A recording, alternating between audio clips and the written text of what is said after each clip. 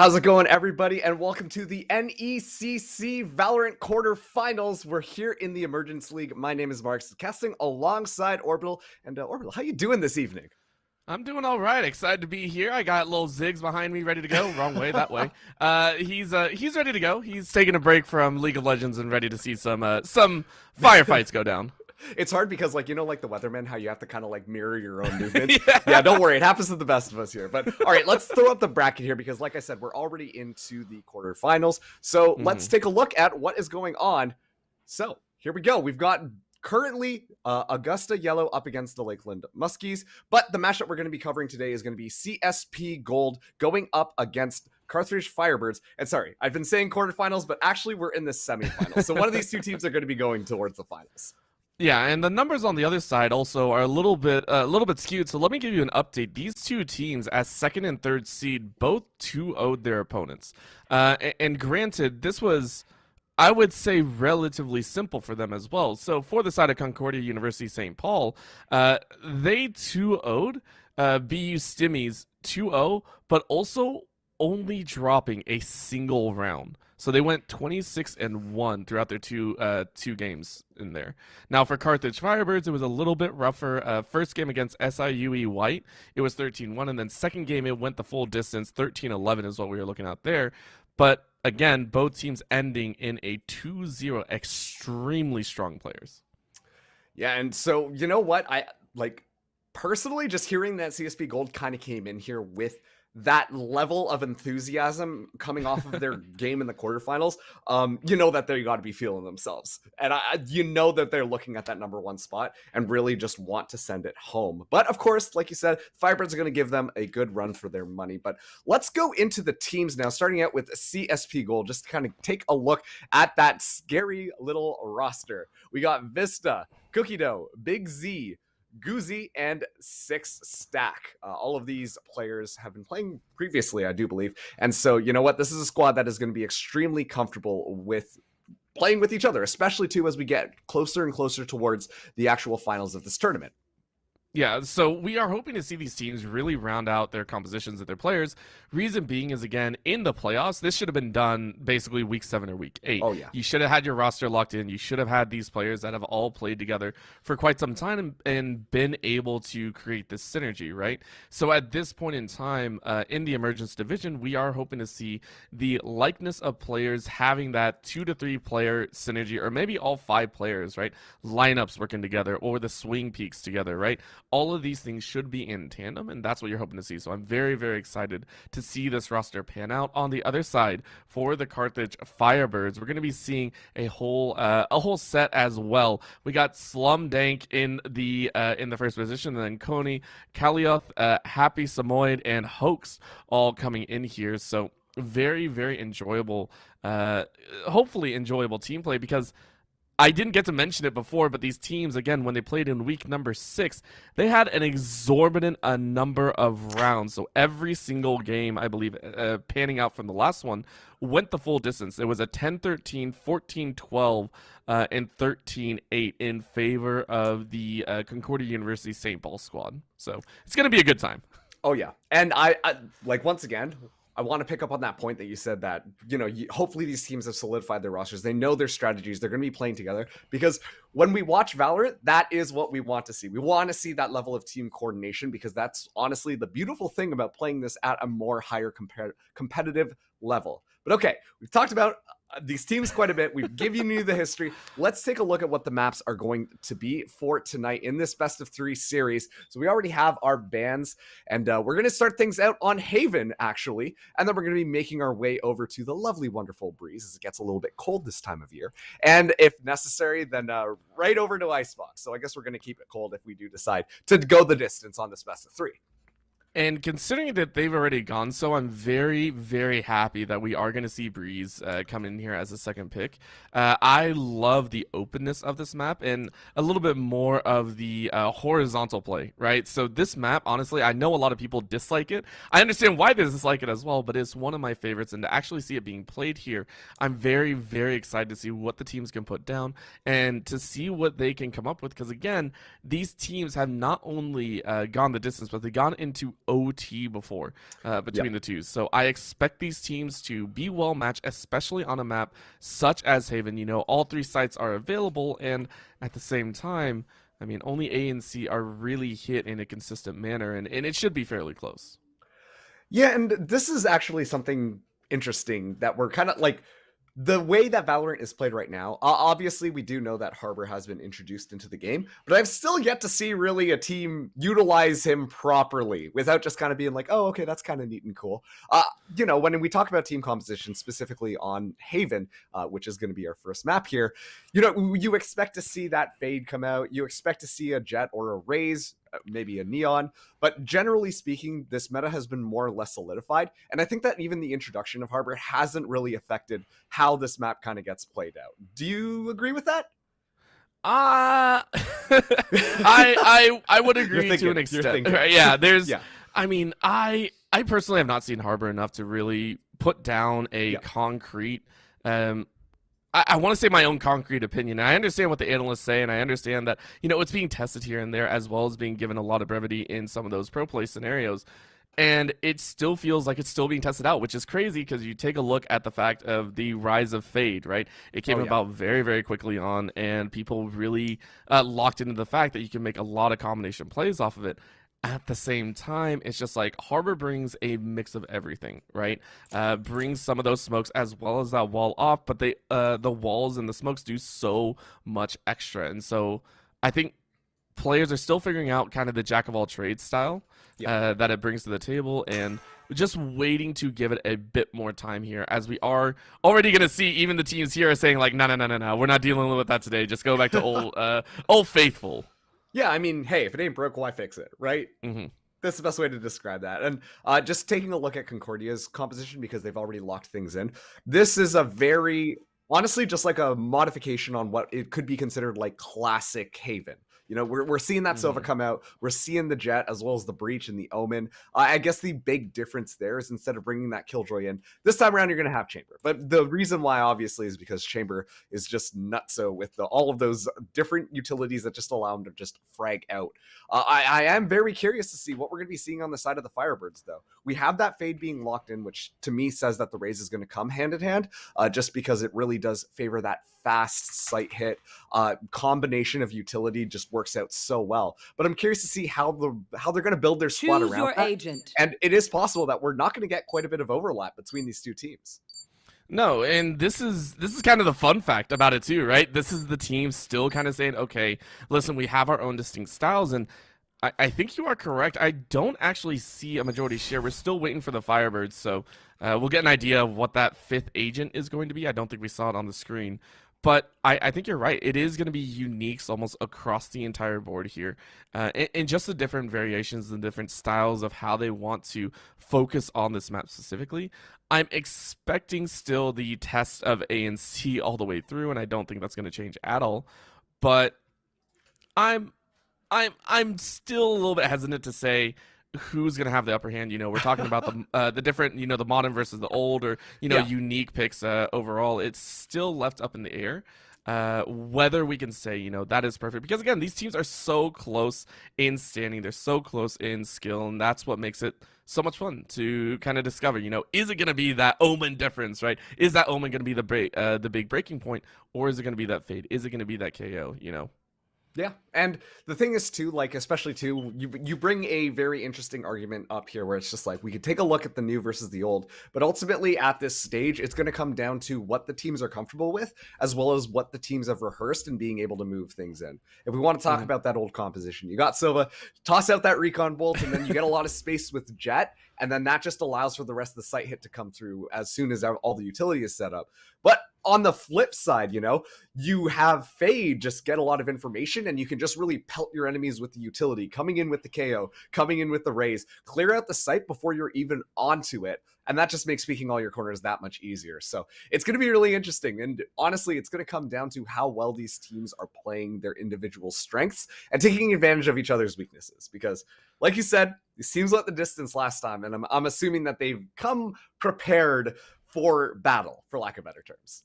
Yeah, and I will say, and it looks like we are going to get the agents coming in here, I want to break it down even further, or maybe even into a more generalized idea. I love the fact that you're talking about, clearing versus, kind of the information gathering.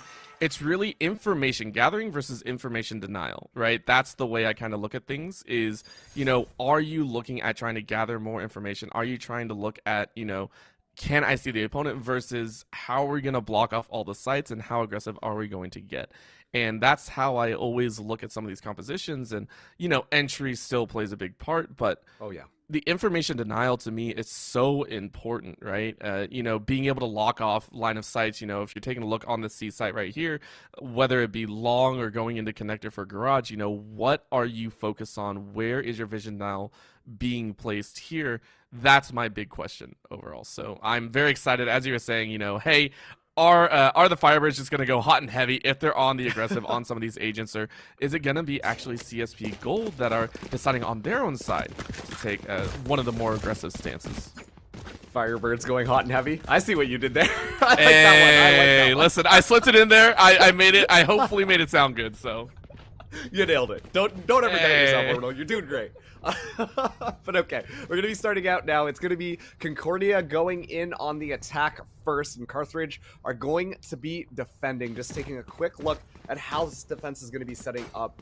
It is a pretty standard thing that we can expect here. You got that chamber looking on those long sight lines, but you want either your duelist or your chamber peeking down a long, and that's pretty much what we're going to be doing. Curious though, kind of looks like CSP are setting up for more of a B hits. I wonder if they're going to commit to that. That's usually a little bit unconventional on that first round.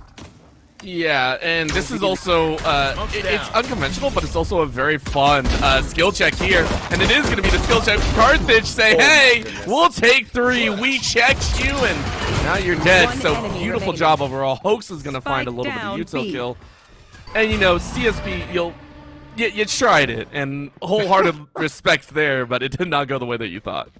And you could tell that the thought process was there, right? Like you saw how fast the jet went in, but they weren't expecting somebody to be playing so close, especially on that first round. And Hoax just finishes Vista off. Honestly, that was a great defense, just off of the back They're of going to one scatter player from hanging myself. out on B. Super easy to pick off. Slum Dank did a great job at just kind of holding everybody at bay there.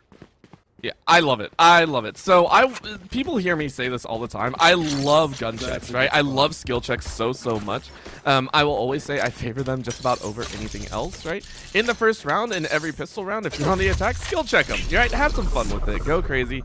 I understand it's not, the optimal style of play, but I love it, right? I love running in. I love seeing people run in and just get ham and, really say, are we going to have the advantage here today? So now taking a look, though, slam dunk. Able to find a peek through mid. Are you kidding me? Well, Vista got the rid of there. Yeah, straight back. Now, Plant is going to be the last person to play. Still has that Stinger in hand, but Six-Stack able to pick up the Bulldog. He's going to find the trade onto that one. And this time around, it is going to be a successful B site hit. Mooney, though, still just on the side. Make sure that rifle doesn't clear. Six-Stack sees him. Actually loses the duel there. And that's actually going to be the Paint Trail's finding massive value. And suddenly, it's down to a 1v2. Vista just hanging out with the Spectre. The spike is already down, though. Trying to help the spray through there, but Hoax a little bit faster, able to take him down. But still, a great round from CSP there. Able to take out 3 agents as well as get that spike down. You know what? Again, huge props to CSP for going for it again, right? They went hard for that B site, and it worked to an extent, but the gun advantage for Carthage was just a bit too strong. However, you are able to do some sort of economic damage on the side of Carthage, so this next round should be a little bit more valuable to you. You can go ahead, take a look for yourselves. You can see Coney and Happy Samoyed going ahead and hanging on to those Bulldogs. And right now with 2 B hits, this is where we should see CSP start to expand out, start to look towards some different areas. The only question is, are they going to fast push or are they going to take a little bit longer getting into the site? You know how the phrase goes, fooled me once, shame on you. Maybe twice, can't get fooled again. Well, Cooney able to get out of the way there. It's going to be a flash coming in, a very fast attack onto that C site. Cooney comes up big, Six-Stack going in there, catches Samoyed with the knife out. Unfortunately, this goes down, and finally the clear through happens. It's very explosive, so CSP are able to get themselves back onto site. It's going to come down to this post plant yet again. Let's see how Carthage want to take it. It's going to be 3v4 here. Exactly what you want to see. Happy movements here. And of course, for the side of CSP, they are doing some work. The main thing is just make sure they don't lose as many players, and they do it perfectly, right? They only lose one, they clear out C, and this is the stock standard that you like to see. So 3 rounds open, and it'll be Carthage to start with 2 rounds in their favor. But here comes the gun round, right? This is the fun time for all the teams, and we do get the full weapon assortment. If you can call that full weapon assortment. We only see 2 real different guns there. It's going to be the Vandals and the Phantoms for both sides. And I think that at this point, the Firebirds, obviously, you know, last round they did have a little bit of a gun disadvantage going into that based on the economic damage. But they have to understand now that CSP, they're going full send 5 stack all the way onto site just so quick, so fast. And so they need to be able to hold their ground just a little bit better and play with that knowledge. Currently, it's going to be an A-site hit, and they know the call here, so the smokes are going to come down preemptively, and that should be enough to at least slow down the pace from CSP and give Carthage a second to get their feet, dig their heels into the ground, and set up their defense. Grenade! A lot of tosses coming in here too, so a lot of vision denial that's being worked with CSP. Running off in the leads here. Wondering if they can make it work. This is going to get the first kill, and then a quick trade back and forth leaves Carthage with only 3 alive. But in comes that Orbital Strike. Give him a little bit of time. But Cookie Dough says, not today. Still going to play it on this corner. It's a little bit of an awkward spot off of some of those different angles that you can hold. So, you know, you make do with what you can, and 4th Carthage in. Great shot by Coney, though. Love to see that. Samoyed moving in while Slum Dank comes in from heaven. It's going to even out the playing field a little bit more. It's definitely winnable for the Firebirds. A lot more winnable here. And it's an excellent retake coming in for Carthage. They go in, don't lose a single member. They're able to get that defuse there, making their lead a little bit more solid. It's now 3-1. I mean, Carthage, they are looking good here, and I say that for a very good reason. The retake so far from Carthage, the 2 that they've had to go through so far, have looked extremely good in the gun rounds, right? They let the plan go through, and yet they are a man down. They still play strong. They still look like absolute beasts there. And that's something that CSP do have to worry about, right? They do have to be a little bit worried in the fact that if they can't get their retake defense down properly, it feels like this this first half is going to go wildly against them, and that is not something that you want to have. So dead. All right, here we go. It's going to be the Blade Storm up against the Cruiser Force. Starts out, actually missed that Owl Drone, but that's going to allow 6 stack to make their way all the way in. Cooney backs up, hears all of that utility being popped, so knows that this is going to be the way that it is. Samoyed already taken out here, and that's going to be the trademark, identifying somebody, but the smokes are already down. And this is something that CSP has honestly been extremely good about. Get those smokes down early, and then play off the recon bolt to get a couple of surprise kills. It's worked out, and honestly given them the advantage. Time, Big Z gets taken out, Hopes through the air, able to actually find 2. Makes it look easy, and suddenly this is not looking good for CSP. Goes for the swing again, finds the head of Vista. Now it's all just falling apart. CSP got the spike down, but now the sauce is slipping right through their fingers there. Goosey can't find anything. Kalioth cleans it up, and a very dominant round for Carthage. They didn't actually. Man, what did I say, Marks, right? What did I say here? It feels like right now, CSP, they do not have a handle on their defensive sidings. They aren't ready to go against the likes of Hoax, who, quite honestly, I mean, I gotta also admit, Hoax popped off that round, right? That was a pop-off by Hoax. But it's still like, it feels like CSP feel a little bit weak whenever the retake goes down, or whenever the plant goes down, and they kind of scramble for those opportunities here. We can see them actually buying up here with a couple of the SMGs. And they have been playing fast. I will say this as well. Every single round so far, that it's been a fast push, right? You Almost want to no play? time given Let's for the play. default. This time should be no different. They're going to try and rush up. They're going to try and find an opportunity for themselves. But maybe, you know, it's time, once the next gun round comes around, to take things a little bit slow, as Coney says, yeah, you should have taken it slow. Still goes through there. Slum Dank able to find 6 stack. Not looking too good at all. Took a little bit of time for Carthage to figure out how they can defuse this, honestly, offense. Now they're making it look easy. As soon as they've identified what that one trick CSP have been doing, it's been just a clean sweep. Very dominant rounds thus far. CSP, they're going to be now taking a timeout.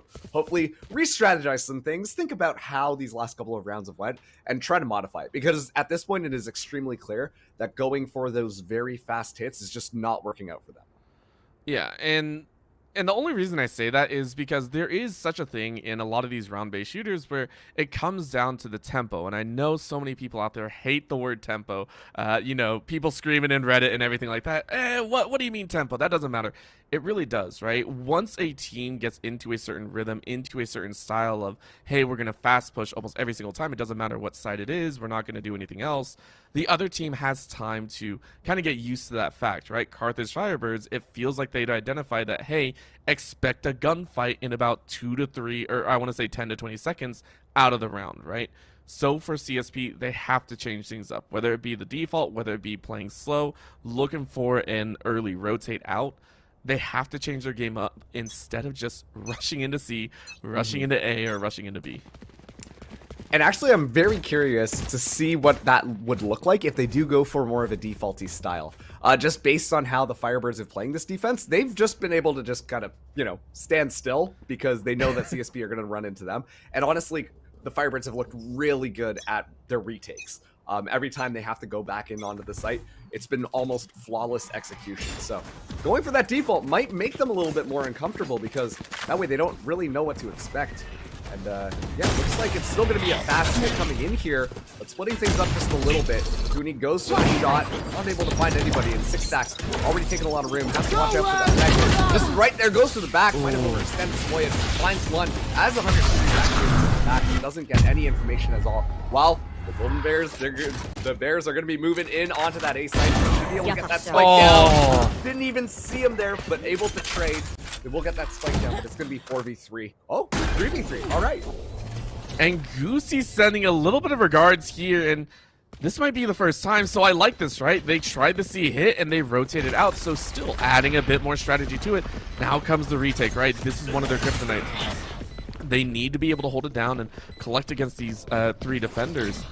For the Firebirds side, gotta look into the corner, and they don't, so Vista and Cookie Dough clean house nicely. 2 left alive, and looks like the timeout did some work for them. 5-2. But sometimes old ways are Honestly, best. great crossfires being set up there, and on top of that too, looking at the post-plant positioning, that was the thing that we said that they needed to kind of figure out there, and it looked like that they were making a conscious effort to be a little bit more intentional with it.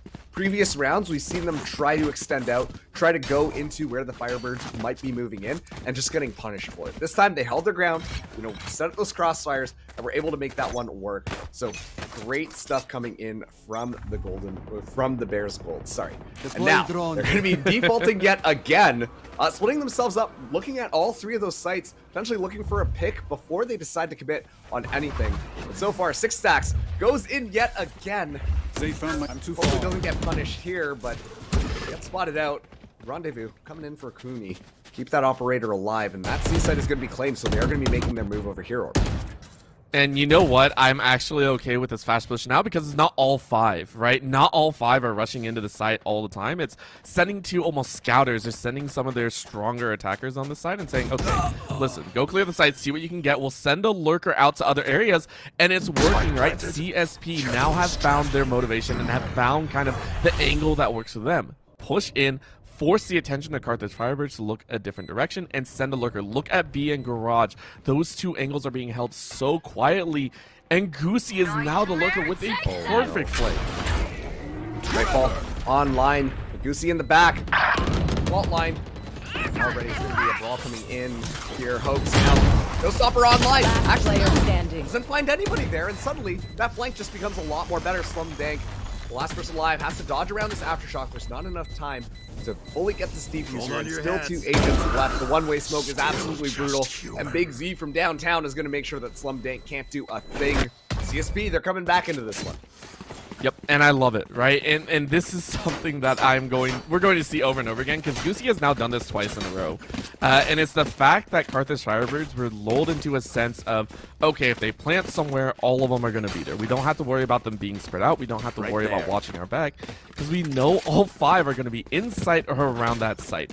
And Goosey showed them what for. That is twice now that Goosey has gotten multiple kills or a great angle for a util drop, because Carthage Firebirds decide not to watch and watch their back. So this time around, you can see them there being a little bit sneaky, and CSP say, we are going to take this one nice and slow. What a time to call it out. And it's kind of funny because those consecutive rounds have really conditioned Carthage to be more slow, not really know what they expect.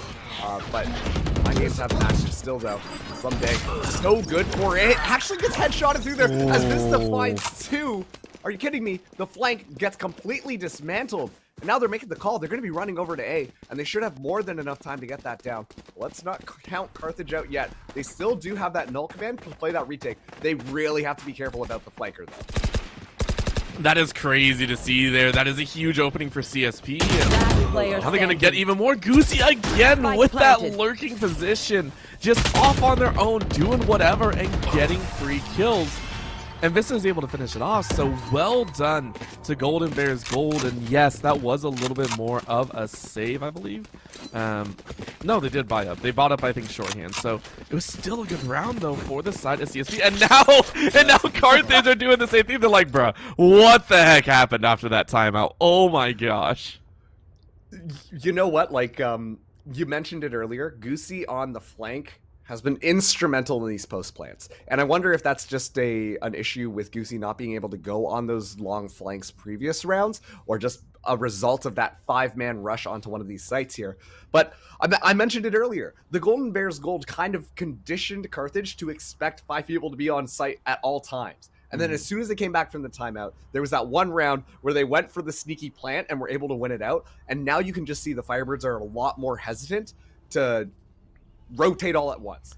And as a result, they're getting spread out, and it's because of that Goosey's able to find so much value on those flanks. Catch the people rotating in late, being in positions where you just wouldn't expect them if you're coming over from that C site all the way over to the A site. And it just makes it so much easier to play that post plant, knowing that Goosey's going to be good on the flank. The Firebirds, they have to pay attention to this. They have to pull their heads back into this, and they got to be better about honestly just keeping site control. You can't expect Slum Dank to just be able to get a 3K right off the bat, just like how that first round went, when the Golden Bears decide to move in onto one of these sites. And this time it's going unconventional. You want to play, let's play. Oh, yeah, and again, this is because they only have one rifle, and they're going to give it their best shot. Happy Samoyed is able to take out a bit of util, but they have claimed the mid. Now the question is how many other players are coming around. Goosey and Cookie Dough were ready for it, though. Slum Dank able to find one still in a 3v4. Look at that 2-4 slow on the side of Golden Bears. They're saying, listen, we're going to spend that ulti, but right now that's not our main goal. CSP, go ahead and lay in to this A site. It's a beautiful play. Carthage, I mean, you went for it. Now you got to go on that retake. Good luck to you. 6 Stack says you're one player short for this retake defense. At least they were able to pick up a couple of rifles. Or at least they get one there. Slum Dank going to be the person there. Orbital Strike's still online, but I don't know if they think that this is still winnable. You got to be able to at least take a couple of rifles out of their opponent's hands, and this could be a good round. Launching smoke. Drop the smokes here. The swing comes through. Big Z gets one, but gets taken out. Looks away just at the wrong time there. And just like that, Vista finds Slum Dank walk out. It's going to be all tied up all of a sudden. The Golden Bears Gold are coming right back into this. I love it. I love it. And it's the constant back and forth as well of, you know, reading the opponent and trying to adjust, right? The faster you adjust, the fewer rounds you lose out after a team swaps ideas and ideals, per se. Right now, Carthage, they have given themselves a very nice buffer zone. If this continues to go CSP's way, 5 rounds moving into the second half is not terrible. It could be worse. It could be worse. Not terrible by any stretch. But CSP, I mean, for them to come back this hard, they're so excited they want to try and rush once again. They haven't rushed for quite some time. So all 5 stacking along, 3 in garage, 2 in long. And Coney's going to get the mow down again. It's a repeat of the earlier rounds. Can't line them up otherwise. Carthage, they're going to be ready to knock you right down. Big Z, though, able to get a lot of space. Moving in onto the back of that C site. Rooney doing a really good job of just holding it down and not even expecting that rendezvous. And here comes Big Z walking in, finds the 2 members defending that site, and just like that, Golden Bears Gold are going to have an opportunity to get that spike down. It's going to be 3v3 on this retake. Given the fact that Goosey's already down, I think that Carthage should have the knowledge that they shouldn't really expect that flanker. So they're going to take their due diligence, check everything out. Once again, that orbital strike still online could be a really big factor in being able to get this lead. and using it to actually flush out an opponent, give them a little bit of space. Some Dank makes optimal use of that round. Now the question is, can they take out this long play? That's going to be the question. I don't think they have too many smokes. They do have a little bit, and the spray goes through, so Some Dank is going to try and go for it, and it's finally finished. Big Z is able to get a 4K, and the final hit on the diffuser. Last round in They the almost snuck it. I mean, pros don't fake, but, you know, you go for it. It's 50-50. CSP able to grab that round. And I'm going to be honest, I think that the orbital strike would have had better positioning if it went C long instead. If not to use it almost like a smoke, at least force the repositioning off after they clear out the site, understanding that there was at least one person onto that site. But unfortunately, it doesn't quite go their way. Suddenly, CSP are now the ones in the lead, looking to take this at that 7-5 half. Tour de Force going to be on a line for Carthage. Looking down to see Long, very aggressive this time. Bakuni has to immediately recall out of there. He's going to allow 6 stacks to get in. You can tell the Golden Bears, they're starting to feel themselves. They're heating up here, and they're looking to get this space and take that advantage. They needed just a little bit of time to come online, and now they can swap back to their old strategy style of aggression, always in your face. 6 stack, Vista, Goosey, all slamming so hard and really holding on. Look at that catch on the back end. This is the beauty that CSP Golden Bears Gold have given themselves now. A 7-5 lead, 6 rounds in a row. All right, so CSP very clearly Sonic Frontiers fans. Not afraid to just kind of put the pedal to the metal and honestly feel very comfortable on it. We talked about how that was their approach at the beginning, but you touched on a very good point where as soon as they showed a little bit more variety, it almost strengthened the fact that they were able to go for those 5-man rushes and just overwhelm your opponent, especially too now that they're feeling themselves yet again. They're ready to take this one home. And so it looked very dominant towards the end there. Look at that, 6 rounds in a row for the Golden Bears Gold. Now, these teams are going to be swapping around here. Interestingly enough, the Firebirds are going to be potentially just running it down C long, not even going for any sort of garage control or anything. And they're going to catch that Sova there, but they have to be careful about 6 stacks. I think that 6 stacks can be a very high impact player, especially on these earlier rounds. Ooh. And the early suppression definitely gives hold of what you were saying, right? It's just a hard rush here. 6 stack. Didn't have the chance, right? I mean, you walk in, you came around the corner, you tried to get a better position, but you were running into 3 different players, so it's a little bit of a rough time. Right now, though, it's a chance for CSP to come back and give themselves a very nice opportunity. Only losing 1 so far is not the worst in the world. So here, let's go ahead and take a look at the retake and where they want to enter from. He is coming through here. He's going to be good for the kill right off the bat, but Oak's able to take it right back. So at the back of the site, finds yet another there. It's now 1v2, 1v1 situation. Big Z, last person alive, Slum Dank, all the way back in C long. Might just try and play this time down.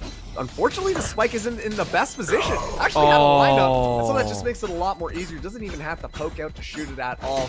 That's going to be the Firebirds getting the first round into this half, looking to convert it, and hopefully get the second one too. And that's one of the more heartbreaking ways to die as well, right? The sound cues can do wonders, but even then, it's you know, if you're not really expecting it, it falls to the wayside. So well done on Slum Dank's side, able to clear up 15 frags for themselves. All set up. And now taking a look, they had the weapons in their hands. So CSP, of course, nice opting to first. save here. They didn't get as many as they would have liked. So see what they can do, see what they can handle, as again, it is a C-side flank that they're going to look for. And the Firebirds just saying, hey, we have everything that we need. Let's go ahead and boost our way forward. Get the shots down, and Coney sprays in the garage for a kill. There we go. Big Z still in the back. Big Z has been getting so much value somehow. Launching smoke. Just like that, Spike's going to be down. The Smoke's coming in as well. They're going to be setting themselves up here. Cooney in a great position with this Bulldog, but only 20 HP. Get taken down just after a couple of the shots. Actually, wall bangs there, but Calio able to find one in the back. Alpha Drone gets suspended, going to be taken right out of the air here. Playing it very far forwards, but look at that. Cooney, 20 HP and 2 more kills. Make it a 3. And just like that, it's going to be all tied up here. As well, too, Firebirds able to keep a number of their members alive, so they will be able to bonus into this next one. Feels amazing for them, and this is kind of their run back here. And I'm not sure if this is going to translate as well as I would think, but for the side of Golden Bears, remember, they had a little bit of trouble on their defensive sidings whenever they got the plant down. It was only when they started sending, I believe it was Goosey. They were sending Goosey on kind of that solo run to try and get some frags, right? This time around, you don't really have that option. Sending a defender on their own and lonesome tends to get him killed. So I'm curious if Carthage Firebirds here, if they're able to power through this round, if they're able to get a nice set of frags, they can set up for the 4th. Right now, it is CSP going, listen, we know the casters are saying different things, but we're going to hold our own. It's a 4-1 split, leaving B almost completely unattended with a single chamber over on A. And this is interesting. They're going to be able to get actually quite a bit of ground onto that B site, but given the fact that they left the spike all the way in their spawn, I think they're hoping to potentially get some of the overextension coming through from the Golden Bears gold. Now Samoyed is going to be walking back up spike. Looks like this is going to be a B site hit. Going to be going fast here. And they will be able to actually take the site, so this spike is going to be going down. The team completely unscathed. I mean, it was given by CSP, which is crazy to think considering CSP are the ones that have the guns, right? They're the ones that currently have the gun advantage, and oh, that's going to be a chance. Kalioth said, hey, I'm going to try this. 6X said, no, you're not. So that's going to be a great clip. Big C is now going to be on the retake and spraying through. Happy Samoyed is able to find one, but there's the cleanup that you were looking for. Slum Dank only able to gather one more before Golden Bears Gold are able to clean house, get into the site, and take that defusal. So it's not going to be the 3-0. It is going to be the 2-1 start as Golden Bears Gold are 1 round up here in the second half. There we go. History repeats itself. It's looking like a mirror to how the very first half of this map started. 2 rounds, we lose that one. And if history is going to repeat itself, the Firebirds should have an opportunity to turn things around. The fact that they were able also to drop 2 of the members of CSP mean that not all of their members are going to be able to buy up. We'd actually see Cookie go, oh, nope, they're going to make that one work, actually. Just enough credits from Goosey. Probably not going to be able to bring that full utility based off of the buy before that swap came around. But they will have rifles in all of their hands, which honestly I think is more impactful. Vista up top is able to find a 1. Gonna rendezvous away, allowing that A site hit to happen. As the Firebirds are gonna get this spike down, but it's gonna be 5v4 on this retake. Samoyed crosses the fragment up into heaven. He denied him for a second, but unfortunately it just ricochets off the wall. Hard to do it through the sky smoke. You don't have a whole lot of information. That's what tends to happen. You know, you're blind in the sky and you're giving it your best shot. But right now, we are seeing the Firebirds get completely smoked out here. But they turn it around so quickly. Kalioth was able to find one before falling. Sound out. You get the swing. No, you don't.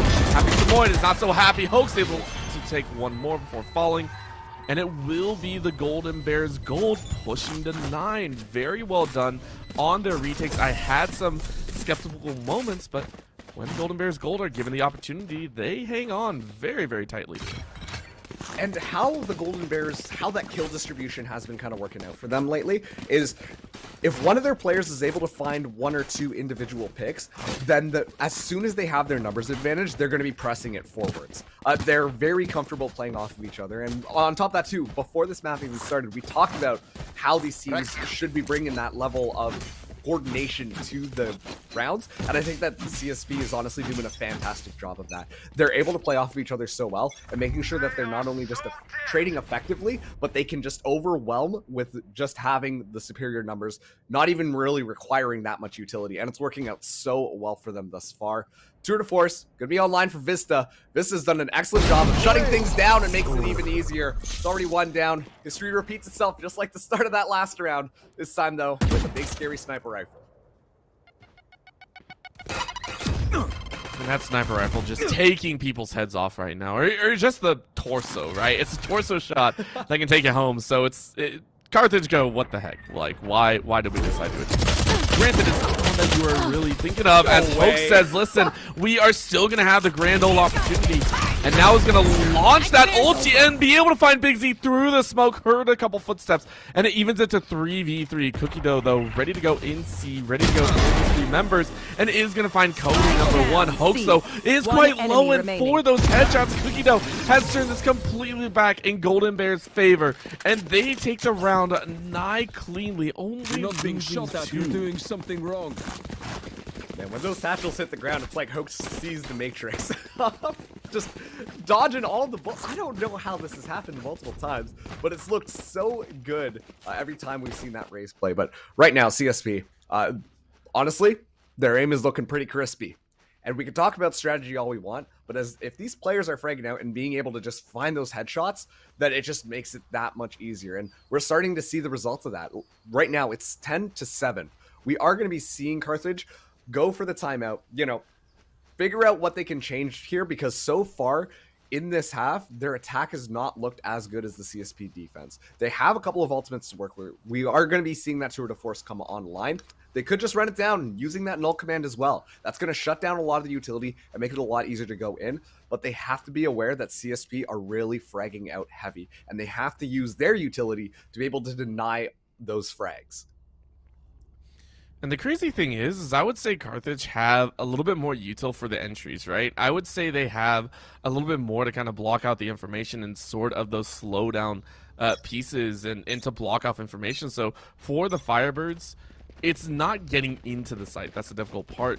Maybe that last round, yes, but the rounds before, it's all been kind of on those retake values, and it was a dangerous spot. So very, very hopeful in terms of turning things around. I'm wondering what they said inside of that, inside of the timeout, but they immediately get spotted. There was not a single point of hesitation as Hoax is able to trade it right back. Slumdank finds Big Z pushing a little bit too close to comfort and leaves CSP in a dire situation 3v4. Running it down, tour de force activated.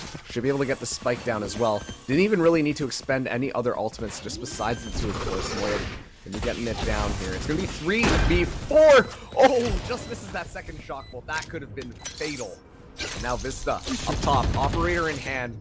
Don't forget that there is a Rolling Thunder online. And they're getting posed up to use it. Vista good for one. The Rolling Thunder comes through. Hoax able to sidestep that one. Now here's them being able to come here. Samoyed good for one. And now Hoax goes for the swing around the side and is able to find Goosey. Now knows that Vista's just up there. Throw the paint shells to deny. Can't even use the teleport anymore. Vista 4 HP. Gonna just be backing it out. Keep that operator alive into this next round. But that was a very solid attack and thus defense from the Firebirds. And this feels like CSP say, listen, we learned from our previous games. We are learning more and more.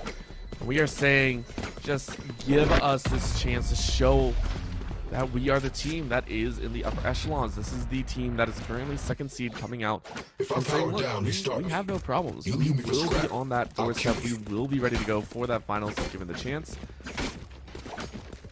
But of course, Carthage Firebirds say, nah, not today. Not today, not as easily. So, CSP, they got still a little bit more work to go. Plenty of econ to work with, though. So Vista hanging on to that operator, as you said. But the rest of the team buying out and still having 3 ultis of their own. So looking at that Sova, looking at that, probably Blade Storm being held for a little bit longer. But that teleport from the Omen might be used to give them a bit of extra credit, but Vista unscoped from the improper time is going to find the kill on Happy Samoyed, though. Oh, what a little bit of an up and downer right there. Oof. All right, Nightfall going to be online. Oh, no! Able to find Slumdank, shut that one down, and as well, that's information about where the spike is going. They know that this is going to be it. 6 stacks already gone so far on the flank. Going to be walked through, actually able to deny the plant there. In denial of 6 stacks as well, but now Hoax around. They still have spike down. A huge paranoia comes through as well to only 2 members remaining. Coming in here. It is going to be the Hunter Fury online now. This time Big moving in as well as Hoax trying to hold it down for the underground. A 1v2 scenario here. Rifle in hand is able to find the head. It's now 1v1. Spike in hand. Going up against Vista, and Hoax wins that every day and night.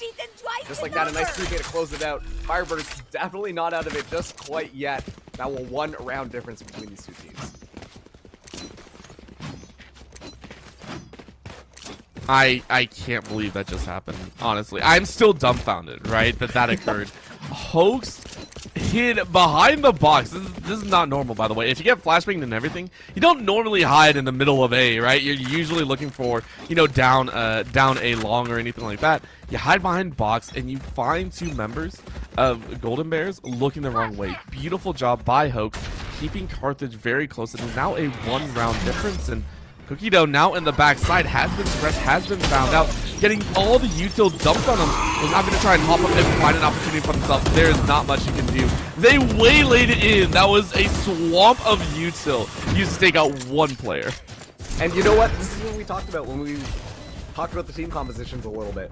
The Firebirds composition, you use that util to close everything out, and then you just kind of run for the hills and play this post plan. And it worked out perfectly for them. Okay, never mind. 2 people are going to be coming in onto the site. 6 stacks, Blade Storm activated, going to be walking through here. Actually finds the head of one. Are you kidding me? What? Finds Hoax as well through his own smoke. And now, Firebirds have to back off of here. Unfortunately, not landing for them. A normal strike coming in online. Not able to find any picks there. Samoyed actually in the back line here. 6 stacks still holding down the front line. Once again, it's not landed for long. They have to move in here. Samoyed able to find one, but now there should be more than enough time for this defuse to come through. Never mind, it's actually a little bit too late. It's going to be the utility once again that just comes through, and 6 stacks barely dodges the spike explosion there. It's all tied up 10-10 here, Orbital. It wasn't planted for long, it was planted for util, right? And that is one of 2 great choices. They say, hey, look, we don't even want to take the chance on the gunfights down long. Let's just go ahead and hold off instead with those mollies with that orbital strike. That was pretty much a lineup specifically for Slumding, right? That was completely lined up for that Brimstone, just saying, hey, go ahead, throw the mollies, throw that orbital strike, and we'll get around and tie things up. The unfortunate thing is it was used on a save round, right? We can see now CSP are granted the opportunity with all guns hot to take a big chance, and because those big ticket ultimates are down, 6 stack feels great about chasing forward. Wow, that is such a good kill. On top of that too, that's going to be really good. Hoax has been so key at getting these entry frags for Carthage. Without Hoax, it's just going to be a lot more slower. They still have that null command available. Samoyed has been holding on to that one for a couple of rounds now. This might be when they want to use it, but still 6 stacks is presenting such a deterrence from wanting to push down C long. Does get spotted out here, and now the squad is going to be rolling through. Going to be the 0 point on the site there. Just get a little bit. Now going to be popped here, but 6 stacks holding it down with Goosey just off to the side. Goosey is going to go down, and 6 stacks retreats. Be able to get that spike down, but a lot of members of Carthage are really letting it down. Overextends just a little bit, gets rewarded. Actually finds another one through the smoke as well. Tony's already down. Has that one enemy remaining. Okay, you've got to be kidding me. Samoyed through the boxes gets taken down, and now it's all up to Kalioth. 30 seconds left. Down, gets spotted out. Big Z. Oh my god. No hands actually, but is able to pull it out just in time and find the headshot there. Golden Bears looking very confident. 2 more rounds to close out map number 1. I mean, I wouldn't say confident. I'd be saying, you know, they're kind of going for broke here, and it's understandable, right? They were doing so well with those 3 rounds in a row, and then they let Carthage do the exact same thing back. So that round, yes, it might have looked extremely clean, but it was a necessary round to win. They needed that win very handedly as well. They could not hand any extra econ over, because if CSP win this round, they should put 1 or 2 members of Carthage Firebirds into the red. They should drop them into a difficult scenario if it gets to map point, and that's what you're hoping for here. Coney playing this one a little bit long with that headhunter and saying, give me just a window of opportunity. Give us a minuscule crumb of a site, and I will try and do the damage. HL's toss in the back. Cookido has to reposition, but actually takes quite a bit of damage just off of those side explosions. Part 2? Side explosion. Okay, the bait is going to get a little bit of information there. There you go. Coney starts it off. Headshot on it. You see there, but 6 stacks actually gets taken out. So that could have been big.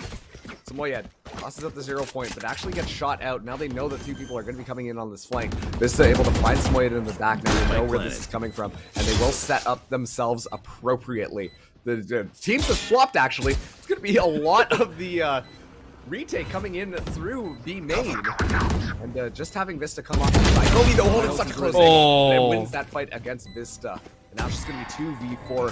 Firebirds looking to really tie things up on this round.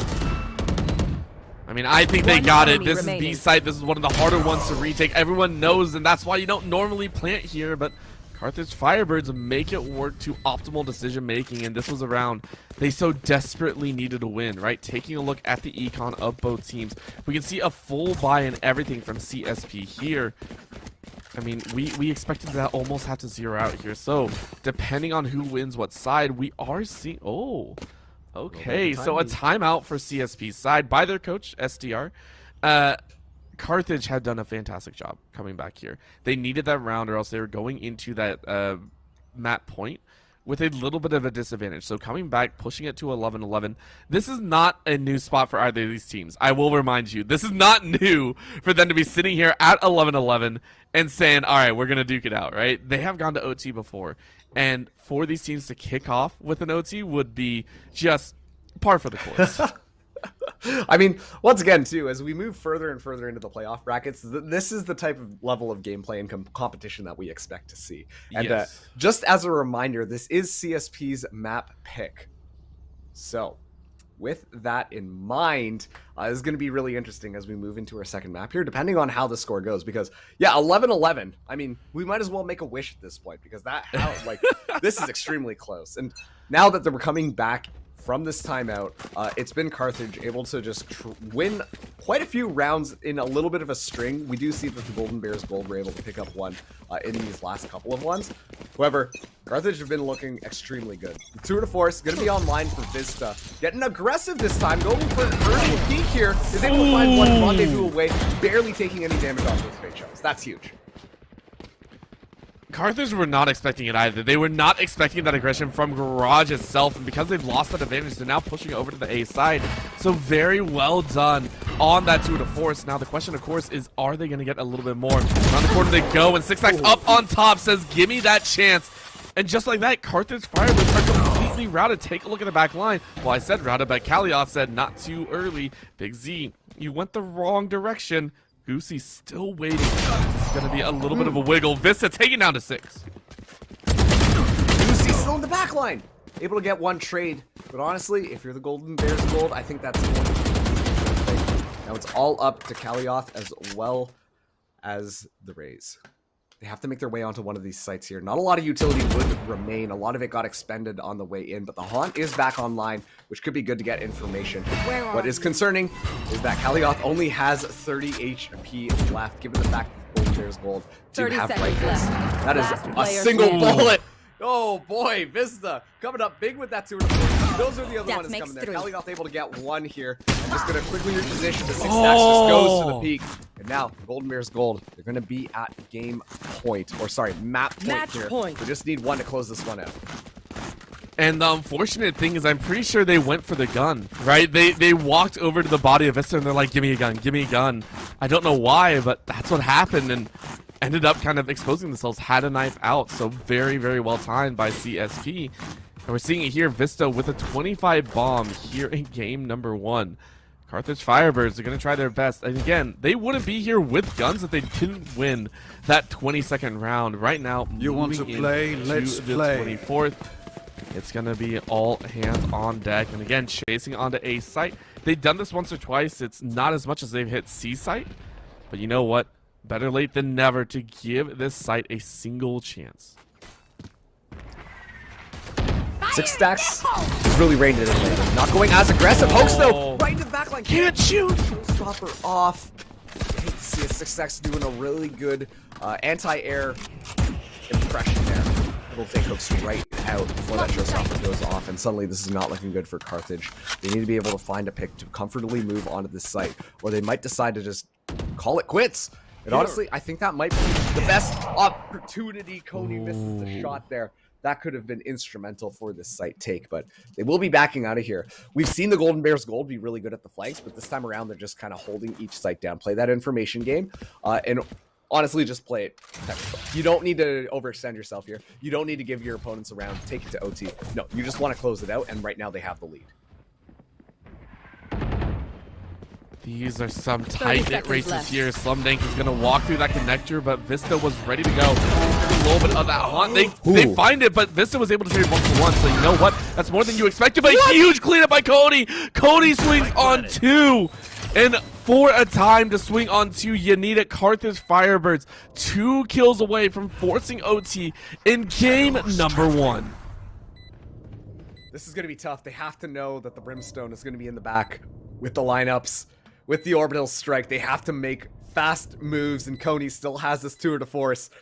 Looking down, the CSP Golden Bears, you know, they can't even bother saving. Last They'll go to player overtime. standing. Samoyed able to find 6 stacks there. Now tosses out the fragment, and it looks like this first half is going to overtime orbital. Switching You know, sides. I don't want to say I called it, Overtime. or we called it, right? But this was definitely a little bit called. These teams were going neck and neck. You can see on that spread of the last 4 rounds only, right? They were matching each other pretty much beat for beat. That works. Between what they wanted to do and how it played out. That's a good spot. And I mean, right now, I can't even call who's going to come out in the lead, right? Both teams have shown exceptional movements on either attack or defense. And I feel it's like going to come down to, you know, the individual plays. I really don't expect these teams to have kind of that macro game idea of how they're going to try and force some of these sites open. It's really going to come down to, is Slumdink going to hit an immaculate 3 or 4K? Is Vista going to pop off? Is Hoax going to have one of those moments? Is Six Stack going to be able to find one of those fortuitous highlight reels? I just don't see it being a team difference at the end of this game one. Going in, might have spotted actually the feet of Coney. Standing ahead. Six stacks, very aware of this position. Coney able to actually escape with his life completely intact. It's gonna be the C-side hit, but look at this. It's gonna be that A-side strategy again. Hoax, though, is holding it down. Might be able to catch it off guard. Juicy tosses out the flash first, and now Hoax is very well aware that this rotation through there. Vista walks on site, but Goose is able to trade that one back, and that's gonna open things up. Get that spike down. Gets tethered, but you know what? Still alive, and that's what's important. Tossing down a little bit of utility to allow this to happen, but already Cody getting set up on this flank. This might be devastating if it comes up big. BC comes up big, but Slumdang trades it right back. Just like that, he goes steps out Slumdang. Good for yet another. 6 stacks on the site. He's able to find the headshot there, and he's going to be able to get the defuse. Carthage himself in the lead, potentially taking this map to get one more round. Away from CSP. Switching sides. I was amazed. Reason number one is CSP went for that retake with Vista out of the scenario, right? So for that entire fight, I don't know if you were watching the minimap, Vista was running from attacker spawn all the way to A, right? Like, that's how long it took for Vista to try and catch back up. And in that time, CSP were able to clear all of the problems in their way. So Carthage Firebirds now have to realize, like, hey, listen, this is gonna be a problem. So taking a look here, another little chance here. It's gonna be a roll through. Big Z not gonna get tagged down, but is gonna spot out the information of, hey, Carthage are pushing on this A site. I'm very, very surprised that this happened. So Carthage Firebirds, or actually I got that mixed up. I'm so sorry. Flipping back and forth between the teams. My brain is not working here tonight, as you can tell. But Carthage now only need 1, and they're going to give it. They're all here on the A site. CSP already spreading themselves out. The good tether there. Oh. Wow, those 2 people hit the ground at the exact same time. In a little bit of trouble, tries to scrape down, but the rush. are going to be more than enough. Carthage looking to seize this first map, and it was such a good read as well. They've had issues dealing with Vista, so just walking completely the opposite direction. Cookie Dough able to take out Hoax, but still 2v4. The spike is down. It's going to be Vista trying to take first point contact. Samoya, though, in an excellent position. Will get swatted out, but tosses out the fragment to make sure that nobody can go through there. Vista is already down, and now it's all up to Cookie Dough. 1v4. Vandal in hand, able to find the first one here. Looking for the second, but Tony finds Attackers that one. win. That's going to be Carthage Firebirds taking map number 1, 14-12 on CSP Golden Bears Gold's map pick. Welcome to the Thunderdome. Welcome to Emergence Semifinals. Welcome to the long, long game. And I mean, you know what? The teams played so well, and the teams played at such a rapid pace that I got confused left and right. You know, hey, they both played to a very fast tempo at the very end. They were not worrying about, you know, what could happen or what may happen. It was just play, and I love that fact, right? Carthage at the end of the day came out with that victory, and I couldn't ask for more. Again, their aggressive movements, their fast pace, rivaled that of CSP, I think, earlier on. CSP, if we remember, they were the ones that were going fast and angry all the way through their attacking side. And I mean, Carthage took it right back to him, right? That last triple swing, you don't normally see that. It's usually said, hey, 1 or 2, and then, you know, clear the corners and then chase back in. No, all 3 swung at the same time. So really taking a page out of CSP's book and kind of handing it right back to them. Just very, very nice. Yeah, and the fact, too, that we were able to go to overtime on map number 1. I mean, strap in, folks. This is going to be an excellent game of Valorant. But, of course, we do have our second map just around the horizon. And it is going to be Carthage's map pick, and it is going to be Breeze. Before we do that, we're going to be throwing to a quick break. And then when we get back, we will be ready with Breeze. So don't go anywhere. We will see you just on the other side of this break.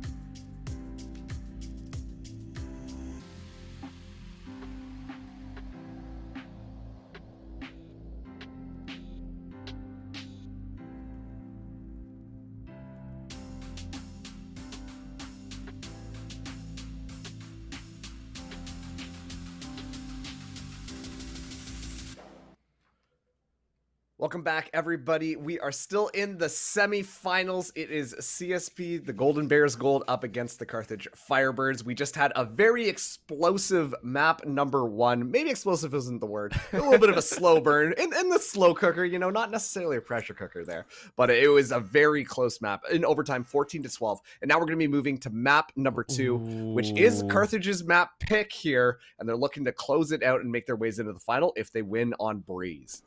And we already have kind of this craziness, I think, right? Because Volo is coming in for Big Z, and Big Z didn't play horribly, right? Ended with 16, 18, and 12 playing the Omen for CSP. The fact that you trade out one of your util players for an aggressive Neon pick gives a lot of credit to, again, what I will always say is map specialists in your team. If you have a map specialist that likes to play this style, I love it. So I'm hoping Volo is going to come out, be kind of that sender, the you know what, we have a surprise for you as well. We are going to give you an absolute taste of aggression and impact. And you know what? I actually think that Neon is a pretty sustainable pick, especially on this map here. And I know what you're thinking, okay? Oh, Neon, she runs around a lot, but then if she's running around a lot, given the fact that Breeze has these long sight lines, she can just get gunned down. Well, the thing is with the fast lane, you can set up walls and just allow for a lot quicker site executions. And the thing too, with bringing a Neon onto a map like Breeze, you're able to reposition yourself a lot quicker because you expect people to be playing these long sight lines, to just hold things down, stay in their one position. That allows for Neon's mobility to actually be able to catch a lot more people off guard. And once again, if you set up more walls on Breeze, then you're just going to have a much easier time dissecting the point of contact as well as execution in order to get that spike down a lot more easily. All I heard is that Marks is a Neon fan. That's all I Neon's heard. great. Neon's fantastic. I love Neon. Yeah, in conclusion, Neon is amazing. That's it. Yeah, it's great. It's like watching Palpatine fly around and zap people. That's true. Palpatine moves like way slower though. Let's be honest here. Palpatine would be like gently gliding along. I'm sure in his youth he was pretty quick. Oh yeah. Maybe. We'll see. But right now we do get that speed that you were talking about. Volo sending it in on this B site and immediately a skill check of epic proportions as Carthage just lay into everyone. The double up in the back line is giving them so much power here with Slumdank and the teammate, and another headshot from Slumdank. Leaves it all to 1 as 6stack is able to get 3 total, 2 here on the B site. But again, it's 2v1. If they swing together, they have a chance. But Carthage Firebirds, I mean, they know what they can do. 6stack, though, not given the opportunity to fully close out with an ace. Yeah, Coney good for that one. But you know what? To be completely honest with you, 6stacks playing extremely aggressive on that last map onto that jet. Now swapping over it onto the chamber. First of all, as well, doing really good at just being able to frag out. So I'm very excited to kind of see how that Chambers gameplay style is going to actually lend itself to a map like this. But in general, you know, we can talk about Slumdank being such a high impact player all throughout the first map, and I'm expecting something similar there. Right off the bat, Slumdank able to get so much value just anchoring that B site on this Viper pick this time. And just like that, that's going to be the first round for Carthage. See how CSP want to deal with this one. Cody has to reposition. Can't even use the rendezvous if caught with that. Volo's already on site, but is tagged up. Very simple tagging. Kalioth's just going, yeah, we kind of know where you are, but Volo here is going to get suppressed and slowed down. What an amazing suppressive play from this KO. Very well done, but Volo's still able to get a little bit of a snipe. Happy Samoyed able to take out 6stack. And Vista with this pistol. This is Golden Bears saying, look, we're not going to fall for the generalized start to VALORANT. We're going to make it difficult here. So 2 so far. Looking for at least 1 more. It's even a looking, and finally the no-scope from Hoax is able to take 1. Slumdank and Happy Samoyed finish it. It was, I'm not going to lie, it was looking a little bit scary there for a bit. But Carthage Firebirds do come out with the dub.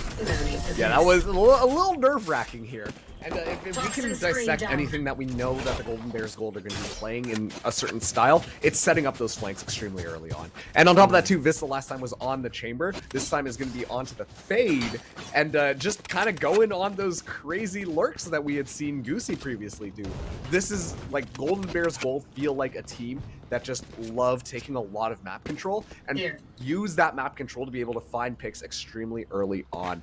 The Firebirds were able to scrape that round away, but they took a lot of casualties doing so. So their buy is going to be a little bit all over the place, while the Golden Bears Gold will have full rifles coming in this next one. And it looks like this is going to be a probably pretty quick A-side hit.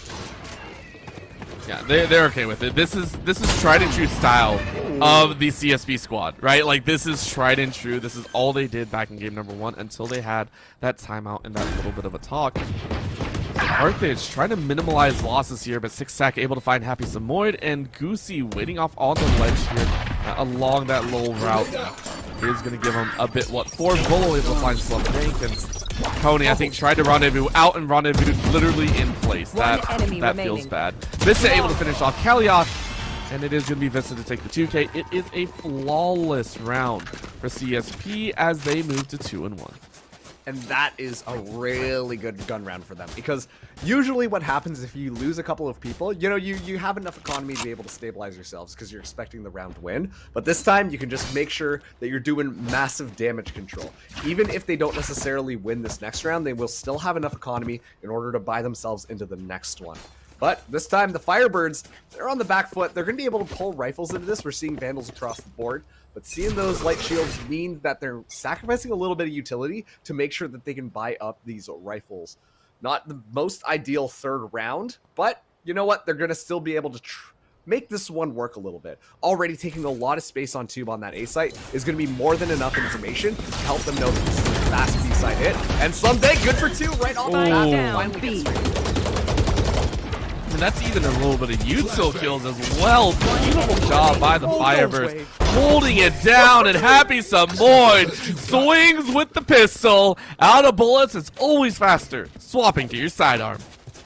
You know, I'm very glad I brought the point that they're going to have enough money to be able to buy into this next round. Because I swear I blinked, and then the next thing you know, hey, they got to buy up into this next round. So, yeah, like I said, the Golden Bears Gold, they should have enough economy there to be able to do it there.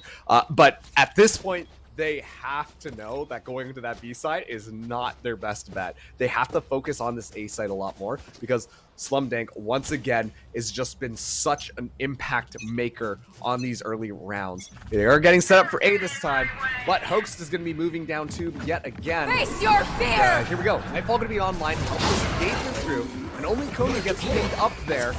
0 point into the back line. It could be pretty good. Hoax actually able to find 6 stacks. Now they're at risk of getting that flank coming in on them. So they're going to have to rotate members around. Bolo is so cold, walks right through the wall, able to find 1. Goosey good with 2. And just like that, Firebirds might have to rethink their strategy for this A-side defense, because it's fallen apart every single time. Last player standing. That was beautiful from CSP, playing along that toxic wall a little bit of their own. And Goosey getting some phenomenal shots off as well. Yeah, you're not exactly the flanker this time, but peeking out from that wall was what made the difference, right? You saw that swing, and all of Carthage was looking on the left side of A site. It was devastating for them. So such a beautiful job by CSP, cutting it off very early on, not allowing any sort of run to occur. Firebirds are going to have to try their best with kind of this awkward purchase to do what they can, and we've seen them work with less, right? We've seen them do more with less. But, you know, coming in here with the sheriffs, with those marshals, and then a judge, this one's going to be a bit odd, as B site is going to be tested once again for CSP. Slumdank might have to be able to pull this one off. Nope, never mind. It's 2 to 4, so going to beat out a sheriff any day of the week. No command will be activated just for good measure. You know, this is a round that they can't afford to lose, and they're going to make sure that that is exactly how things go already. So much damage done. It's going to be 2v4 on this retake, maybe even 5 if Goosey gets the revive. Flank being set up, though. That could catch some people off guard there. Ooh. Only able to actually take out. So that's going to be the smokes.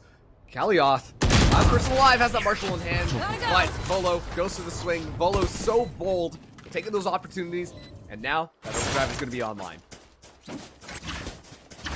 You know, I was looking at that right there, and I was like, you should have thirsted, like, right off the bat, just for fun, right? Just take out Goosey and, you know, not worry about it. But overall, as you said, it was CSP holding it down and making sure that they were appropriately managed, because, again, as you said, that round they could not lose. The weapons were in their favor. It was a round that I think they shouldn't have even lost 2 members, right?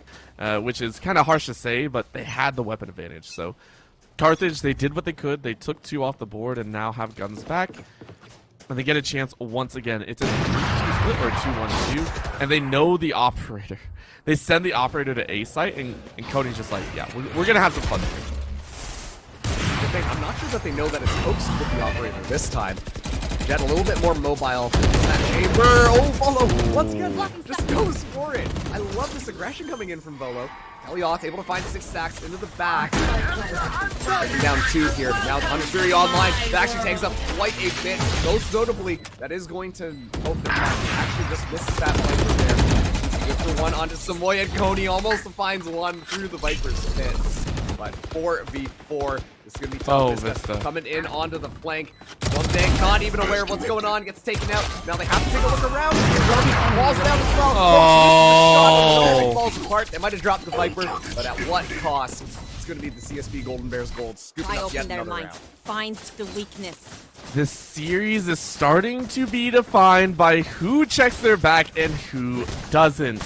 Vista, a perfect flank. I mean, I'm pretty sure Goosey was walking him through how to pull that flank off, or, you know, it just feels that the teams are not watching their back. They get a little bit too tunnel visioned here, and Carthage Firebirds letting him slip away here. Now, granted, this is also almost exactly how it started in game number 1, I think. This was pretty much bread and butter how it kicked off at the start, so I mean, we can expect it once again here in this save round of 6 seconds. Gonna go ahead and kind of pad that stat up. Carthage Firebirds, though, they have that in the pocket, and to lose out so much on that round, it feels kind of bad here. Yep, that's going to be the spike down. They did only lose 1 to a Spike stinger. planted. Love me a good old stinger. 2v4 onto this retake. Hopefully they can find a couple more kills here. Samoyed has that Marshall. And I think it's just a classic, actually. No more Headhunter bullets available for Coney. Or at least a couple left. Oh, wait. Okay, perfect. But this is still going to be extremely tough. Cookie Dough just around the corner has his Phantom. Knows it's coming from this direction. Such a clean headshot. Now it's all up to Samoyed. Samoyed actually able to take off Cookie Dough's dome. 6 stacks in the wrong way there. Marshall Gaming. This one's working out actually pretty decent for the Firebirds here. Until Volo finally hits the stop button and say, not today anymore. Let's keep more of our members alive. And even though they dropped quite a few rifles, they're okay because they've been winning quite a few rounds consecutively. And so they're going to be more than comfortable on their bye.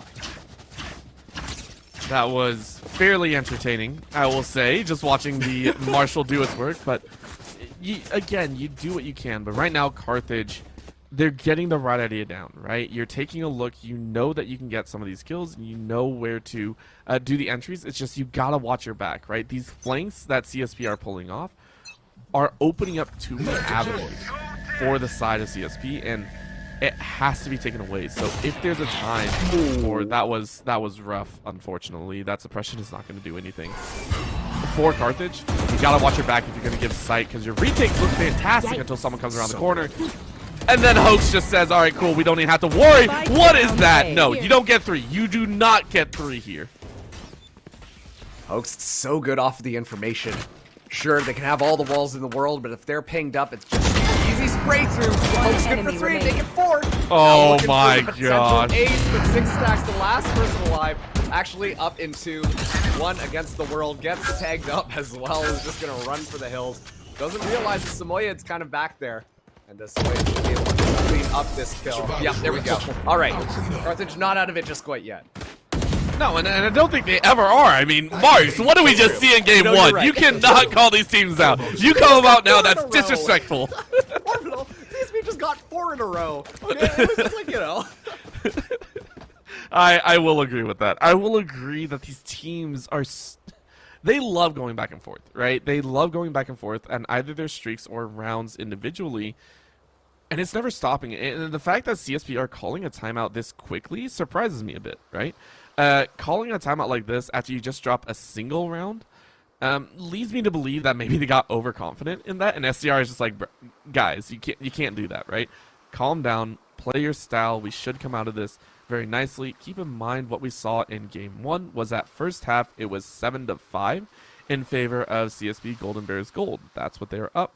We are on track to see that exact same stat line once again, and maybe that's what SCR is just like kind of telling everyone, like, guys, we can't have this happen again. If we go like straight up run it back style, This is going to be a problem for us, and we're going to get 2-0 swept.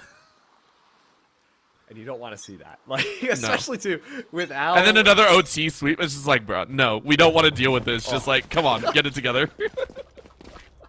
The morale would be down the toilet, that's for sure. But okay, let's see how things. I mean, it's tough, but you have to keep your head into the game, and I think that calling that early timeout, you know, you don't want to let this spiral away. Based on how we saw things go on that first map, you can just tell the mental boom played a pretty big factor. These teams were running like streaks. This time around, we're gonna be going aggressive yet again on A.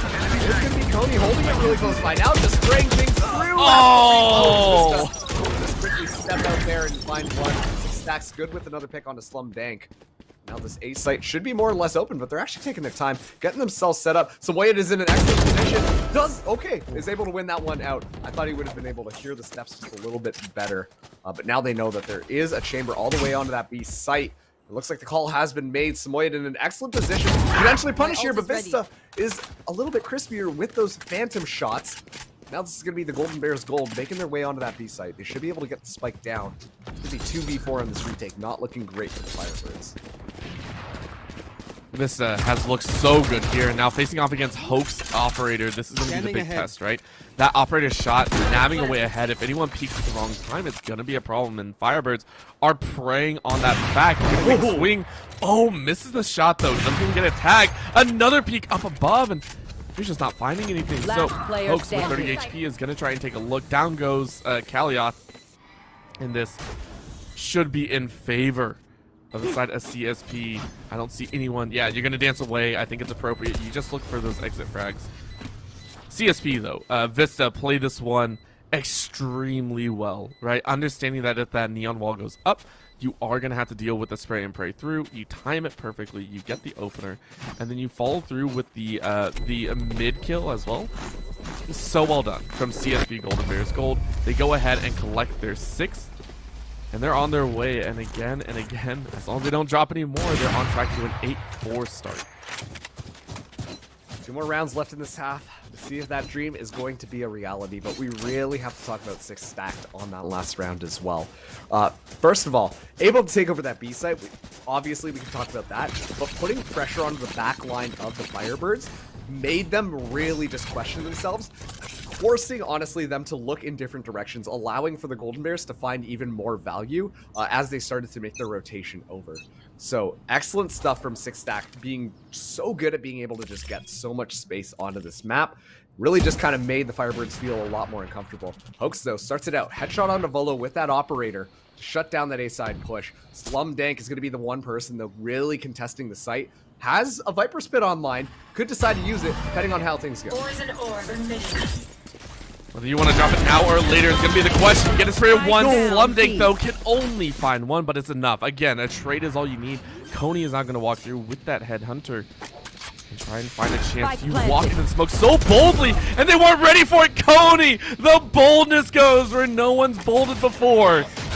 And you find the kill. You do not find that Viper, but it's more than enough. You're allowing yourself that Vandal, and you put it into a 4v2 scenario. That Shock Bolt gonna land dangerously close. It's not gonna be there.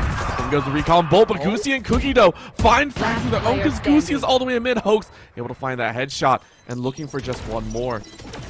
Happy Samoyed going for that defuse, and it looks like it's gonna be completed. Carthage, you don't even get a chance. That nade isn't gonna do anything even close, and Goosey, you're caught out at the wrong time. You get shot through the wall, and at least you take the op. So you know what? It's 5-6, 1 round difference. Either it goes to 7-5 or 6-6. At least you took the operator out for the end here. And you know what? Go ahead, take that time out. You get 1.5. So Carthage, Firebirds saying, let's make this a last round of the half count. Yeah, and they can be better off on the second map than they were on that first one. At the half, it was 7-5 for CSP. Carthage were down, able to turn things around and win it in overtime. Let's take a look at the ultimates that are available for both of these teams.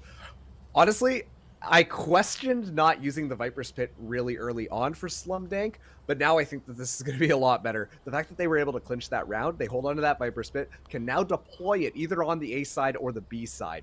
And I'm genuinely curious if Slum Dank is going to go for that change. Maybe this is what this timeout is about. because traditionally we've always seen that Viper hanging out onto B, but if that Viper's Pit does get set up onto A, that could really throw a wrench into the CSP playbook.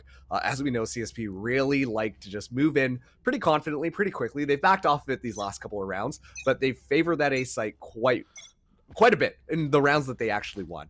And to be fair, they also have that Nightfall, as well as the Null Command available for the Golden Bears Gold. That could make entering in a lot easier. Given the fact that there isn't a Viper Spit in front of them, it should be pretty easy. You want to It's going to play? be evened out Let's guns play. across the board. Blade Storm online, all the ultimates being popped right off the bat. And Hope finds the first pick on the 6 stack. You hate to see that one happen. Goosey looking in so many different directions. And this A-side push, don't even need a Viper Spit. It's already shut down. Yep, it's already shut down. It's already timed out. I mean, it was used earlier on, and now the question is just how did Carthage finish this off? They do get the revive though, so Volo was able to get Goosey back up, so you are able to get through this push of a 4v5. But having some more, you are going to drop your own down. It is going to be the Null Command opening up a grand opportunity for Coney to flush them all out. Volo living though and fighting their way through, gets 3, looking for another. Can you finish him off? You have 30 HP in a dream. No, you don't. It is going to be a 6-6 finish. I mean, of all things, Marks, we are going into this dead even. Flashbang yourself, get a party going, because we're right back to square one. Oh man, I was Switching like, sides. okay, easy round for Firebirds as soon as they just kind of, first of all, really good utility usage coming in there, playing off of the flashes, smokes, it all looked great. And then Volo just decided, you know what, I want to win. Able to find 3 headshots right off the bat. I'm like, oh my goodness, the man is about to pull Excalibur right out of the stone, but does eventually get shut down. Really fast reflexes though, and now these teams are going to be swapping around. Let's see how the Golden Bears Gold want to set up themselves on defense. I'd be very curious. We've seen that traditional Viper onto that B side, but more interesting to me is where that Neon goes. Neon, good for taking space. That usually works really well when you're playing attack, because obviously you need to take space all over the map to confuse the defenders. But are we going to be seeing that same level of aggression come in? Especially too all over the map, maybe take a lot of that mid presence, or is it going to be a lot more passive and play on those re-engage? Oh. Well, 6 stacks finds a nice clean headshot on a host. That's an excellent way to start things off for the Golden Bears. And Goosey hiding off in the corner as well is going to lob in a little bit of that nade right on a perfect spot. Wow. And you get the kill, killing the spike carrier. Goosey laid that one up perfectly, and that hurts. The Firebirds, they got on the site that said, hey, give us that chance. And the Goosey nade said no. What a challenge right there. And now Samoyed is going to get locked out here. Mista is going to find one. All of the kills go through, and it's just cleanup, right? CSP Golden Bears Gold. Swing for gold and find diamonds. Firebirds completely taken by surprise there. It would have been so funny if the fragment itself just went bonk as soon as it just bounced off of Slumdang. Wow, that was like the best fragment throw that I have seen, just kind of through, just knowing where it was potentially going to land. And on top of that too, it didn't bounce in any weird direction, and also denied the spike plant. So great stuff coming in. And now the CSP Golden Bears Gold, a little bit okay, there we go. That's a little bit better. 2 Bulldogs coming in here, especially with how Breeze operates. You don't necessarily want just all Spectres, because Spectres work a lot closer range. This time though, Cookie Dough doing a really good job to be a deterrent, as it's going to be the ultimate or picked up for Samoyed to get close to that Null Command. But they're all spotted out now, so they have to reposition themselves and see where they can potentially find an opening in order to potentially make their way onto one of these sites. And right now, it looks like they want to try and flush out this mid. They should have heard footsteps on Volo. So if they get this pinch, this is great, but Volo is going to flush out 2 before anything starts out. It's easy to do, and now they get another. And that's enough, right? Again, Firebirds, they tried their best. It's a save round. You're doing what you can here. That's about all you can get. So you get 1 kill, and now you back in, and this is going to be the true test, right? Golden Bears Gold. They've done so while holding on. But for a team that is also the second seed coming in here, they want to try and win this map as cleanly as possible, even if it's not your map pick. These next 2 rounds are going to be crucial. Carthage Firebirds are allowed to get any sort of steam going. It's going to be very, very dangerous. So CSP, let's see what they can do. I know they're working with the short end of the stick here, a little bit of a bargain bin. But I believe, right? I believe CSP can pull out some crazy stuff. Oh, There's the one on to Goosey, but look at this. Oh. Taking a lot of space on mid, and just like that, the Neon is going to be fantastic. Those are also 2 rifles down. Eventually being able to pick it up, but okay, there we go. Finally, it gets shut down. This is looking good for the Firebirds once again. A couple kills of their own, making another one. It's a 3v1 scenario. They don't know where the Viper is, although Cookie Dough just running things through is going to give away that noise. So at least they should have an idea that Cookie Dough is hanging out onto mid. Coney comes through with it, but okay, cleans it up with the Vandal. Coney, a really big impact player on that round, able to find 3 kills. But man, the Firebirds have to be careful of Volo. Gun here. Yeah, Volo's doing Volo things at this point, right? Like just sliding around mid. And you said it, right? It goes hand in hand with what you were saying earlier.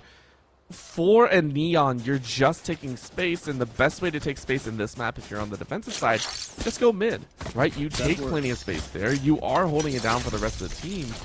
And you can even see it in the way that Carthage Firebirds are setting up. They're going, look, we don't have a chance. We can't fight against this Neon, so let's go ahead, hole up on this A site. Let's give ourselves that chance to really push our own, and maybe we can get some value without the Neon picking off 1 or 2 of us at the start. Very classic Viper Wall being deployed.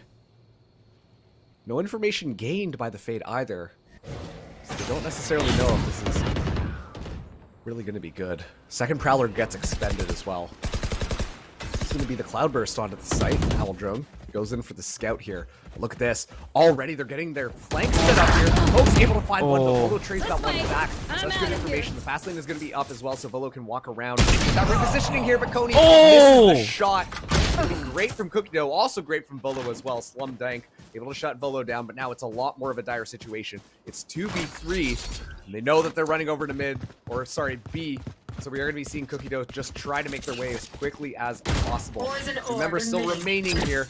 Cookie Dough tosses out the snake bite, trying to find somebody. Almost finds him, but not quite. Gets a little bit dinked there, but that will allow for the spike plant. Franklin goes into the back to buy a little bit of space. Could be 3v2 on the street floor. Well, The fact that they're actually doing this is insane to me right now. The fact that they were able to get the plan down in that kind of route is ridiculous, and this is more what I expected. Slumdank, though, gonna draw it into a 1v1, and you're swinging and looking. 6 stack, though, able to win the 1v1 duel. That is way closer than I think CSP were actually hoping it would be. Firebirds, for what happened earlier on, and you can see where all the kills went down. That was ridiculous by them. Yes, it's 7-9, but you have done great economical damage to CSP right there. Golden Bears definitely not hibernating, very active, and really just love setting up those flanks. They love going so deep into the spawn of the Firebirds, and honestly, hats off to Host for being able to read that and at least find 1 kill. Maybe the reposition, if just a little bit further down, might have just been able to isolate the 1v1 there, but you don't expect 2 people to come on different sides of that mid flank. So, still worked out, and Golden Bears Gold are still in the lead. Firebirds are keeping this nice and contested. Slumdank doing a really good job at leading that team and being able to more or less clutch up on those situations. Host really being the fragger, but still. Kellio uses the elephant, goes in for the scout, spots out Cookie Dough there. Now, it's going to be a lot of space taken. Host goes in deep. Walter's wall is going to be still available. Cookie Dough only has a classic in hand here, as the spike's going to be able to go down. Golden Bears start winning the round. A little bit of save. Now it's going to be the Viper's. Beautiful job to lay it down, but look at Volo. Volo with the laser. He's going to look for a bit more, and you find 2. This is going to be a thrifty round for Volo and the squad. Remember, someone was running on with only a classic, and they're doing it. Firebirds losing member after member after member, and Vista walking into the smoke opens up a grand opportunity. Golden Bears, after winning a round but losing in the economics, is going to come out with double digits out of a fantastic play by Volo again with that ulti. And hey, Exactly. Orbital, We are doing very I well. questioned the Neon on defense. I'm sorry. I take it back. Volo just shot up the leaderboard in the number of kills, now leading the lobby, 17 kills, but just uses that overdrive. Just shoots the laser into the Viper spit and finds so much value. Secures a couple of kills, sure, but also just does so much damage and puts the Firebirds in such an uncomfortable position. They know they have to keep Slum Dank alive. They don't know where Volo is coming from. That laser can fly through at any location and just cut through that Viper's pit like a pie. Now, Hoax pops the Blade Storm, but immediately gets suppressed. And that honestly is going to be a lot of information just off of that 1-0 point as to where this team is going to be engaging. Six Stacks holding it nice and high. Tony goes in for a flank here, but Six Stack not able to find too much. See the relay bolt on site. Goosey is able to find some more yet. Six Stack finds himself right in the middle of a bunch of green. So a little bit envious of having a bit of sight. Now the rotate is going to be coming around here. They only lost one, but the Firebirds are hoping that they can take this A site a lot easier. They're going to hope, and hope again. Sending out Slumdank, though, to chase early on. There are two all the way in the back, and you can hear it here. The shots going back and forth. Just waiting, and Vista still wins it out. So Firebirds kind of falling apart here. They are losing players in those back and forths. Spike down A. In the gun duels, enemy remaining. CSP winning out every single one. This is one of the larger gaps that we've seen all the way through from either of these teams, and it's a second flawless for CSP. Carthage Firebirds. Feels like a lot of their fire has started to die out. Maybe it's all the water on Breeze. No. I guess that's more Pearl, isn't it? But okay. Yeah, now it is. Now it is. It used to be Breeze. You are correct, but that's true. Pearl has definitely taken it. There's an argument here to be made about Icebox as well. But if we do get onto that third map, then we're going to see how that one plays out. If the weather diff is actually a little bit of a factor. But timeout being now taken by Carthage Firebirds.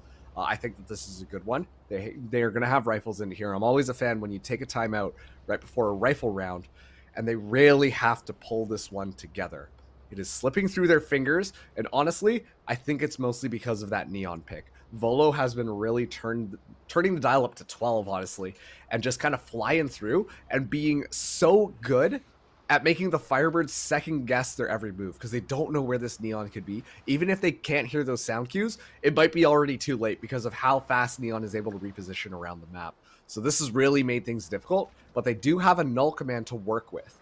That could be the tool that they use to go on this engagement, but they have to be extremely careful because if they don't stop one of the mollies, whether it's the KO or the snakebite, it's going to be so difficult for them to maximize the value they can get out of that null command. And it looks like this time they are going to be going on to A again. A little bit scary, though, because a lot of the Golden Bears gold are going to be hanging out on the A side as well. They're going to be enjoying it, right? They have identified that this is one of the sites that the team likes to play in. And not just with the players on site, right? For the side of CSP, they've actually floated over a few more members.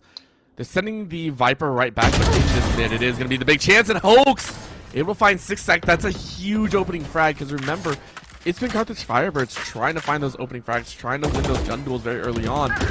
They've gotten one, but they need a bit more. Volo's down. Volo is another huge one, and because of that, you can see Carthage Firebirds saying, we have the chance with Vista. Vista saying, not today. You still have to fight me. I'm still full health and plenty to go, but the headshot rips it away.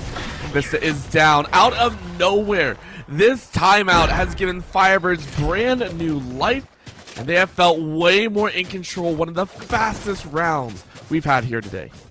Okay, I got to comment on a couple of things that I witnessed that round, which I really liked how the Firebirds were playing it. First of all, took a page out of CSP's book. Had Coney set up on the flanks, able to catch the rotates, find a couple of picks. They're not expecting it. They're expecting a lot of members either be on that B side or that A side. Second thing I noticed, as soon as they identified where some of the defenders were, they used their utility to flush them out. It was a little bit difficult just because we were watching like one perspective at a time, but using some of those mollies in order to really push people around, push them out of their positions, made it a lot easier for them to just find those frags. And that's why that round was as quick as it was. It was just a really good use and honestly intelligent play coming in from the Firebirds on that one. And I don't think it's going to stop, right? That timeout, whatever they did, whatever they strategized, seems to have shown them brand new life, even more intel. But of course, Six Stack says you can have all the intel you want, but as long as I got the operator, I will continue to take names. That shot, and especially with what you've seen, you can guesstimate that the mid is now overrun by Firebirds. It's on Hoax, right? You have to take away Volo. You see a gun, but you still allow Slumdank to be taken out. So Volo has done their job, right? Kalioth, though, gonna find 6 seconds down to a 3v3. Carthage Firebirds own the aggressive side of the map now, and they're chasing into B. He's gonna be a hard swing, and Goosey was ready for it. What a chance. enemy Coney is able to remaining. fire back, but Cookie Dough finds Hoax, and it's down to a 1v2. Coney has to take this 1v1 very, very quickly if they even want to be given an opportunity to get the spike down. 30 just kind of seconds going left. for it. Cookie Dough. One sight enemy here. remaining. Coney wins it Oh. out now 1v1. This is an ideal scenario. Coney just misses the timing onto that one. Vista playing a little bit of hide and seek, and then, yeah, with the hunt, it just makes it that much easier. CSP Golden Bears Gold, 1 round away from sending us Match to point. Icebox, keeping their playoff dreams alive. Huge credit to CSP. They've been able to rebuke and repel Firebirds, just forcing them away every single time, just putting up that stalwart shield, and it's been on the back of Vista and Volo. Everyone else, though, playing just as well. 6stack sitting at 17, Goosey at 14, and then Cookie Dough holding it down at 8 and 14, but having the util to block off so many avenues of Carthage Firebirds. We're going to see Carthage Firebirds lay into something. They're going to have to break out a You want to miracle play? here. Let's They play. want to run up the next, this round and 3 more. 6stack, ready and waiting. We know what 6stack can do. And they back away, but look at the chase. Remember what happened here. And they call it out. CSP called out for their aggressive flank maneuver. That's what I want to see from the Firebirds. Play it smart. Play it clean. Vista also playing it clean as well, able to find Slum Dank, but check those levels of aggression. Just shut down the Cookie Dough gets caught up in the null command, can't use any of that utility to try and stall it out anymore, which is basically just going to yield the site over to the Firebirds. Firebirds, they're keeping this nice and contested here. A little bit of a wrap around the corner. Are going to be seeing it, but 6stack comes in. Through to force in hand, able to find one. Hoax trades it back onto Vista as well, but 6stack going a little bit more aggressive as well. Gets scouted out there, just dodges out of the way. Up 2 to 4 shot. Oh. That one.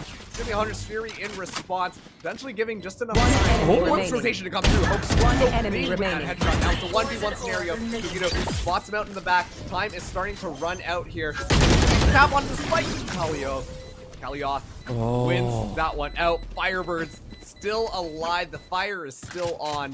3 more rounds from potentially forcing this overtime, but their economy's looking a little bit thin, and that was a very expensive round from them. I mean, they should be able to buy up. The only question is, how much util are they going to carry over? It looks like they're saving up. But look on the other side, right? CSP, they're good to go. They're going to hold on. The only one that's really hurting is Cookie, who, again, we kind of expected this. Favoring that util value over anything else. Keep eyes on 6stack, though. Keep eyes on that first gun duel. It feels like it gives so much info and so much intel on who's going to do what. Sending out the owl drone, though, might have stayed. Then 6stack is just going to hide around the corner and not take the shot. More appropriate. Now the suppression goes through, and again and again, 6stack given the opportunity to stack up those kills. And honestly, as soon as they take out 6stack, it looks like the Firebirds Oh. are I have this spike just around the corner. Ratting it up, able to find it too, and now Kalioth, last person alive, up against 5, has to ace it to win it, or at least play down the time. But even getting that spike down first is going to be a mission. Just under a minute left, but Orbital, we're creeping closer and closer to that map number 3. This is par for the course. This is honestly par for the course for what we saw before, and I don't doubt it at all. 6stack finishes off. It's a flawless to end on Firebirds map pick. Ladies and gentlemen, we're going to a final game. We get it. We get it. We are going to that icebox of all maps. Yeah, and honestly, this is in the first half really close between these two teams, but just in that second half, I mean, CSP just activated. They figured it out, and honestly, I do really have to commend 6stack as well as Volo. I think that they were so impactful on that map and being able to just really just drive the momentum in one direction. And it took way too long for the Firebirds to start to read some of these plays for them to properly deal with them. Yeah, there was a moment where we saw Firebirds start to take control and start to get up there, but CSP, they are second seed for a reason, and they are a team that has won out in this series before. Granted, it's not looking pretty, right? And this is not what you always want to see between a team that is going into the finals or hoping to go into the finals, and Firebirds still have plenty of a chance, but they're starting to get that understanding, right? We're starting to see them come to grips with what their unique style needs to be for this game specifically. And Volo, I don't know if we're going to see Volo again, but Volo was impressive on that Breeze map, right? From top to bottom, was a phenomenal player. Whether that was just a one-map wonder, we'll have to wait and see.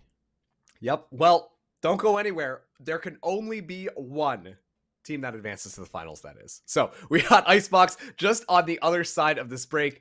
We'll see you for that map 3.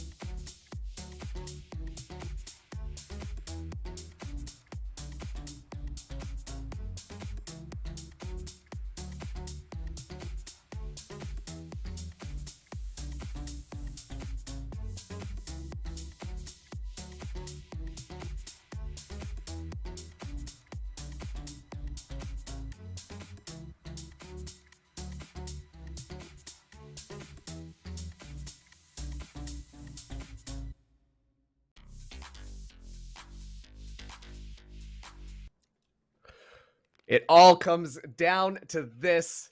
The CSB Golden Bears Gold up against Carthage Firebirds. Map number 3. Only one of these teams are going to be able to advance to the finals of the NECC Valorant Emergence League. This has been really tight, but we're coming down to Icebox Orbital. How are you feeling? Oh man, I'm excited. I think either way, this is going to be a great match because, again, this is pretty much in line with how with how CSP won their initial match against Firebirds, right? It was a 1-up, I believe, from the side, or no, it was actually CSP that won game 1, and then game 2 went the way of Firebirds, and then it went CSP's way. This is a bit more of a mini reverse sweep, which is way more fun, I think, right? And this is also because it lands a lot of that, a lot of the flow of the game, a lot of the mental boost into CSP's favor. They feel a little bit more confident moving into this next set.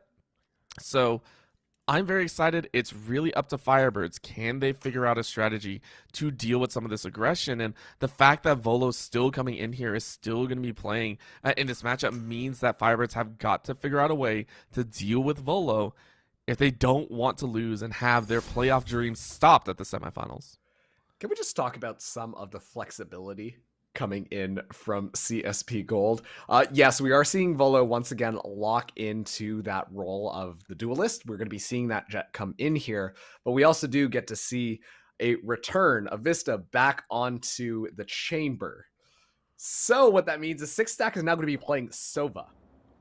Very interesting, because once again, Six Stack has been so good at being a fragger, and you would want Six Stack on a roll where you enable a lot of that fragging. But to be fair, I guess you could say the exact same thing about Volo and Vista as well. So great stuff coming in from CSP Golden Bears Gold, but the Firebirds, they're going no duelist today. Let's play around that utility, and to their credit, I have really enjoyed how Carthage have played with the utility and just making very intelligent plays.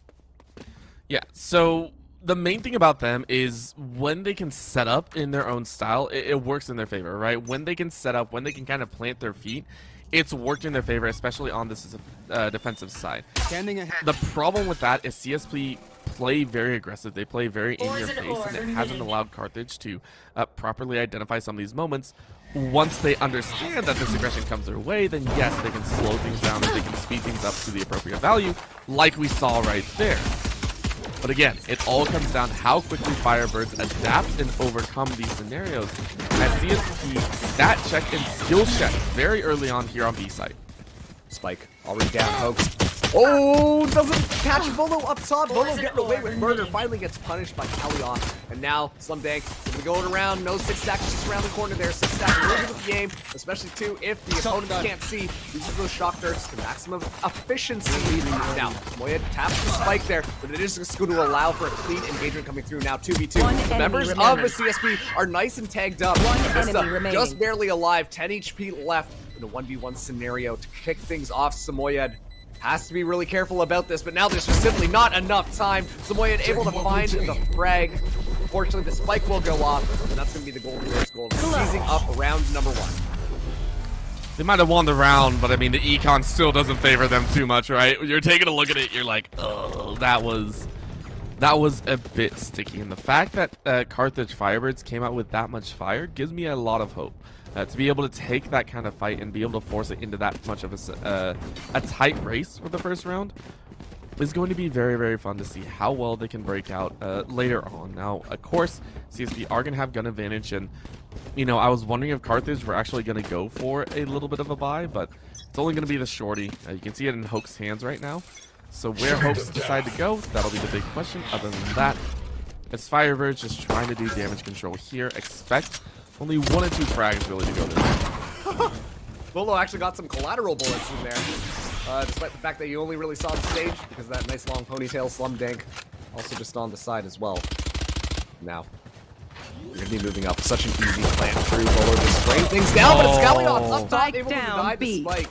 And Coney from the back, actually, with the headhunter, catches someone out on the flank. Spike will go down, but already that's for the Golden Bears. Finally, Six takes out Kalyon, hanging out up above.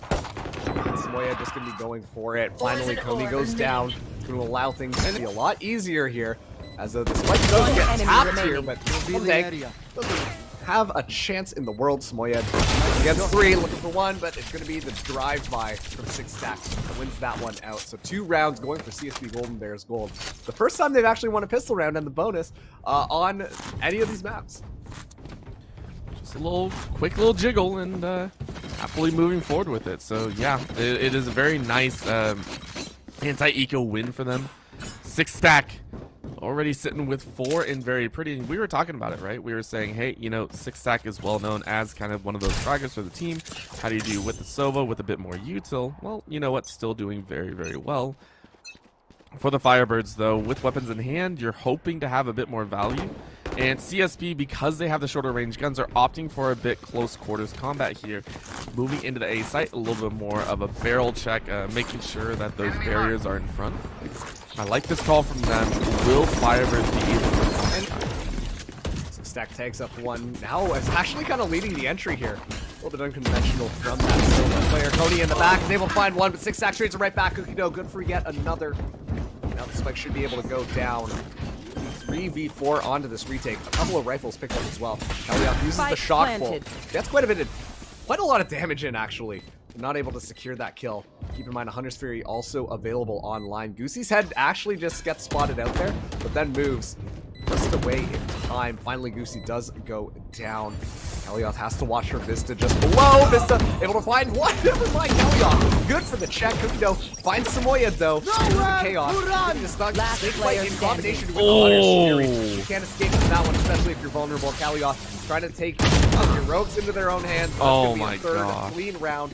Golden Bears Gold, 3-0. All right, Marks. I have some issues with you calling that one clean. That was not clean. They lost 3, right?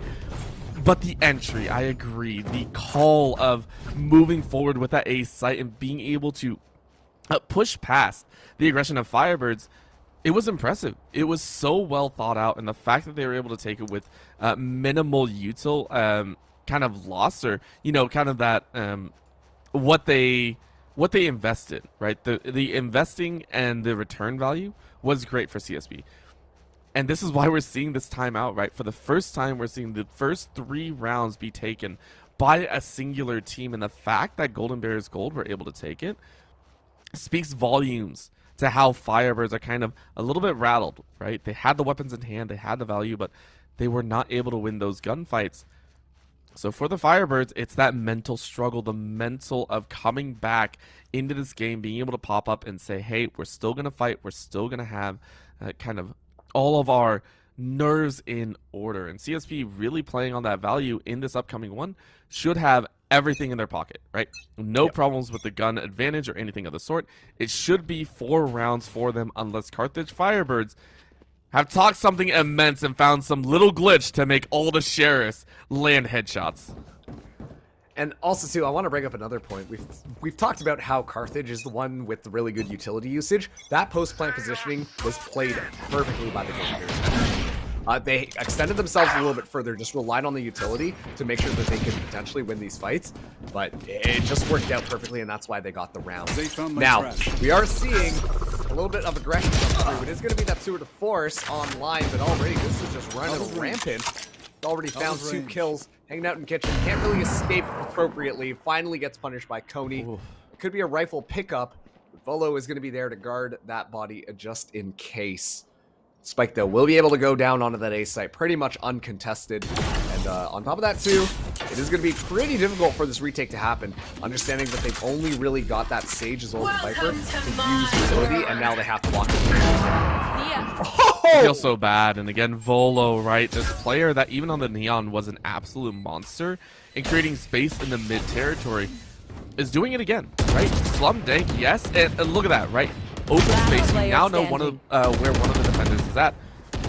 Easy does it. Slum Dank, you aren't really going to have a chance here. You do take 1, which is great. But are you going to take any more? That's 2 and much more than you thought you were going to get. The CSP, they're not taking any chances. They want to make sure that they get this site down. They get the 4th round and force Firebirds into an unlucky 4-0 scenario. Slum Dank going to try their best to gather up a single weapon and carry on for it, but that swing is so good. Slum Dank, though, says you didn't do it well enough, so you're able to take 3 to the grave. CSP Golden Bears gold sit at 4-0.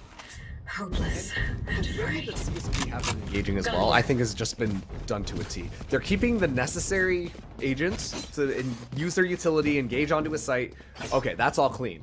But then they have their other agents, specifically that chamber as well as the jet, just take a lot more space around the map. And they're catching Firebirds off guard, look in the wrong direction, maybe rotating around. Doesn't matter. They secure the kills that way, which then slows down the rotates, allowing the A team to move on to site a lot more uncontested. It's a really good thought from CSP Golden Bears Gold, and I think that has been one of the biggest reasons why the Firebirds have had such a difficult time trying to slow down this offense.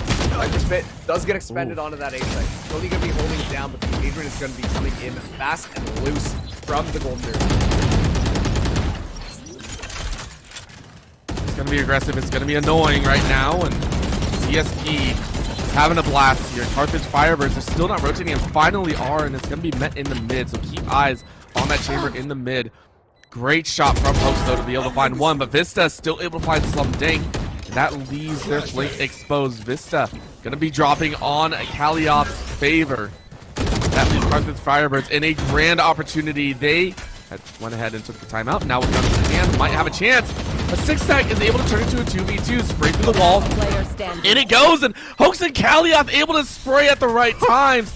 Even they're surprised that they got 2 and lost none on that engage.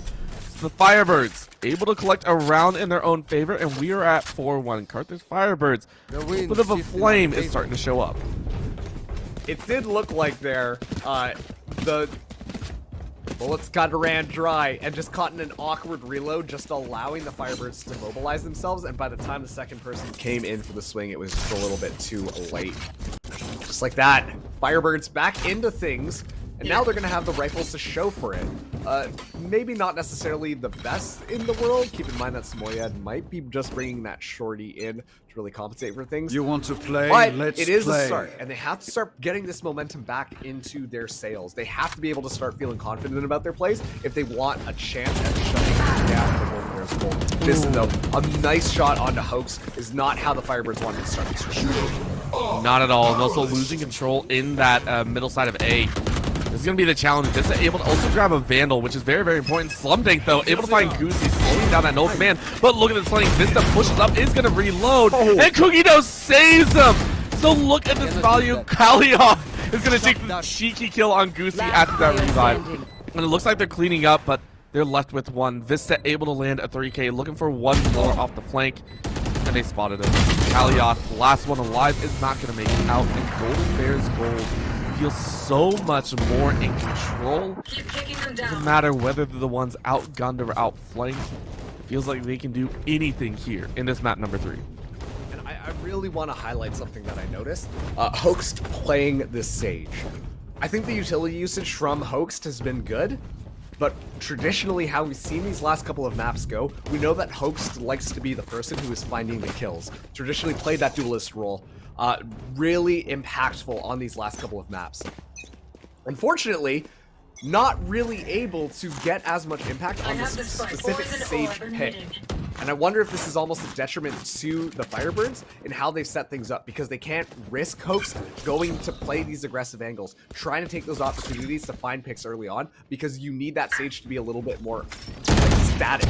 Now, Kaliop goes here, actually the challenge eventually does get taken down. Gets a couple of bullets off there, but it doesn't matter. The rest of the Golden Bears gold are going to be able to just find all the picks that they need, and now the spike is going to be able to go down, and this is yet Spike planted. another round in their pocket.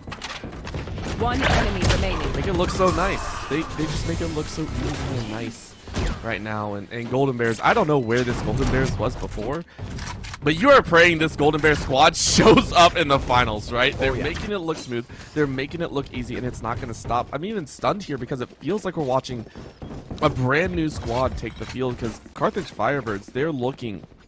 They have the right idea, right? You can see the lineups, you can see them prepping themselves for some of these gun duels, and yet Golden Bears are just quicker on the draw. They're quicker on the snap-ups, and they're just playing at another level. So for Firebirds, the big question right now, this is the turning point. We've seen them be able to stall out at a 7-5. That's the worst that they've had in the half so far. Golden Bears are looking to push past that. If they can gather 2 more rounds, they can consider that a huge win. If they even hit double digits, that's going to be a crazy angle to hold. And CSP says, listen, we saw Volo get dropped. We're not going to let another get dropped on the end. Now they're going to take their time moving in here. They have lost their jet. I think they're more than okay about that. You're going to be seeing Cookie now use it. Look at that. It's a combination of utility. Hunter's good. Actually, one looking for the next one. It's massive coming out from Kalioth. Enemy tag down as well. The Owl drone. Scouts come out moving behind yellow. Oak's still up top here. Resurrection just tosses down those slow orbs while using the healing orbs. And this is the Hoax that we're used to. Getting aggressive with it. Catches one off guard. Looking for the next. Hoax wow. that one up. Gets 2 little headshots. Just like that. Firebirds. They're alive. They're showing signs of life now. They need to keep this one going. They want to make sure that they are still in this map. Honestly, I don't think that would have happened if Kalioth did not snipe 2 with the Hunter's Fury. Getting 1 is hard enough, right? The indicator that shows where that ulti is going to go is quite obvious, right? Yeah. To find 1 kill is a great value already. To find 2 opens up way too many opportunities. And honestly, CSP, you should be somewhat okay in this scenario. You only drop the single ulti, you only drop the Blade Storm, you still have the Viper Spit for yourself, and you still have your own Hunter's Fury as well. So, taking a look here, you know you can play that bit more aggressive. You know that you don't have to worry about the re-aggression coming out just yet. Because of that, they are pushing up. They have 1 lurker as well. But again, they're playing, oh, Vista. Vista, you're walking right by him. Well, keep in mind, this barrier orb is set up, so Vista actually just gets all the information in the world without having to make any plays whatsoever. Hoax actually goes for the jump. Not sure if anything was spotted, but Coney finds a nice pick onto Volo. As the rotation comes back around this time, Firebirds might have been a little bit overzealous and starting to move themselves around, allowing the Golden Bears gold to get a lot for what they bargained. Now Hoaxed to be walking through here.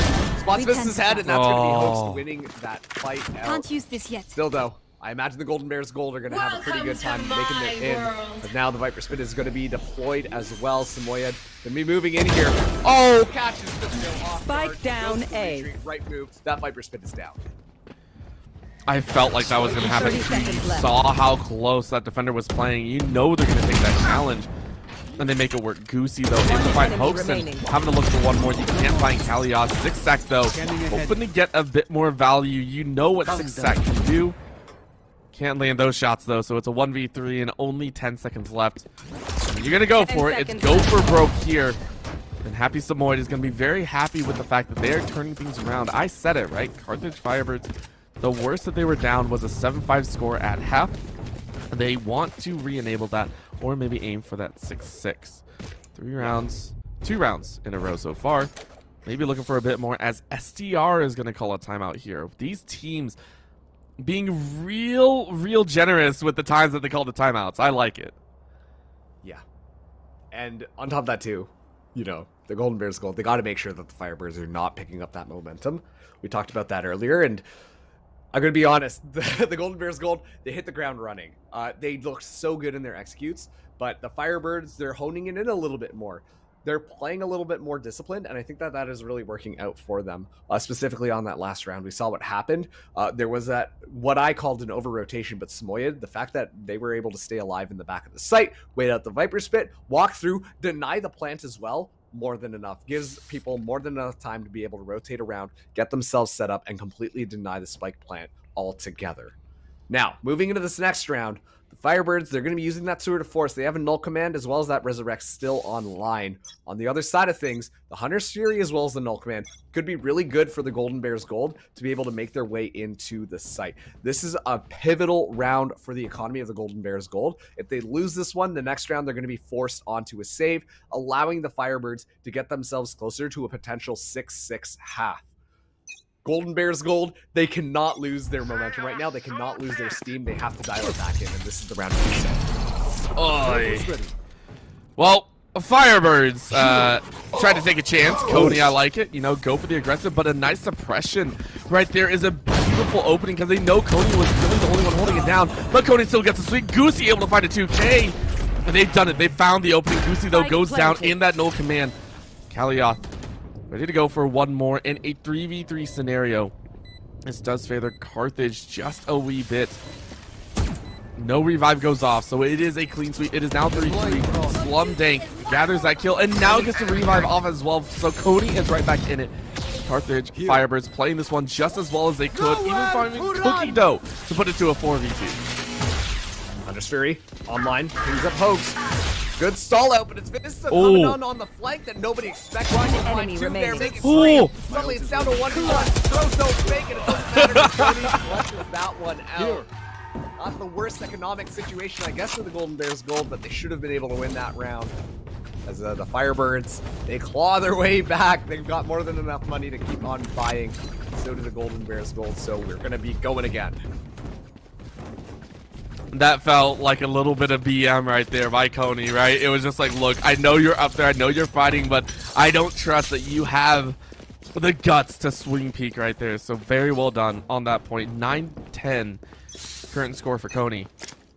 And 4-6 is an impressive side. Again, we said it, Carthage Firebirds, if you land one more round, you're very happy about how things have played out. Hoax trying to stray through that smoke a little bit. Can't really find any damage. The Golden Bears Gold, though, they have opted to go into a little bit more default spot, and I think this is an appropriate call. Playing it a bit slower, waiting for Firebirds to make a mistake of their own, and they capitalize on that fact. Patience is the name of the game. Kalioth scouting as well, but Coney opens it up. Doesn't matter, Volo trades it on to Host. Now Volo's going to be able to get a lot of ground here, but Coney in a not great position. If Volo walks up that tube, it's going to be absolutely dangerous, especially too now that that location has been actually found out. Volo going to be going up there, but actually Slum Dank able to take him out. The bird has been perched and taken out of the home.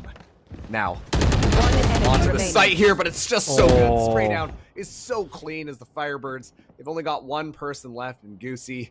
1v4 scenario, not looking very likely, especially too with only a fragment and a flash online. I mean, we've seen Goosey pull some stuff off, right? We've seen Goosey make some of those amazing plays, but nothing on this caliber, and I do agree. This feels kind of lost, so it's hoping to grab one or two more players and maybe make out with a better KD. Good suppression on the side, though, so you're able to spot out two. You're peeking on the edges. I think Slum Dank able to grab that headshot.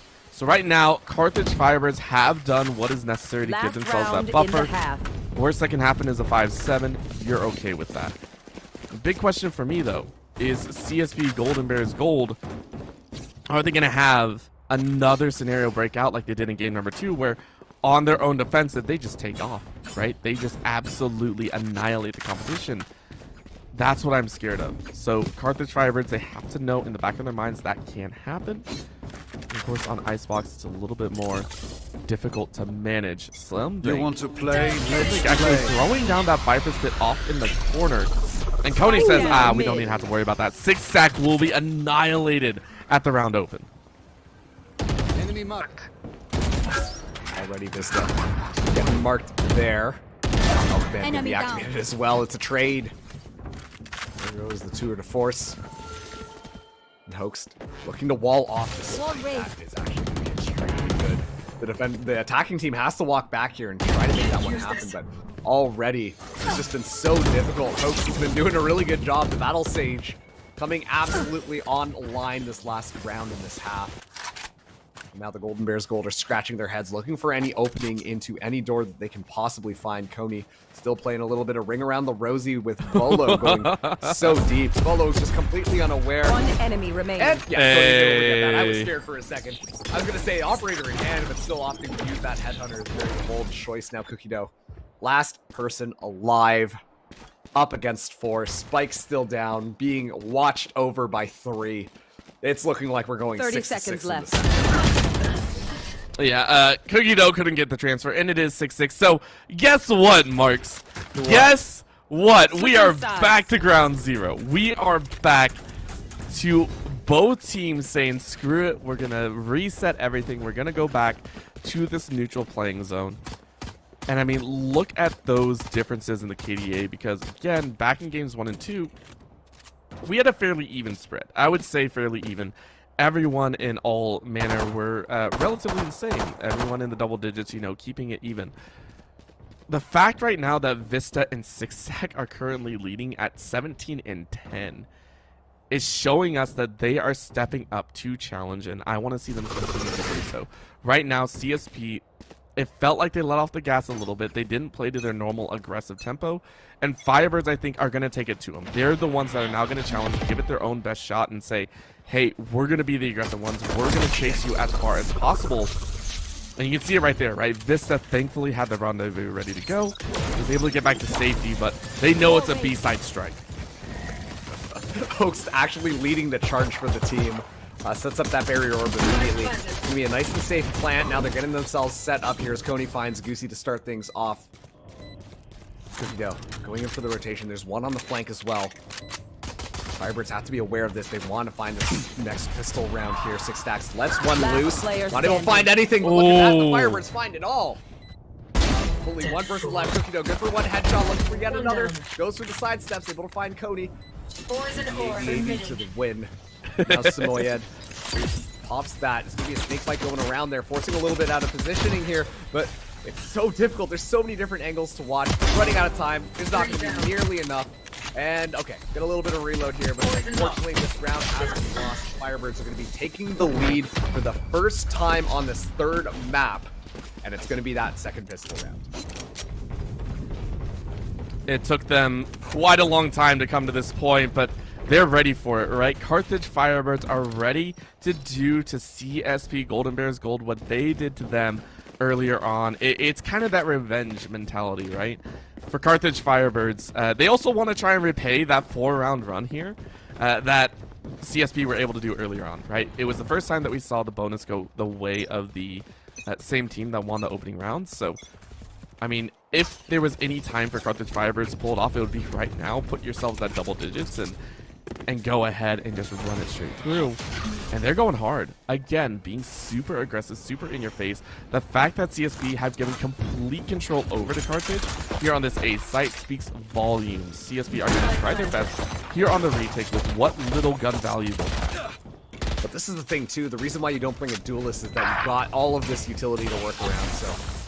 You know what? Firebirds should have this round pretty easily without giving up a lot of ground at all. Look at that. The stair is coming alive from Samoyed's hands. Okay, last one is there. Volo gets spotted out. Only 30 HP left. Hoax doesn't back away from that challenge. Pulls out a classic of their own. And it's a flawless round from the Firebirds. Together, and they're looking like they might be able to swing this one back. They're feeling themselves now. I mean, whenever you reset to ground zero, you're pretty happy, right? You are so happy that this happened, especially with the start earlier on, right? And we have said it over and over again. These teams kind of feed off of each other or feed off the teammates. Whether one team goes on a hot streak and then the other team does so, they match each other blow for blow over and over again. And it's not going to stop. It's not going to stop at all. And I'm so excited. Right now, these guns are what's really going to determine it. CSP saying, listen, we have all guns online. We're going to hold steady with the A site because it's been aggressed on so often. But Carthage Firebirds say, we don't have to worry about that. We're going to split up. We're going to go into kitchen. We're going to give ourselves that opportunity in a 2-2-1 setup and try and find some CSP Golden Bears slipping. Trademark being destroyed gives a little bit of information, but Volo deep on the flank once again is able to find Hoax. Stack just around the corner here. Look at that. The Stinger reigns supreme. And they're going to be able to get Vandal as a result. Volo has to be a little bit more aggressive. Never mind. This is doing just fine on his own. Spike Finds down, 2 little headshots and now Slumdank. Last person alive. Does have that Vandal in hand. Finds one person looking for yet another. There's just too much pressure coming from too many different directions. Golden Bears Gold back into things. They scoop up that round, but it was expected to go their way. Yep. And now we get to play Valorant, Marks. Now we get to play Valorant. The first 3 rounds are done. All guns on hand. This is where we get to have some fun. So, wait, so you're telling me this isn't Pokemon? No, not at all. Wow. Unfortunately not. Whoa, hold on a second. I know, right? I know. Taking a look here, though, this is going to be kind of that decider, right? Whoever wins this one is going to gather the next as well. And so you're hoping, if you're a Firebirds fan, that they find those opening frags. That's been one of their struggles so far. CSP have had great value in finding those early kills. Firebirds need to find that opening frag, need to find that opener, and be able to push afterwards as well. And that's going to be all on this topside peak. Volo hiding out in a scenario, and he is spotted out. And Happy Samoyed gets a swing of all times to find that swing. It is a beautiful moment for the Firebirds. Yeah, and also, too, with the heal online as well. This makes it a lot easier for the Firebirds, especially as Coney finds one in the back. Vista still holding things down onto B, but A side is wide open. Still a Viper alive, and that will be just enough. The wall does go up. Doesn't matter though. The Firebirds, undeterred, are going to make their way through. They have to be careful about that Viper. That's the one thing that can really screw things up for them. Null command going to be used. Sure, there's a lot of snake bite on the ground there, but as soon as that wears off, it should be fairly easy to get that strike.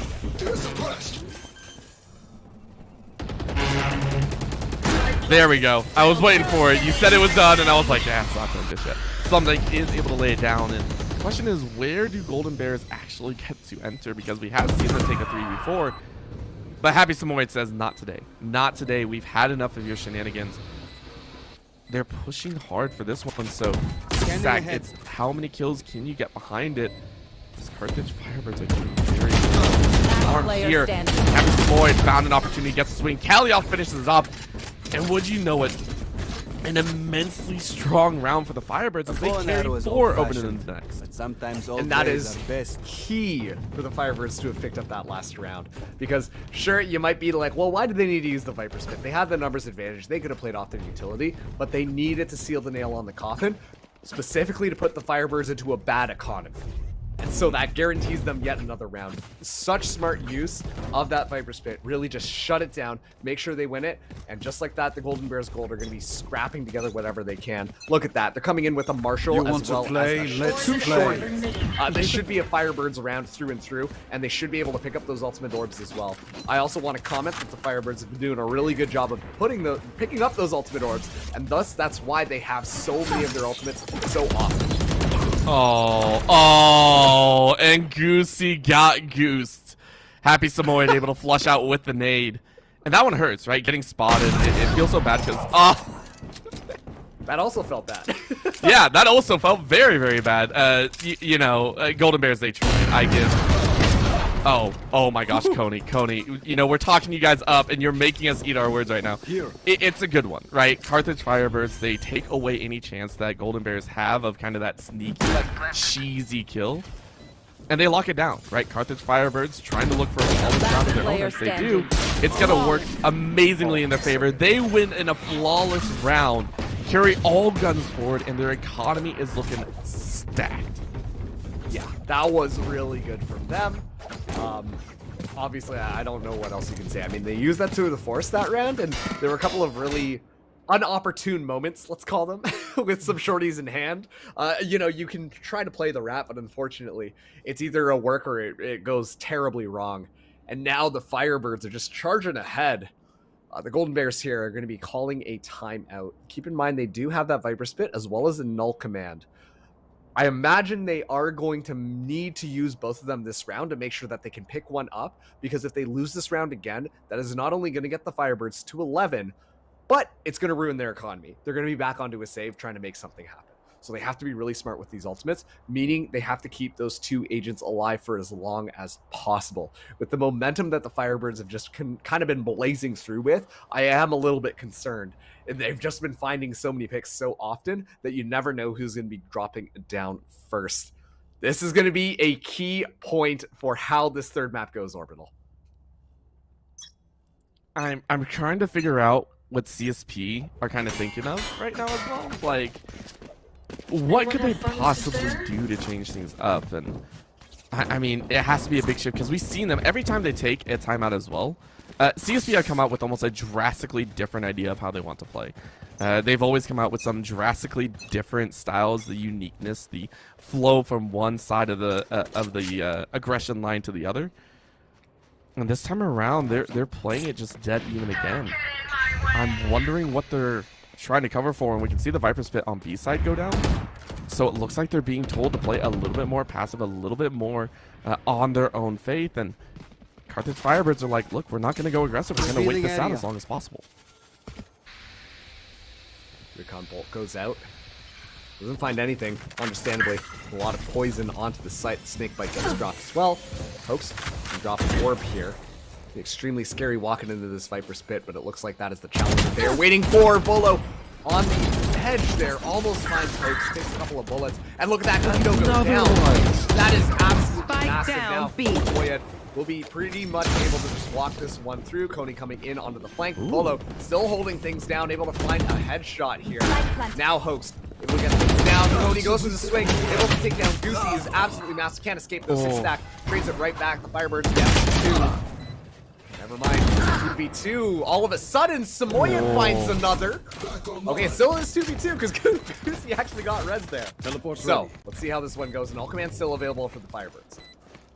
I like how we're trying to do quick maths along the lines. It's like, oh gosh, oh gosh, oh gosh. Who's up, who's down, who's not? That's going to be a great blind, though. It's Happy Samoyed is looking for the ace.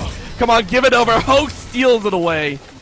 But out of all moments, CSP played that about as well as they could have, right? Some of the great frags and making sure that they got the angles, even in kitchen, being able to trade 1-for-1.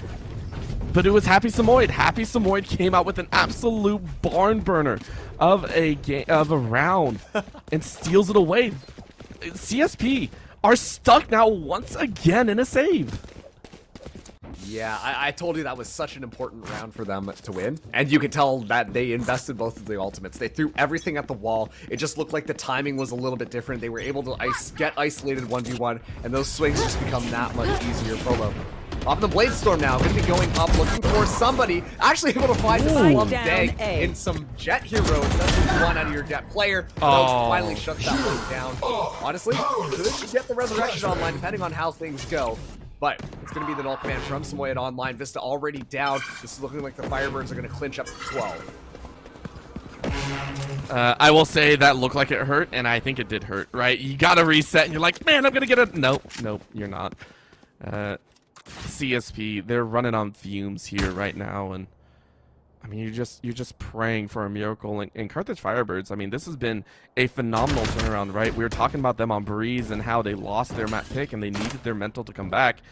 And it feels like they've done it. I don't know what has been said in some of these timeouts. I don't know how they kind of regroup mentally, but it's been phenomenal. I give them huge credit each time that the teams have given us a glimpse of what the emergence divisions can give, as time and time again, these teams are showing up here. So it is going to be Firebirds on match point, series point here. CSP Golden Bears gold. You got to find some way to win 5 if you want to push for OT. Look at that, Coney, all the way up to 24 kills. We talk about how CSP Golden Bears gold are so good on the flanks, but you know who else is really darn good at those flanks? Coney. Just doing so much value. Hoax always on the entry, is able to get the team in there, but Coney's able to sweep up from behind and really take him down. Vista, he's in the tour de force. The Golden Bears will have to play the next 5 rounds flawlessly if they want to stay in this. Otherwise, they might be sent home, as the Firebirds have the chance to advance to the finals. This could be the round to do it. Well, they're definitely going to try. Eyes are open here. Volo sitting out very aggressively in the mid, trying to kind of shoulder check anyone that goes through, but Firebirds have actually opted for this A-side hit. In goes the wall, in goes the slope, in goes everything, and so multiple ways to cut off information have been thrown down.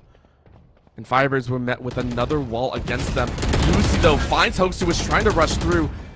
And that's a great frag to open things up. In goes the bolt, though. Kalioth gonna take out Goosey on the top rungs, but Cookie Dough able to fire back. This is 2v4. We've seen them do this before. But 6sec finds a kill, and it's an easy cleanup on the back end. CSP find a golden opportunity and take it on home.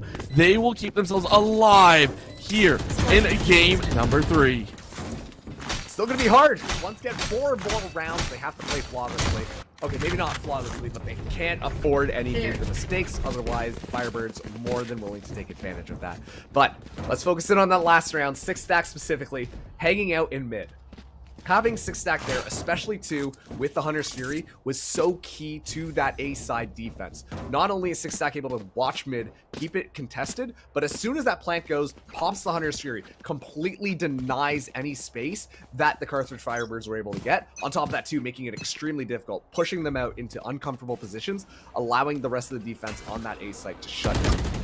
Great plays there, but let's see if they can keep it going. This time around, the ultimate advantage is going to be in the Firebirds, and both of these teams have more than enough credits to make sure that they have weapons and utility for this round. Blocking sight.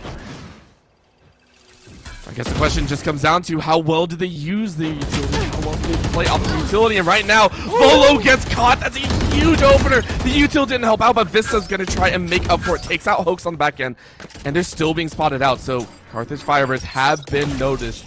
They have been checked out. And take a look, it's only 3 there as Coney is going to hide here in kitchen again. The long lurk play is going to be big. And only 1 defender on A means CSP have to rotate out on their own volition. If they don't, this is going to be a play, and they are going to lose a player. Can Goosey do it? Goosey has done this once before. Goosey has been the absolute annoyance in everyone's value, but Slumdank finds it! What a turn Goosey tried! Vista not able to get a kill on their end as well, so it's going to be a 3v3. The plant might be looking a little bit strong here, but the poison went down instead. Slumdank needs to hold on, needs with his 30 HP to get the plant down. Is it going to go through? Yes, you do. And Sixpack is able to find Happy Samoyed. Oh my gosh, are they going to do it here? 30 HP. They're going to look. They're going to. Oh my gosh. Hunter's Fury also online as well. Keep that in mind. Kalioth just has to stay alive. Makes a lot of damage, but decides to back off. They're going to be moving it through, but goes up in the air and gets taken out. Such an amazing, good, smart play here, and just going to stick that spike. It's just like that, the Golden Bears, they walk away with yet another one. So close, and on top of that too, forced out the Hunter's Fury. That has got to sting if you're the Firebirds. Yeah, apparently that stung quite a bit. They call a timeout here, and I think it's appropriate. There was so much going on there, and Firebirds, for all it's worth, they definitely tried. B-side got shut down. They had to be rotated into A. But the fact that CSP were still able to force their way in, the fact that Firebirds opted not to stay on site and honestly drop the Viper's Pit, which I think would have been an okay choice as well, they opted to fall back, right? They opted to say, we are only going to use the Hunter's Fury, and that's all we're going to bank on. It was a little bit of a ballsy statement, and CSP were able to find that opportune moment, the catch, only allowing 1 Hunter's Fury to go off. Amazing job there. So for Firebirds, I think this timeout is appropriate. The call is most likely, don't take some of those gambles. We are up currently 3 rounds. That doesn't mean anything, right? Still play it like we need every single round in our pocket and use what we have, right? The 2 ults that they have available, the revive as well as that Viper's Pit, both should be dropped here. I have no doubt in my mind that they're going to try and make a big play on B and then just try and hold steady. They're just going to try and check CSP at that starting line. Keep in mind, though, this might be a fast push from the Firebirds. Understanding that they've got the Viper's Pit means that they want to go in, but that's so much information given. Look at that. The looks are already happening. The fragment goes in. Kalioth getting banged up. Now we'll have that recon bolt available. Knife goes in. You want to play? Let's play. Tour de Force now going to be used by Coney. Moving in here. Has to back out, though. Here. Welcome to Watching my it close. The world. Viper's Pit is going to be activated. Okay, the flash didn't quite go off, but You will Lucy not still able kill to find my one ally. res coming online as well. Gonna be a firefight in the back by Yellow. A trade coming through. Hopes Revealing can't see a area. thing just with how that Viper's Pit necessarily got deployed. They're watching the flank, and Vista ever so patient gonna be coming through here, but as long as Coney keeps that one checked, it could be good. They are deciding to back out, actually. And this might not be good, given the fact that these members are ready on this flank. It's going to be a 1-for-1 trade, but they still got one more person in the back line, and it is Volo deep in their spawn. Operator in hand, and nobody keeping them in check at all. Doesn't even get spotted out. Now looking for it. No Five one Toads drops the checked. spike, Spike and down. just like that, Attack it's still down. One- Volo Oh! another. Suddenly it's 1v2. Looking for the headshot here. Coney is pretty good with that aim, but not good enough to do a 180 to find 6 stack. An excellent flank being set up by the CSP Golden Bears. Gold. 2-round difference here. Or Firebirds, oh man. I told you, Marks, at the beginning, it felt like it was going to be one of those, you know, check your corners, check your back. And I can't even fault them for that one, right? Volo hid in the one spot that they have not hid all game inside of attacker spawn. And no one expected it. So good on the trigger discipline as well. And Carthage, they're wondering what they can do here. They're working with the Stinger on 1. But it's still very much in control. I still see the Firebirds being able to try and play up CSP, though, they have found a massive gust of wind to push their sails forward. I mean, this is going to be the chance. So right now, Firebirds, they cannot mess up a single step. They're deep in a default here. And if this default pans out, they can get a first blood and hopefully check into one of the sites. Oh, Volo goes down. That's a massive pick. That's going to open things up completely for the Firebirds to be able to make their way onto A. They have to deal with that Viper still, but this time around, Slum Dank is the one who is on the flank. He's already made their way up, and Given gets spotted out, but actually wins that one out. This, though, was able to find Hoax. Doesn't matter. Spike will be going down onto A now. Enemy down. Okay, Cookie Dough still around, able to find Tony. The 3v3 onto this retake could go either way, but a null command available for the Golden Bears gold.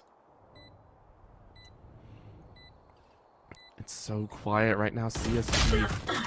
They don't want to step over anything, and they find the perfect opportunity again. It's on Goose, who now has a null command. As you said, Marks, it is time. It is time to punch forward, but Happy Samoyed is very happy as Kalios finds Goosey. Oh my gosh, did they get it? Oh, Vista. This is going to get the kill. It's down to a 1v1. Do you get the revive? Do you go for it? No, you can't. Oh, the call out, though. Kalios should have spotted, and it's going to be the swing. Oh, the peak. Kalios is going to run. Kalios is going to run to the hills and look for the defuse.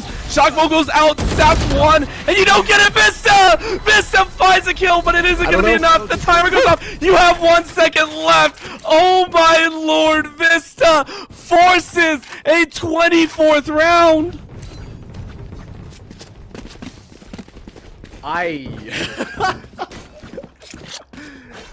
I genuinely think that was the round that the Firebirds were looking at to be able to win this one home.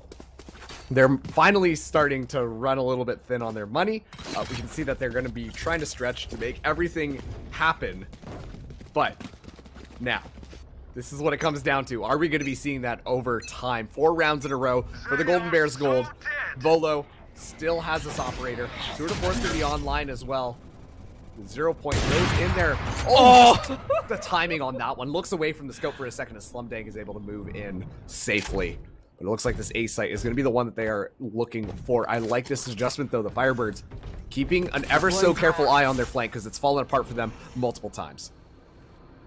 I mean, this is a testament to both teams. They're trying. Coney holding that so strong here. And right now, it's such a big question mark, and they're still waiting. No one's died yet, but Happy Samoy does get poisoned out. What a well-placed. And that's going to be a Slumdang able to find one. Volo is going to go down. Remember, that's one of the big flankers, and Slumdang is going to get the plant. Big question, can this Tour de Force make something happen? The walls are up. Happy Samoyed tucking themselves into a corner. Cookie Dough up on the second level, waiting for the teammates to file through. Look at Coney.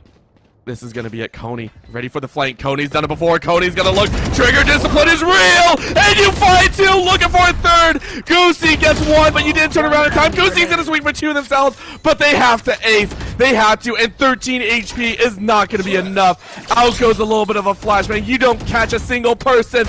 Marks on this is it. Firebirds take down the CSP Golden Bears gold and move on to the finals.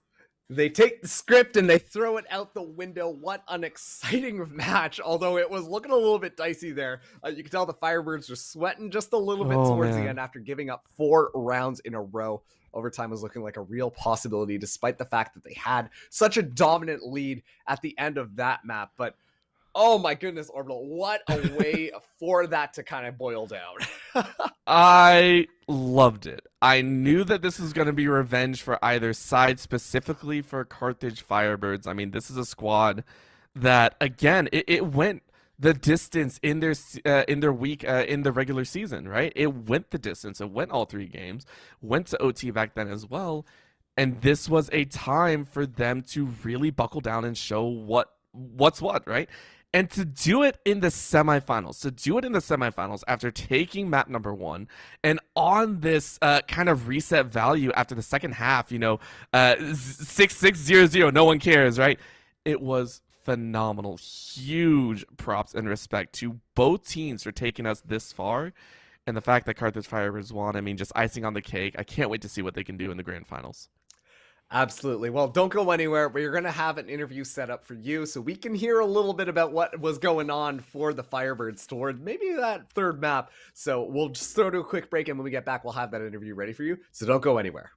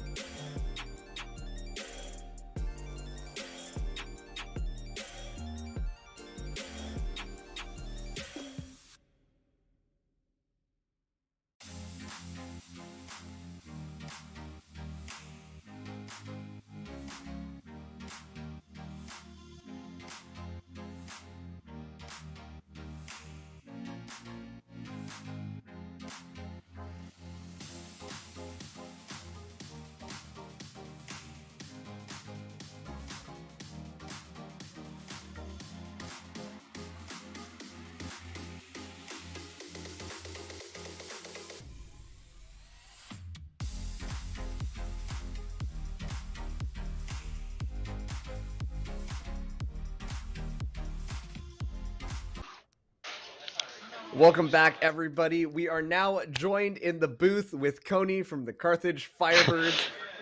What an amazing game, but first of all, congratulations. How are you feeling right now after that win? I'm feeling amazing. Yeah, all 3 matches were really great matches. Yeah, it was Heart very racing.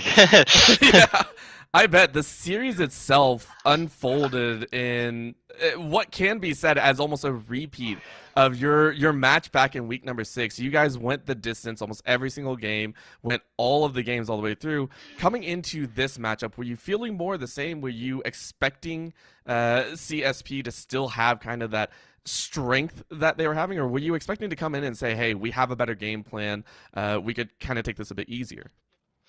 Yeah, so it's actually quite interesting because we had talked a lot about our breeze strategy, and we're like, wow, we're very confident on this breeze strategy, and then we kind of just fell apart, and then we actually had beaten them on Haven, which was their map pick. But we definitely treated them with the respect that they deserve. They're a really good team. Let's not. We know we can beat them because, like you said, it was kind of a 1-1-1 from the previous week 6. So they were really good competition, and it was really fun. Of course, and I mean, we saw that culminate in Game 3, and I have to say there was a very big difference in your aggression and in your team's kind of ideas of the attacking side, because in Game 1 we saw a little bit taking the aggression from CSP, but in Game 3 we started to see a little bit more of the lurks, that lurker, that little rat play. Where did that come from? Because we definitely did not see that in Game 1. That seemed to come out in the Game 3 special. Yeah, after our timeout on the attack side, we're like, we really need to try to pull something out different here. And our Sova Kaliath was like, Coney, try to get the lurk, try to get the pick on A. Okay.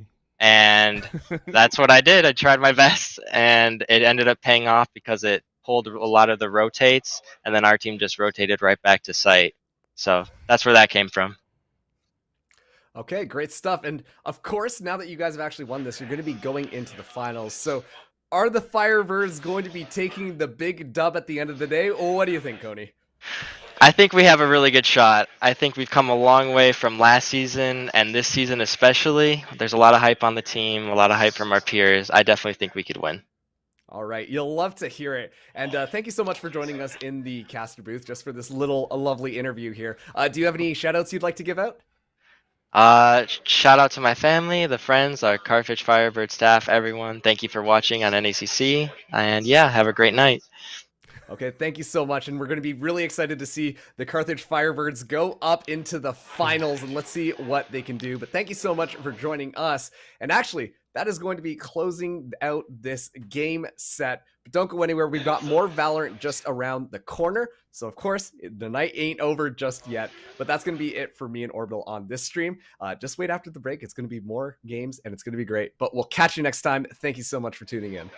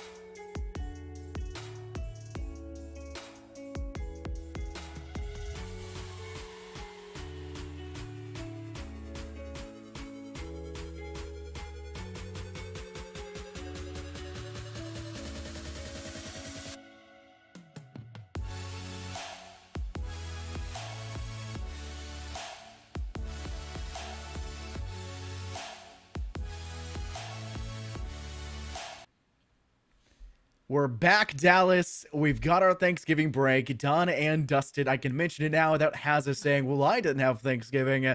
We're here having a great time. Hope you had a great holiday as well. But it's playoff time. We've got to keep going. The semifinals must conclude, and it's going to be a very fun one. Let's go ahead and pull up the brackets. Let's not waste too much time, so to say. These players have been waiting for a bit. So let's pull up those brackets. Obviously, the game that is going on right now, we have the CSP Gold versus Carthage. Just game previously, the Carthage side took a 2-1. Now you've got Arkansas Esports versus Kansas Esports. Kansas had to cut through the BU Brimmies, and they did that in a nice 2-0 fashion. And now the Arkansas side, well, they had to go through SE, and they did that also in a 2-0 fashion. Very solid teams. They both went 7-1 in the mainstay season, and neither of these teams faced each other, obviously speaking. It's very entertaining to see that now facing off the number 2 and number 3 seed Dallas.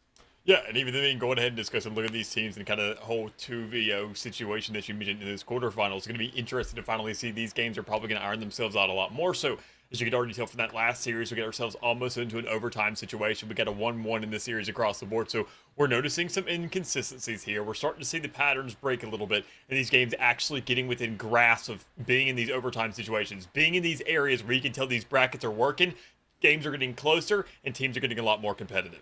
Yeah, you're going to see number 1 seed versus the number 8 seed. You're expected to see a victory in that regard, and 2-0 is the right way to do it. The fact we still see a 2-0 finish in games that are 4th and 5th seed, which arguably would be the harder one to do, that's impressive. Usually see that one go 2-1. Kansas Esports 2-7, 3-6. Every one of these games going 2-0. It does mean that something's working. The top teams were taking it, but I'm still shocked about that Tamu and Scarlet one actually falling in a 2-0 fashion. I wish I knew how that close that one came down to. But let's go ahead and jump on over to our map bans as well to see where we're facing off here tonight for this BO3.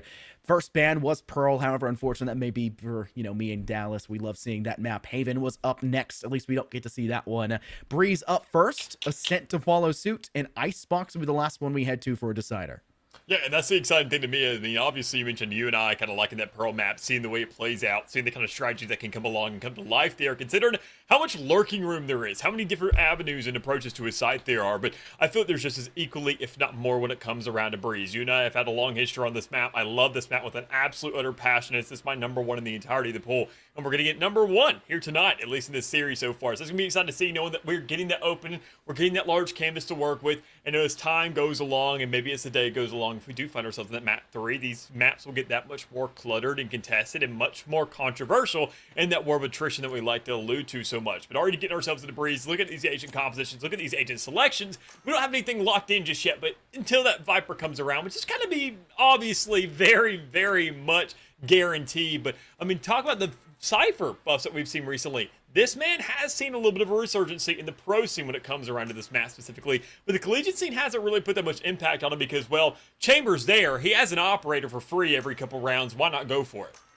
Yeah, you talk about trickle-down startonomics, who starts in pro, goes to the amateur scene, or sorry, semi-pro scene, then moves to amateur, then moves to collegiate, then high school, and vice versa. It moves down like that. And for the professional scene to start seeing Cypher move into the works, you're probably not going to see Cypher picked up as consistently as you would there for another month, maybe 2 months at best. The same thing when Harbor. When Harbor's going to get picked up and have a lot more playtime there, you're not going to see that go into effect. Maybe you'll have players in the Champions Division, say like we had earlier today in Atlantic. There was, in fact, a game going on in mainstream. I was doing that one with Hazard, like previously mentioned. We saw a lot of map control, which is something you don't necessarily see down here in this Challenger side. It's going to be very entertaining to see when Cypher does come back into play. I've had the luxury of seeing that a couple days ago, Dallas, and man, Cypher can make such a huge difference on very important scenarios. But with this one, we don't see it whatsoever. Reyna is locked in for Aki. Crazy Cheetah is going to go in for that Viper. Jelly on the Sova. 2 chairs with the KO, and of course, having that Chamber to follow suit. Looks like we're seeing a near mirror matchup. The only big difference here being Aki on that Reyna next to Mav, for the Jet, so changing up our duelist ever so slightly. Yeah, so I mean, obviously kind of a little bit of a standard layout we see for the most part here on this map, but the one thing I would go ahead and kind of have my eyes kind of peering over towards a little bit, was that Reyna popping up in the peripherals. The purple that you don't really see too much of. Even then when she throws out that leer, you're not going to see anything at all unless it's that much closer to you. With that change as well, the infinite range. She seems much more viable for something like Breeze, but because of how open this map is, how large of a target that leer is, it doesn't really prove the most useful thing in the world. That Empress, outstanding if you're looking to go ahead and have that frontman approach onto a site. Utilize the free dismiss and heals that you get across the board, but even then it's going to be very, very tricky compared to it not really clearing out that space like we do see in the likes of the Jet and UARC's grass. So it's going to be interesting to see the little matchup of the duelists here for this first map, but I mean, there's plenty more to go, and even then, I think the more the map picks go along, we're going to see Reyna be that much more viable to where, honestly, I think you can go ahead and get a little bit of a warm-up going on if they're really feeling themselves. Now, aggression is kind of the name of the game when it comes to these pistol rounds, especially when you see it down in this Challengers division. It's really going to be a very, I would say, exorbitant push straight through to the site. Some teams will opt to go for a dual-fronged approach, and I think we're seeing that actually come out right now for that Arkansas side. 2 players looking to move up through middle courtyard. Problem is, when you split up on a pistol round like this, you are letting the opposite team counteract you in a way from more than just one angle instead of taking that man advantage and just pushing straight through with those pistols. Exactly what I was talking about just occurred. Divine overextends a little bit too early to try to get through those double doors, and 2 players will meet them from that top of elbow up towards that nest side. And in fact, Aki even transitions up into nest to find themselves another pick. It is all blue in the feed. Kansas is dominating. Skirtsy's able to find themselves a little bit of leeway here, but it's still too little too late. 13 HP to their name, and still 4 more players they'll have to deal with, and they're denied of that quickly as Aki cleans up the 3. A good little start there. This we're going to find the momentum even in that those kills are really adding up here on this defensive side for Aki specifically, even then getting a Vandal to work with this round, because obviously you don't even need the rifle. You don't even need the armor, better yet. That extra money, if you do have that Devour, you go ahead and get those heals to work with. You know the kind of stance situation that you're playing with. You have that money to carry over for another round because of just how much you get off of it. That's why Rain is so important in these pistol rounds. But on defense, this is kind of the same situation. You're going to look at maybe a chamber. They have to go off on this defense because they won't find too much potential when it comes around to the attacking side. Sure, in a retake situation, they're going to look good because you already know your entire opposition is enclosed in a smaller space, trying to play around that spike. On the attacking side, where things are wide open, you don't know what angles are going to be picked, what things are going to be held. You need to be sure that you're ready for absolutely whatever. And speaking of ready, when you get a first shot like that, you're ready for a 5v4, making sure this momentum swings even more so towards your direction. Kansas starting off on the right footing. It's the early first blood, followed by another one by Jelly. Aki once again has cemented their name with a 3K. And it looks like they're hunting or priming themselves up for a 4. Map's got the Marshall. Kind of a forced lie when it comes to this round, but I mean, on a map like Breeze, it is so large, is so wide, you're expecting something of the sort, but it doesn't seem to work out for that Arkansas side. Jelly picks up the last kill, only needs to expect to do so, and does it unscathed in the process, leading not just to them going flawless for the round alongside Aki for a buddy ace, but the whole team flawless in nature as Arkansas fail on that second round. But now they've got rifles, but because they forced a little bit, Mav will not have enough to full buy armor and rifle. Yeah, it's a huge stance and a huge sacrifice, more importantly, to be taken here by UARC, but I mean, it's what they opted to go for, and even then what they kind of reinforce in their players. The biggest thing to me that's really starting to be spotlighted right now is that armor difference when you look at the board, the entirety of it. Kansas doesn't really have too much of the weaponry, but that doesn't matter. Even a Bulldog still hits that one-shot threshold across the map when you only have a light armor to work with. So still, York is in a very, very sticky situation, considering that 2 Chairs is the one in the middle of the map, looking for these opening picks, looking to get at the aggression, because this is an approach that we haven't seen Kansas take, and they don't really know how the lineup works too well. They knew that with one player inside, Hall Delano playing within their rendezvous, and things done time for that first shot, but just doesn't catch the player fast enough for right now in Jelly. You have a Spectre! Why is Arkansas priming into the same thing? Arky out of nowhere! 2 shots back to back. Second one, I would dare say, lucky to go through. There was just a first shot of the first target that goes slightly upwards on a slight turn. I mean, it's just the random spray nature of this game when it comes down to it, and it's Kansas with another amazing round back-to-back, and what a great way to start things off. The force buy for Urania to get things back into the thing with a rifle was the right decision. They'll now pick up the remnants of the weapons of the Arkansas side. 2 Chairs didn't necessarily grab one, still on that Bulldog, but when you got Aki going 8-0 and Jelly with 4-0 behind it, where they're winning fights with a Spectre versus rifles at range, you can do anything, Dallas. You feel like nothing is impossible. Which even, I mean, like I mentioned, we can't really get too crazy, all things considered, when you have that armor difference that came out of York in that last round. They have to keep in mind that this map does not do very friendly to anybody at any point in time whatsoever. This map is as wide as it can get. It's as open as a blank canvas, and it is what you turn it in, what you make it become. And we don't see York grabbing that control that they want until finally, obviously, going to go ahead and get a little bit of pressure there. Once again, in the back, you look at that Bulldog, being able to go down range, have that recoil, just completely controllable, and not too much of a problem for anybody on the field. So a little bit of a circumvent to get control of that spike, and you got this round under locks unless Divine can just absolutely go off here. But it's another one of those situations that I was talking about earlier. This map will be punishing if you do not what you're going for, if you do not utilize that information early, if you don't even look for it. And sadly enough, Arc hasn't really looked for that too much just yet. And I think in another rifle run they got coming up, this is going to be their last opportunity. Otherwise, this game will most definitely be out of their grasp, at least for this first half.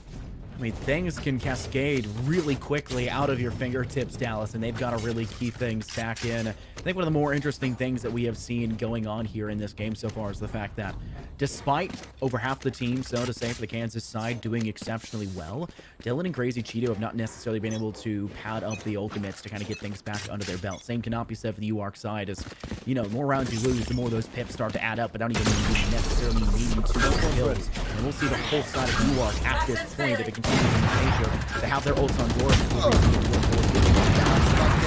They extend on the side.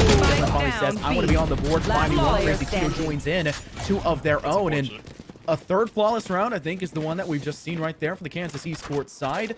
They are dominating through and through, and hopefully UARC in this next round, where they can buy at least all rifles to their names, can put up a better fight than the last one. Yeah, I mean, sure, it's football season. We love it. World Cup's going on right now. But the one thing we're not really talking about too much is baseball. And typically 3 strikes, you're out. In a situation like that, thankfully, I mean, there's still some leeway. There's still a lot of time left in this half so far. But, I mean, Arc, they are in a very, very difficult situation. We had to see this utility really starting to come to life. More importantly, these players staying alive, because that's a big issue they're running into. Big funnels coming out, not really too much sporadic behavior going on from, not really too much of a feeler situation around the map until you finally see some matchups going on, and a player actually survives. The problem is with this big weaponry in the back of the map, you're just not going to do it for long. Yeah, Logan cannot stay alive for too much longer, too busy fanning their knife out in that region. They did force Aki to have to swing twice, but the second one, they'll make sure they complete for that kill. Divine now the only player left standing. I think this is the 3rd time we've called their name out in that regard. And it's not their fault. It's not that they're overextending. The team's just getting caught off with the very aggressive nature of Kansas Esports side. Divine good for one more to Aki, at least shutting down that player for the time being, but Crazy Cheeto, who for the first 3-4 rounds wasn't necessarily heating up, came alive in the last one and cleans things up here in that last round to make sure they'll go in and submit themselves off for a 6-0 start. I mean, just look at the potential of these squads thus far. So, I mean, look at the money just padding up on the side of Kansas thus far. 6 rounds, they have themselves a guaranteed even half no matter what. And I mentioned these 2 players out of the Reina and the Chamber, where you have to make sure to have that closure and get that lead early. You already have yourself the best starting point you can. You're 6 steps ahead of your opposition. There's just not much you can do. And Arc has themselves 3 ultimates, but not really one that can give them too much in an eco round, which isn't really what they're looking at. They're looking to go for an all-forward approach, go through these arches once again, where A didn't really work out too well the last time. Even B, they have to find something different possible. World. Dallas, it's just not working out. Now with a glass cannon, only soft armor to their name, flanked in pillar, dealt with quickly. An expedited rush by the UARC side, falling short. Matrix fine, the only player to find a kill so far. They'll net themselves too. Now capping Jelly off the board. Still a man disadvantage. Empress has been popped for Aki, and I believe that's the 2nd time we've seen it, which is still an amazing statistic for them. They have been doing, well, their duelist role to such a high level of play that it has been exceptionally difficult for Arkansas to step up. Spike, well, Talus, out of control. All the way on site. Plant was denied. And the next 50 seconds are going to be that Arkansas side fraying that can, I guess, make up for lost ground, because this is unknown territory. Divine with 30 HP, 60 it seems like for their chamber.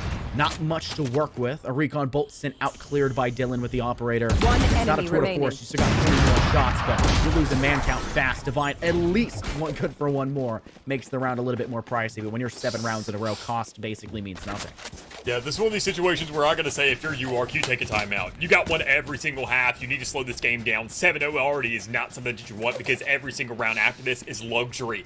You have the bare minimum. You have that extra inch as well. Every single thing from top to bottom. You are full. You're doing nothing but eating dessert at this point in time, and UARC has to make sure they can put a halt to this feast, which is something they're very much struggling to do. With the tour de force now into play, I gotta say that's gonna have enough of an impact to actually create somewhat of a stall here in the map, but you once again have to tame the beast.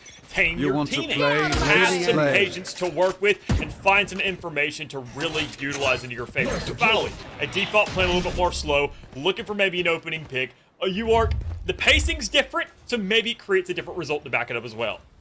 I mean, honestly, if one thing isn't working, change it up, right? You've got to be a little less consistent in regards to what's going on. They at least find an opening pick here, able to shut down the KO. This Matrix is fine to do just that. He's been somewhat exceptionally well in regards to the Arkansas side up to this point. Now, but the Blade Storm out denies Dylan of transgressing back on over towards that nest side up in heaven. Another tour de force shot from Matrix. This will find their target, Jelly. One enemy remaining. It'll be Matrix going good for the 3K. Takes down Aki, who finds their teammate of Divine with a wallbang. Crazy Cheeto. Well, you're the only player left standing to the side of Kansas Esports. The best round by far we've seen come out of Arkansas. And in this post-plan scenario, some teams would say you have to save the round. There's no need to. Kansas has been on a 7-round spree. They have enough money to buy the next 4, but they're still going to make it as best they can to hold on, but it will not matter. Matrix defy, doing their best Aki impersonation, finds a 4K to carry them through that round. Yeah, and thankfully, a very big gun amounts to a very big round here for the side of UARC to get themselves on the board and get themselves that first round in retaliation, where you say typically that if you find 3, you have yourself a chance. Anything less than that, I mean, not really looking all that hot, but hey, it's something. You have now gone ahead. You say that you are a contender inside of this race, and that's all that you are looking for. You need to make sure you have crossed that start line, that you know that you have a chance here, and making sure that, sure, you use a couple ultimates in the meantime, you save that money, you're utilizing your opponent's own economy to your favor in situations like that. So we had to see them follow it up. We got to see maybe a pacing, and even then a lesson learned out of this to say, is it the guns, or is it the play style? Or is it the adjustments being made? We're about to find out if another first blood can come out. It does for Divine there. A perfect opening they need to really follow suit. Notice the difference in total pace that the Arkansas side has started to employ in last round and this one, and the difference maker that has started to roll out for them. Crazy Cheeto trapped going back at these sites. The pressure starting to broil up, and they're at least able to give themselves some positive trade in the process. Jelly a little bit too slow to pop that, Hunter's Fury, and they don't even get a single shot out in the process, staying a little bit too out in the open over towards that Archer side. They have to stay there for the time being. They are not loving it for sure. Dylan finds himself a nice shot to Matrixify, trying to give up and make up for that man disadvantage. Still 1 despairing between these two sides, with Divine sitting close next to Spike behind short brick stack. Another one in back of B, and one hanging out inside the Dylan will be sprung upon by Logan, who not only gets the most perfect pop flash they possibly can, but spray transfers between the 2 remaining players, swing Arkansas into another round win, getting 2 now in a row.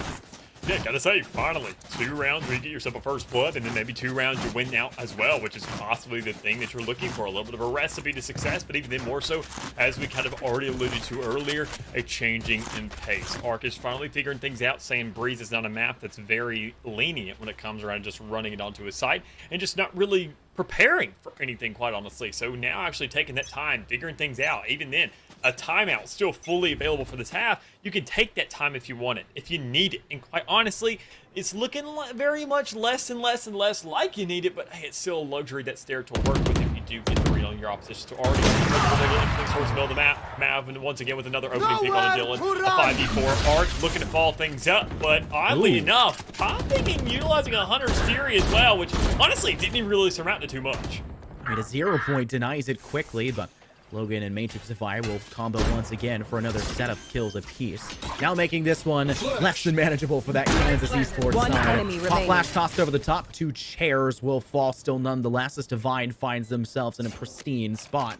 And it leaves just the Sova left standing for this Kansas Esports side. Gelling, bit of a jam, a pinch, a fickle position. They're at least able to deal with Matrixify for now. They'll have to retreat backwards. They still have plenty of utility to their name, no ultimates.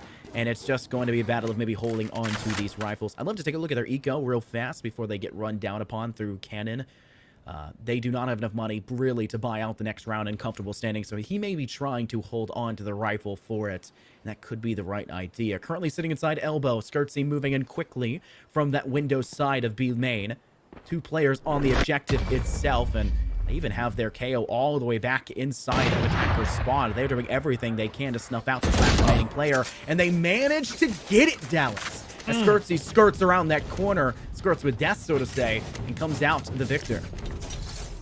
Good situations here for the likes of UR to get themselves on the board. I mentioned getting that 3, and then, okay, congratulations, Chief. You not only got yourself a foot in the race, but you've also gotten yourself a means to get to that finish line as well. But now getting that kind of minimum, this is where the fight really starts here. I mean, you make sure to look for the map, you look for the pressure, you look for these different pinpoints, these pressure points, these chokeholds that you could really have on the likes of Kansas. I mean, that has had such a strong lead thus far, and even then they're looking to maintain that. They had themselves that necessary threshold of rounds that they're already sitting at. They just have to make sure that pressure can stay, that you can keep that boot on your neck, that you can make sure to keep those plays in order. Keep these players alive and don't give us any first bloods, which is exactly what they've done as Aki gets them out too, almost immediately.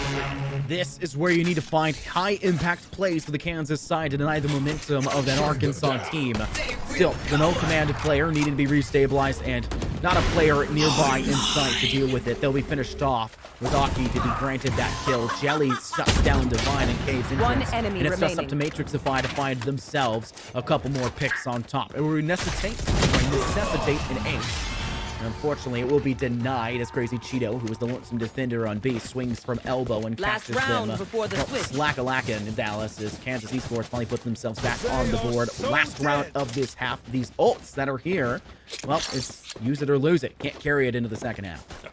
And that's all it comes down to. I mean, obviously you mentioned that lose it or use it kind of situation, but I mean, all it really comes down to is that Viper's Pit, that KO, that no command, looking for that pressure on the side. And I think, honestly, B is going to be your best hit to play defense for that specifically. But all things kind of said and done, Kansas, they've had themselves a little bit of an iffy hold on this defense when it comes You want to play? Let's finally give play. themselves the opportunity to get those first initial picks, and that result themselves once again in the round. When you look at the ultimates that were missing between time, but already the Viper's Pit being pushed up towards that B main area, you're creating that pressure once again, taming the beast of the UARC, saying, look, we're not going to let you grab any potential here. We're not going to let you get that pressure. We're going to make sure to lock you down on your spawn. Because if you ever want to make a move, maybe we can get ourselves a pick, and that's exactly what they do.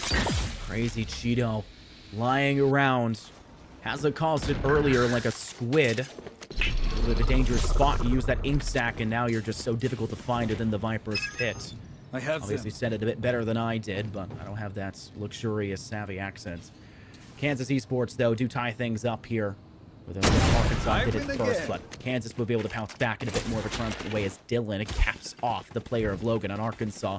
The lonesome straggler, though, as the rest of the team has transgressed themselves on over to the A site, where they'll put down that spike, still wary of the possibility of a defending player having pushed up into Cave. That's not the case, though. Matrixify good to Jelly, 2 chairs back into Divine. Still, with Kansas Esports the man advantage in the post-plant scenario, Dallas, things look dicey as one person down below double doors and another on site with their own Viper's Pit of all things.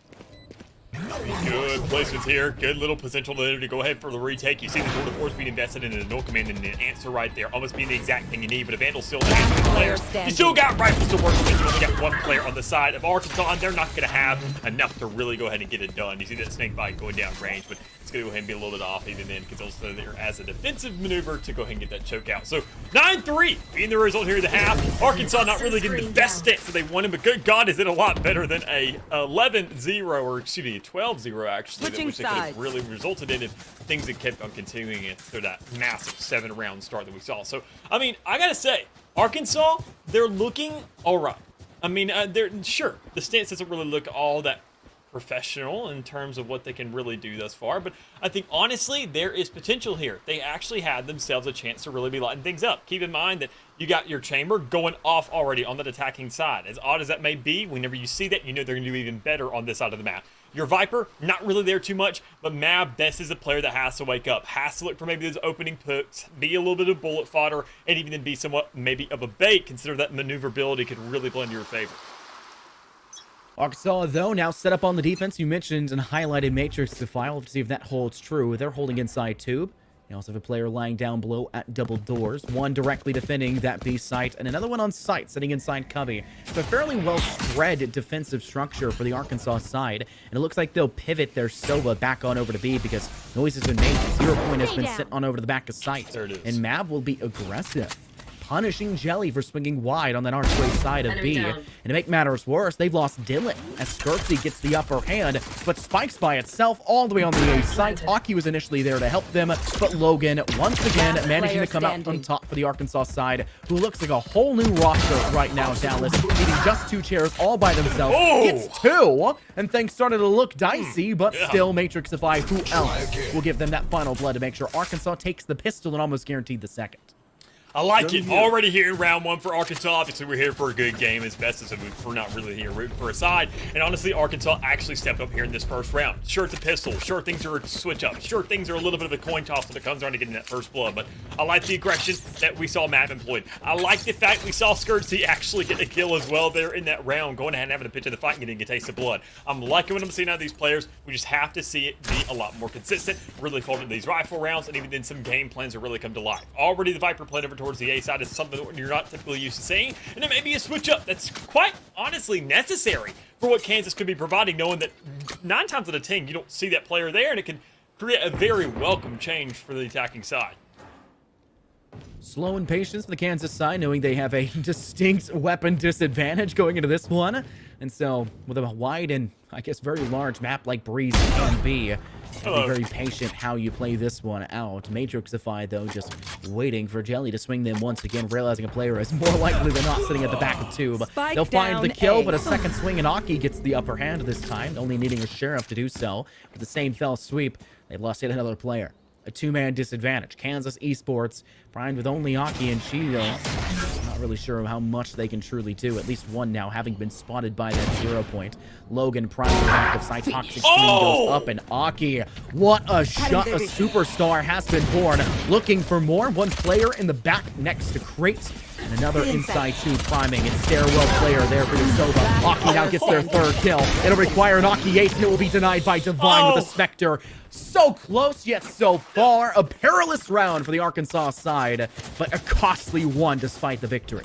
I mean, credit where it's due. You summoned a hell of a round for your squad, though, if you're the likes of Yaki. I mean, you got to give the props to the man for what he's accomplished in this game, to where in the last half, I was considering, all right, we're on the defense. Don't really know what's going to be happening on this player, and even haven't really got a taste of what he can do yet. Haven't seen the consistency. Haven't seen him wake up that it could just be a little one-off, a 2-off maybe with that rifle there in the second round. But no, this man has come here, and he is warmed up. He's ready to go. He's looking for a couple more rounds. He's looking to make things expensive. He's looking to make things difficult, because as you find themselves a little bit of a sproutling coming up here for this possible comeback they could have it their way, that may be your biggest opposition, and even then more so, probably the roadblock that could really put a hole in your tires. 2 chairs working alongside on the attack to make me, well, maybe work in through to that B side. It's still a first blood, though, netted for Logan sitting in the back of B site. A very solid shot to maybe humble Aki instead. Huge 0 point. 3 players having been spotted because of it. Logan mentioned to tag 2 body shots to 2 different players, and eventually it will be completed onto 2 chairs for the time being. That player being Mab to do so, who struggled and had a bit of a rough first half, but has seemingly come into their own here now, defending that B site so consistently round after round, like we saw in round 1 and here in round 3 of the second half. Divine progressing up through this courtyard side, now holding their pillar. They're trying to keep their eyes where the, I guess, the prize is as of the current moment, but nobody is swinging in through courtyard. Instead, a 3-man spree, sprinting now out of cave to get that spike down on Pyramid. I mean, you can't really blame the squad for what they're trying to go for. Go for a little bit more of an open sight. Don't let this 30 kind of close seconds quarters left. ballistic really get in your way. And even then, considering all the spectators have in the opposition's hands, you don't want to go for that. Problem is, right there in the back, you already got Metropie looking absolutely disgusting with an opening shot with a headhunter to work with. That's going to be your rifle to play with if you can maintain yourself and even kind of stay alive to get over to that position. But you got Crazy Cheeto doing a little bit of a cross up there. Can't really hit those shots in the meantime. Just face it down so you can get close if possible. Once again, that will be a problem in the entirety of the B side, but it's already just going ahead and making itself pretty way on the A. Well, finally, the shots will go through, and Arkansas will survive and thrive for yet another one. Let's keep in mind, at a point in time, it was what? 7 rounds to 0? 8 rounds to 0? I mean, a disgusting showcase for Kansas, and now that gap has been expunged completely. That huge buffer between these 2 sides no longer present, and when anybody out there may need to make a formal apology to the Arkansas side complaining before. There's nothing to complain about. They are thriving. 3-round spree at the end of that first half and a 3-round spree to start things off here. Breaking the Valorant mold, much like Kansas did by not having a 2-1 start. Arkansas is just playing so much better on this defense. And now coming into another round where they've got the rifles that were brought by Kansas. They're going against sheriffs, marshals, and it looks like Aki will decide to force, but I think they thought better of it. No, they're committing. A teammate, 2 chairs, bought Aki a rifle, of all things. They want Aki to be the proprietor of their success. Good look so far. Game getting that much closer, and we can at least be thankful for that in the meantime. But it all comes down to these 2 ultimates that we have to work with thus far. If either one of those really wants to be invested, but when you look at Kansas and you look at the things they have to work with, not really the most impressive on the board, I would say, considering even on a round where you would maybe want somewhat of an answer. We're not getting that too much. We still see some bunch of buys there in the back, but even better, we get ourselves an opening blood out of Aki once more. So this man is doing his job almost perfectly to a T. Not really losing too much HP in the meantime, but that Devourer does more than enough to keep things going, especially with an Empress in the rear end. Arkansas now going to have to be quite patient about this push. With the Emperor's popped, they supposedly have an advantage for the Kansas side. Dylan finds Mav, who has pretty consistently been that lone player on that B side, and to make matters worse now, there's no one actively on the B side. They'll use a toxic screen to duck down that Mickey D's angle. Surely not loving the position that Klein is trapped within at this current point.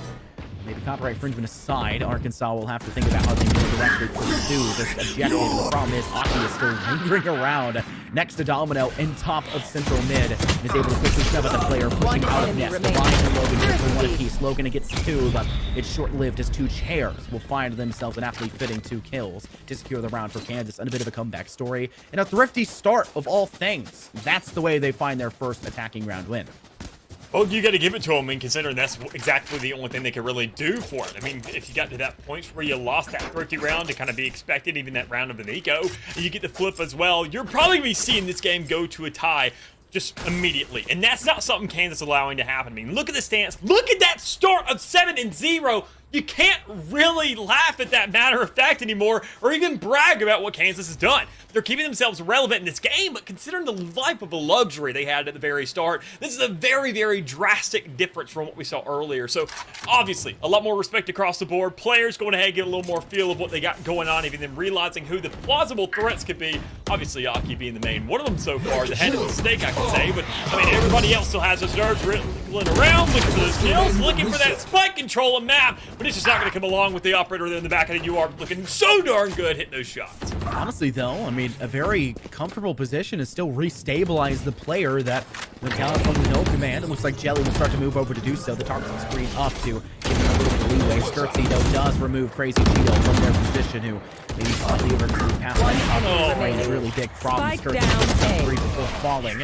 And while there was a cool flank position, maybe held by Dylan to come back through that nest side of heaven, because they just found a kill, their position was snuffed out quickly, and it does fall in favor again of the defense of Arkansas, who are still absolutely having a dog in this fight. 3 rounds between them. Yeah, so I mean, once again, kind of getting these rounds on the way, keeping things going back and forth, looking for some good competition. That's exactly what's being provided here out of these 2. I mean, already Kansas having that tour de force to work with the Vipers with as well. They're trying to, I would honestly say, A site would be the optimal position they're going for, and with that tour de force already popped, they know this is going to be the right place to go. You got an operator that you're kind of working up against, Mav, kind of utilizing that. I wouldn't say as a crutch. We didn't see the guy really go off to see what he could do with that Vandal, but I mean, still, it's going to be something that's working thus far. Finding yourself a couple more rounds and keeping this game within 3. Dylan's tour de force trying to, I guess, create a little bit of space here, Dallas. But the problem still lies right now for the Kansas side that they're losing players where they shouldn't be. Aki has been a lone prowler on a lot of these rounds, and while defensively that does work because you can overextend to catch the attack off guard, the defense knows you have to come to them. The defense knows they have the zone coverage style of defending that they are to cover, meaning you step into their zone, they're going to cut you off. And Aki has been running into essentially one of the hardest quarterbacks we could ever see. It's been hard for the Kansas side, to get their way forward. And now they only have 4 players to push through to this site, having to deal with a toxic screen placed by the defense that's just the most annoying possible angle, making their toxic screen useless after the fact. But they'll force their way through to extend, having known that there is no player in between. Just a bait and a switch, and they'll pop the Viper's Pit to alleviate a lot of their concerns. But we saw Crazy Cheeto fall before. It could be another case of this one as the Hunter's Fury tags down Jelly. It doesn't finish the kill, but it does get Crazy Cheeto Viper's Pit expunged.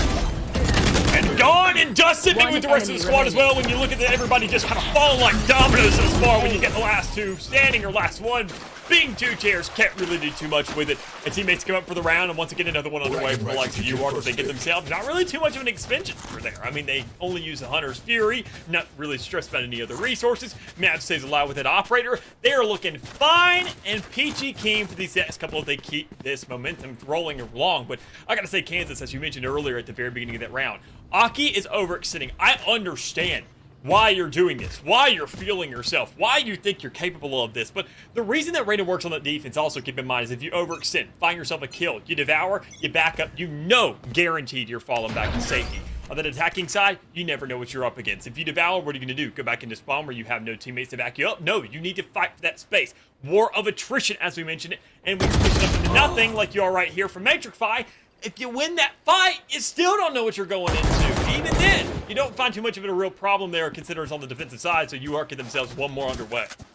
And Kansas are just struggling right now at every turn, and the eco hasn't been in favor for them either, because they're only winning the occasional round. The loser's bonus is reset, and it just makes matters worse for them, which will inevitably be a larger concern than it should have been by the end of it. Arkansas, though, feeling primed and ready every single time we've seen this one come through.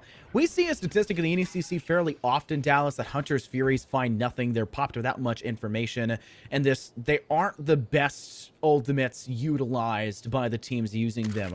That's not been the case for today. Obviously, the last one that shuts down a Viper's Pit. That was the second one I've seen today alone that shut down a very important Viper's Pit that could make or break the momentum of a round and game. But now they've already got their push towards side command advantage. Kansas esports. They will enforce down Spike. They have the concentrate up, but it doesn't look like Aki will use it to escape back in towards Cave, where the rest of the team has one person holding an AK 2 tiers behind Brick Stack, sitting inside a close cubby. Skirtsy gets spotted on the cross, and Tiers may want to be careful. Skirtsy shoots right back. The enemy tends to do that. Aki falls from their apex spot at Pyramid. Oh no, Logan, you cannot be sneaking up behind and not find the kill. Gives a little bit of assistance to them. Two chairs finds one jelly now for a second. Viper's Pit goes down. A third Hunter's Fury, Dallas, in the day to deny a Viper's Pit. How is this happening? Matrixify by themselves. Time is running out. They'll find one kill. Two chairs, who's down to 15 HP. It will not matter. Jelly with a 4K to close out the round. Another round of the way here for the likes of Kansas. Seems like they're getting that much closer to get themselves a first map here in this series. But I mean, they still have themselves two more to go. And even then, by the time that one gets made, you can see another 3-round streak underway here for the likes of UR. We can even get ourselves a tie game. It all comes down to whether or not how much Arkansas really wants to fight for this and how much resources they have in the meantime to keep themselves relevant in this fight. And I think a Tour de Force and a Blaze Storm is going to be more than enough for a round like this. Save that money for the next, and you have yourself maybe a little bit more to play off of. But I mean, that operator that Mav has lost is very, very expensive. You can see he was kind of buying for teammates, keeping themselves relevant in the game, and looking to just kind of play off of each other, looking to go for this team mentality when everybody isn't really carrying their way in the kills department. But hey, maybe they can do it once more. You see at least these first shots come out. As you can see out there on the outside, Logan looking really good, holding things down to getting 3, but one of those may just be a half. Oh my goodness, Still finding an instantaneous headshot and kill. Now leaving just Aki left on site. 2! Possible third, but no, denied. As Mav was playing it from the most unanticipated angle imaginable, having flanked in through elbow and all the way in through that B lobby. Just not expecting that sort of result. If you had had more than one man left in that post-plant scenario, you would have already had a player back there to, I guess, warn you whether or not they get killed by Mav or not. They should get them in return. The information can be, well, relayed back, but still an amazing round by Arkansas, finally getting themselves back on the board. They're nearing closer and closer, edging towards that double-digit mark that Kansas esports have been at for the last 4. Yeah, and I gotta say, I'm just surprised generally when you look at rounds like that and you even have those starts out of players. I mean, look at Logan specifically. 3 kills initially, holding down the side. At that point, you were caught in a very, very conflicted spot to say, do we either push through, try to follow up on this, or is this man just too much of a demon? We just don't fight that. We go for a rotation, which no matter what, nobody's gonna be moving off of that because, well, this guy's obviously holding everything down by himself. Who needs another player there? He's doing it. Give him the ace, because, I mean, he's getting that much closer. He's already more than halfway there. So, in this kind of circumstances, you just have to go ahead and kind of take it on the chin and say, what more could we have done? What more utility could we alleviate the tension with? Well, I'm not quite sure, but instead, we just switch it up, go over towards the A side this time around, but maybe lose 2 players or immediately before we can get to Argents. Hockey doing their best. The Empress is popped, but Arkansas just says straight through. One enemy Nothing remaining. more can be done. They don't even need their eyes to necessarily snuff out the players pressuring them. And while Hockey forcing a rifle with the Empress in a thrifted round worked in round 4 for Kansas, it does not work here. This game started out with Kansas dominating. We almost had to rename Arkansas State our Kansas State because Kansas Esports were such a good team. That has since, well, been forfeited. The title still vacant, and it looks like Kansas are struggling round after round, though that one obviously an eco they did have to use quite a bit. And it was wasteful because they don't have it now for these next few. No prisoners. Man, I'm telling you. I mean, just looking at these two, what's going on here? If we see, I mean, Kansas lose one more round, this is their last rifle here before Arkansas can get themselves a lead. And when you get a first shot like that, man, you just can't give these to Matrix for free, especially if it's Spike anybody. down You just A. can't give it in Chamber. And you see, once again, dominoes falling, one then a second, where Kansas is now in a 3v5 situation. They haven't even looked at the site yet. It's just, it hurts so bad to see all of this going down when Kansas had such a hefty lead. Faster. Players slowly prowling up inside rope. You can go to the back of rocks right at cave entrance and still see if Mav is there. Why aren't they doing so to help facilitate the play up through and into tube? Even if you're not planning to pursue tube, Dallas, you can at least assist your teammate in clearing it, which makes things so much easier for your team in the long run. Kansas, bleed one more, hemorrhaging at this point, a festering open wound. And they just have 2 players left to try to get towards this site. Aki, Empressless, having just used it last round to no effect. And Jelly, still 5 pips off from their ult. We'll have to rely purely on util alone that's remaining. And both players are swinging the exact 30 same seconds angle left. from cave. Recon bolt sent to the back of site. Divine will clear it. Noting now that a player is towards that direction. But a snake bite will now force Jelly to take the player same standing. avenue as Aki, and unfortunately Aki will die nearly instantaneously on the swing, and Jelly is not far behind them as Kirsty finds the kill there.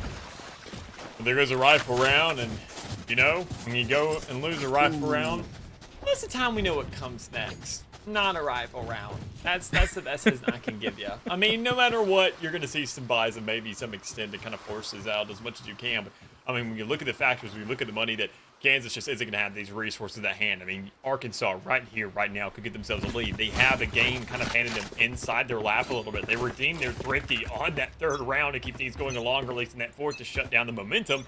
And since then, it's just kind of all been downhill as you see Arkansas really starting to feel the momentum and once again kind of starting to solidify themselves as a team that's actually able to carry this weight once Aki is dead. So speaking of Aki, being the leader of the charge, looking to maybe get a leader, maybe kind of influencing towards an Empress possibly, but when you see a Nolkaman coming out, this is going to be interesting. Arkansas holding on for the time being, shots to spring forward. Logan's just holding back. They know that they have a gun advantage, so they want to play at their range. They do find the kill. They will get down by Aki, but they're in a DBO state. They can still be restabilized, and in fact will occur. They're able to pick him back up and not waste that weaponry in time. I don't know if they'll actually get it through, but I don't think it matters. It is match point now on the line as Kansas, who were initially starting things off on a 7-0, Dallas, are now down and at match point against Arkansas on one of the best comebacks I think we've seen here in the NECC.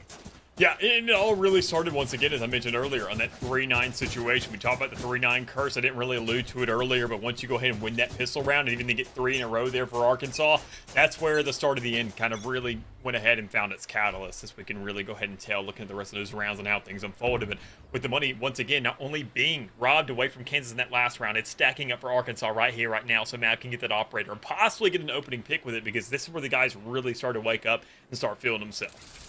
How many times can we crack jokes that it looks like the older brother has hopped onto the computer, so to say, for the Arkansas side? They just look like a whole new team in that regard. 0 point a little bit too late to deny Mav from the hasty retreat they made with their Q tailwind.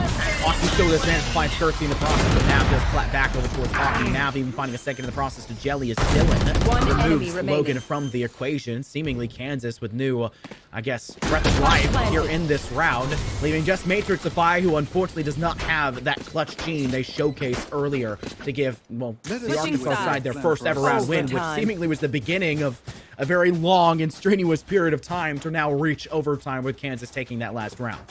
I think I'd say, honestly, as we get ourselves into this overtime, things are definitely looking obviously good because I mentioned the good game earlier. We've already really crossed that point. It just comes down more to who wants it that much more to get themselves this opening map. Really make work of what we have at hand. And honestly, as I mentioned earlier, we saw Kansas with that 7-0 start. They obviously looked like the main advocates, the big dogs with the camera into this defense. But honestly, it looks like to be playing towards the favor of Arkansas because they know they have leeway to work with. They know they have more field. They know they have more adjustments because they were kind of asleep for those first couple. But you didn't really get a chance to show them what you were made of. You never got a chance to get on the site. You never had a chance to play with those guns. But you're guaranteed that right here, right now, and your defense looks spectacular. When these rifle rounds come through in OT, you have a limited, well, I guess, credit pouch to work with. Should you choose to go for a sniper, which has been somewhat effective for both of these sides and some of these rounds. You can't really do much with it besides that. It really is everything through your credit pouch.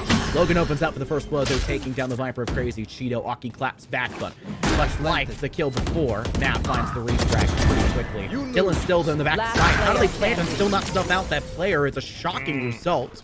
But Arkansas still managing to find themselves a very dominant position to work off of. Switching sides. Considering how even this game was, I was very curious about, you know, who wins the first attacking round. Would that be the way to determine who is the victor? Arkansas take it without much difficulty, though. And now they get to play the defensive side that they have been gorgeous on throughout. They've heated up. Quite plain and simple. I mean, they've gotten themselves a momentum. They've worked with it. They've gotten themselves an overtime after a 0-7 start. So, I mean, all things considered, even now in a situation like that, I want to go ahead and take a little bit of a chance to look at those assists on those on the respective 3rd and 4th players of the side of Arkansas. They were contributing. Every single one of them, whether it comes down to damage, just kind of sporadically spread out, and I mean, really kind of spread between everybody. Everybody's pitching in. Everybody wants a piece of the pie. Everybody wants to make sure to contribute to the end result of a round to make sure it comes out as a success. And we've seen that victory go ahead and transition and almost kind of elevate over the entirety of this game. Not just a single half, but showing that they are fighting for relevancy. They've gotten it, and now when they get to this point where they're ahead, it's just momentum. The snowball rolls in their favor. They show they're that much better when it comes under circumstances like this. And once again, if you go off right here, where we saw Logan go crazy early with a 3K, we see the switch up, and just going to give up the site instead. Honestly, the best move possible that Logan could make in that spot. Yep. The fact they got away with their life is impressive enough. 0 points sent back their way. That'll mark at least 3, possibly even 4, though I think their chamber is slightly out of its range. Our recon bolt is sent on over the backside. Time in a second, we'll go and tag down a player. Divine eventually has to pull out the rifle, gets job done. Aki and Crazy Cheeto another, and Matrix is finally finding a little bit of an impact back their way. Divine removes Crazy Cheeto from their front. Dylan, seemingly on a very long flank, finally giving away their position as they'll take down Matrixify, leaving just Divine by their lonesome. 6 HP, Kansas primed to finish this round, and they will in fact do so as Aki comes up big to shut down the last remaining player. Dallas, I'd like to correct you. Switching sides. You started that point saying Kansas Esports starting off 7-0 and Arkansas putting themselves in a good spot, making it into OT. That's incorrect. Kansas Esports put themselves into OT as it was Arkansas who hit that 12 mark first. That's why this game is so crazy. Well, they've had themselves at least one more shot to keep things going and show that they have a reason to at least end up and close out this map in their favor, considering this was their pick, and they can't really give that up, right? We expect them to have themselves a strong start. We expected that momentum to work in their favor as they did find themselves on the defensive side, but, I mean, once again, being about in the attack and coming right back to home, maybe they find that strong start that they had earlier when it came down to just nice little handshakes or a nice little punch to the face as they touched gloves earlier. So we'll see how things really start to carry along. We'll see where first blood really happen once more, and because that's the biggest thing that we've noticed, or whoever it falls to, that's been the one consistency we've got. Look at the information garnered, and you can't make anything off of that one! How do you fall short in that position? Now Arkansas gained themselves a 2-man advantage despite, well, the perfect setup that was made by Kansas to give them room. Mav knocking another one off the board, 2 chairs off, no longer countable, and Jelly securing themselves a kill, making up for the lackluster performance of their teammates prior off the back of an amazing recon bolt right over the top to catch 4 out of the 5 Arkansas players. Mav, though, will not allow Jelly to contend any longer. Recon bolt enough, my guy. Back off for your next round. Crazy Cheeto, last one left standing, stepped over towards that double door side and is able to take down 1, but unfortunately still 3 more they'll have to remove. Moving slowly, clears the recon bolt. Player sitting on top of stack, it's Divine. and they will find themselves the victor in that engagement as Arkansas will once again collect Switching themselves that sides. first round win in OT. Match Now point. just needing to do the same on defense. Yeah, I mean, honestly, looking at the kind of stats that we saw once again in Kansas, I think honestly they had that round in the bag. If we see Aki get that double that came through the Viper's wall, you didn't even really swing out. Obviously, you had the recon dart there. You know, players were in that corner. You take the shot. Doesn't matter where you are. That wall can be shot through. It's not made by Sage. It's made by Viper. But unfortunately, a little bit of a slip up there in the mentality. And I mean, obviously, the aggression that you get out of Arena really going ahead and fighting you in the rear. But I mean, once again, looking rounds going their way. Arkansas had themselves the lead. They are pounding this game down. They are finding themselves attacking rounds. And that's kind of crazy to see considering that's what they were lackluster in. They've almost found themselves as many attacking rounds on the overtime as they did in the entirety of regular games. So that's showing that they're adapting. They're getting better. They're looking to keep themselves in this thing, and they're looking to make sure that every time they get to the second side, they have a lead to work with. And considering their defense and what we've seen, they can definitely run away with it right here. But in Kansas, we had to see that same level of adaptation. We have to see them find these first bloods, win these lineups, and it all comes down to Jelly with that first peak, but the shot not really missing. Man, you got to be able to find shots like that one, but that one very difficult, not really dogging on them too much. Kansas looks like they'll prime on over to the A side, but let's go ahead and take a look at that Chambers. Now sitting inside elbow all by themselves, maybe looking to catch a couple of the Arkansas side off guard when the team starts to fully expand towards the A side. But let's keep in mind, there are 3 players defending A already for Arkansas. It doesn't look like anybody is going to directly go into the line of sight of Dylan, meaning that it will be a 5-on-3. And I think Dylan's heard enough of an audio cue to go ahead and relay to the rest of the team. 30 Each come this seconds way. left. Dylan's about to get into a 2v1 fight. Rendezvous goes down. They'll manage to take the first pick, and they'll step back in the process. Gotta have your gun up! Dylan! And now Mav opens things up and can defend with the one-shot kill directly onto this site. Thank goodness the Lear got buffed, Dallas, allowing Aki to step up big to get that kill. Plant will go 10 down. seconds Kansas looks primed to go to another round of OT as Jelly gets another one, taking down their doppelganger of Divine. Matrixify doing their best to bring this one back from the claws of defeat. 1 next to Pillar, 2 in the back of B. Locky will be the first player to go for this fight, and they will win it out, coming out the victor. Just 2 tears on sight. Gotta complete the kill, Skirtsy. They will, but Crazy Cheeto swings them right back. We're going to another round of OT. And the cycle continues. Switching We find sides. ourselves now Overtime. 14-14. I mean, we just can't really get over the thing, and even then, once again, we can't really see these players giving up just yet. It's amazing to see the kind of efforts brought up from everybody, looking to contribute as much as you can, looking to keep themselves within this, and even then, more so seeing the adjustments made over the course of the game. And it's not even just night and day. It's adjustments. It's small. It's inches by inches, centimeters by centimeters that we see these players starting to wake up and realize what they needed possibly doing, because obviously it's a case-to-case situation. We can't really make ever the right decision because it's always constantly changing and revolving around us. I mean, even in a round like that, we see Skirtsy always being the last one alive, being that Viper, staying alive, making sure those walls, those bubbles have an influence, that those Vipers, those snake bites have a little bit of a potential to do something, create a vulnerability. But one thing that you gotta learn is hockey. If you get this player off the board immediately, he will not be a lingering threat because he's one of the nearly only positive players on the side of Kansas right now, and he's still alive while Jelly finds one. And Kansas, this is a round they need to win. It has been Arkansas so dominant on their attacking rounds. And pick up first blood with Jelly and Aki not far behind to find themselves a great kill before escaping quickly. Jelly takes down Mav, and you're going to 5v2 folks. This is not the best spot to work off of on the Arkansas Last player side, standing. especially when you have not found Spike down basically A. any success Flawless. on your defenses of recent memory. Kansas through and through, make matters worse. The possible sides. last round we'll see of Match Kansas point. defense was a flawless one, saying we are tired of the map of Breeze. And that's a very smart timeout for the Arkansas side. I think this is the best time possible to use it.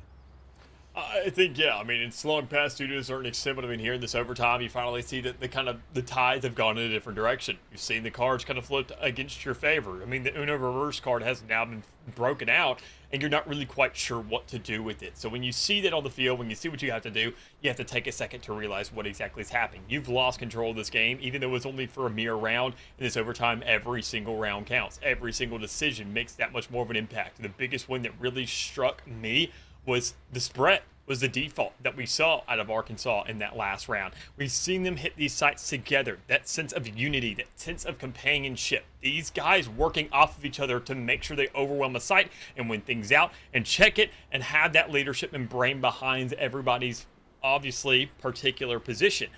But there was so much of a spread there. I saw a player dying over on tube. I saw a player over towards literally arches, that tunnel that leads to the B site while everybody else is hitting A. It seemed like they had two completely different game plans. While I can understand the reasoning behind it, it's just not what's gotten you here. You need to work into that. You have to play into that, and you have to execute that once more, considering that this is the last round before you go to another map, possibly.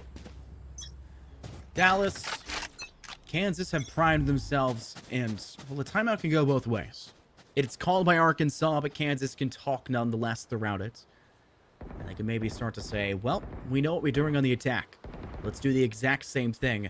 But you'll note a notable difference in their pace from the time before. They have changed things almost in its totality from the way they usually like to pursue. And I think that's the right idea, because Arkansas saying this is exactly what they've done, let's move in to deny that. So they're closing space. They've locked in 2 players with a crossfire inside courtyard. They made sure that they have a presence, at least however slim, on the A site for information. They're leaving Sova there on staircase in that regard. And they have a player in nest that can watch the option of hallway in from that elbow direction. But with 2 players having been spotted by Mav, who is trying to tickle peek their way to success, and eventually does by wide swinging Dylan, they know they're going to A, and you'll start to see them prime themselves for a possible flank. You've got your chamber now working through tube to catch them on the backside of cave. On site, though, the rest of the danger is still present for Arkansas. Toxic screens up for both teams. Hard to see anything in the objective. 2 chairs will put down the spike. Mavs moved on over towards that box and finds themselves a second kill. Danger to Divine. 2 within their line of sight. Sprays down 1. Tries to go for the last and will succeed, but Divine technically kill steals. But I don't think they're going to mind another round of OT. And Arkansas is the team to force it this time. Man, I know we just got done with Thanksgiving, but I'm feeling Groundhog Day right here. I mean, we just keep on waking up, seeing the same thing over and over and over again. Sure, there's some variables here and there, but I mean, the cycle repeats itself again. And I mean, you got to give credit where it's due once more. I mean, I'm just repeating myself in terms of words because we just have to highlight these players and what they're capable of. These game plans, they're switching about. We see some players falling asleep. We see positionings not really excelling as much as we want. We see players faltering and positions being forfeited immediately just as much as the land in that last round was given up. You can't let these things happen in these situations. You have to figure things out, especially after a timeout where you think you have the world of possibilities, where you have an entire minute to discuss things and you still forget the mere smallest things and just to sacrifice for maybe a new picture to be painted. You have to hold down those fundamentals. You have to make sure to keep those steady, keep them true, and keep them within reach, because that's what's gotten you here to this point thus far. But once again, looking to possibly repeat history, maybe and hit over towards this A side. If you're going to be going for it, it has to be immediate or it needs to be a bait. One of the two, and I think they're maybe opting for the latter as B looks to have a little bit more pressure heading that way. Look, though, the Viper still primed for the toxic screen. It'll be a bait, so not a total I guess, disacknowledgement of the A site. They'll send it out now, and you'll see the KO start to pivot around that pyramid, just trying to say, hey, they're possibly going to this side. But note that not a lot of Kansas has moved that way. Only person to do so has been Jelly, who's pivoted back on in from tubes in a nice space. And once they spot Skirtsy rotating back through their attacker spawn, they'll know for sure it is indeed heading to this B site. Fly aggresses into the back of B. Aki gets 1 kill before falling to the hands of Divine, and Mav joins him on the kill feed to take down Jelly. 2 players remain for the Kansas Esports side. 1 moving in from Nest, now going in through Hall towards mid side, and another one through the Mickey D arches, hoping that they will find themselves some sort of victory. 2 chairs, pop flash out, no one peeking.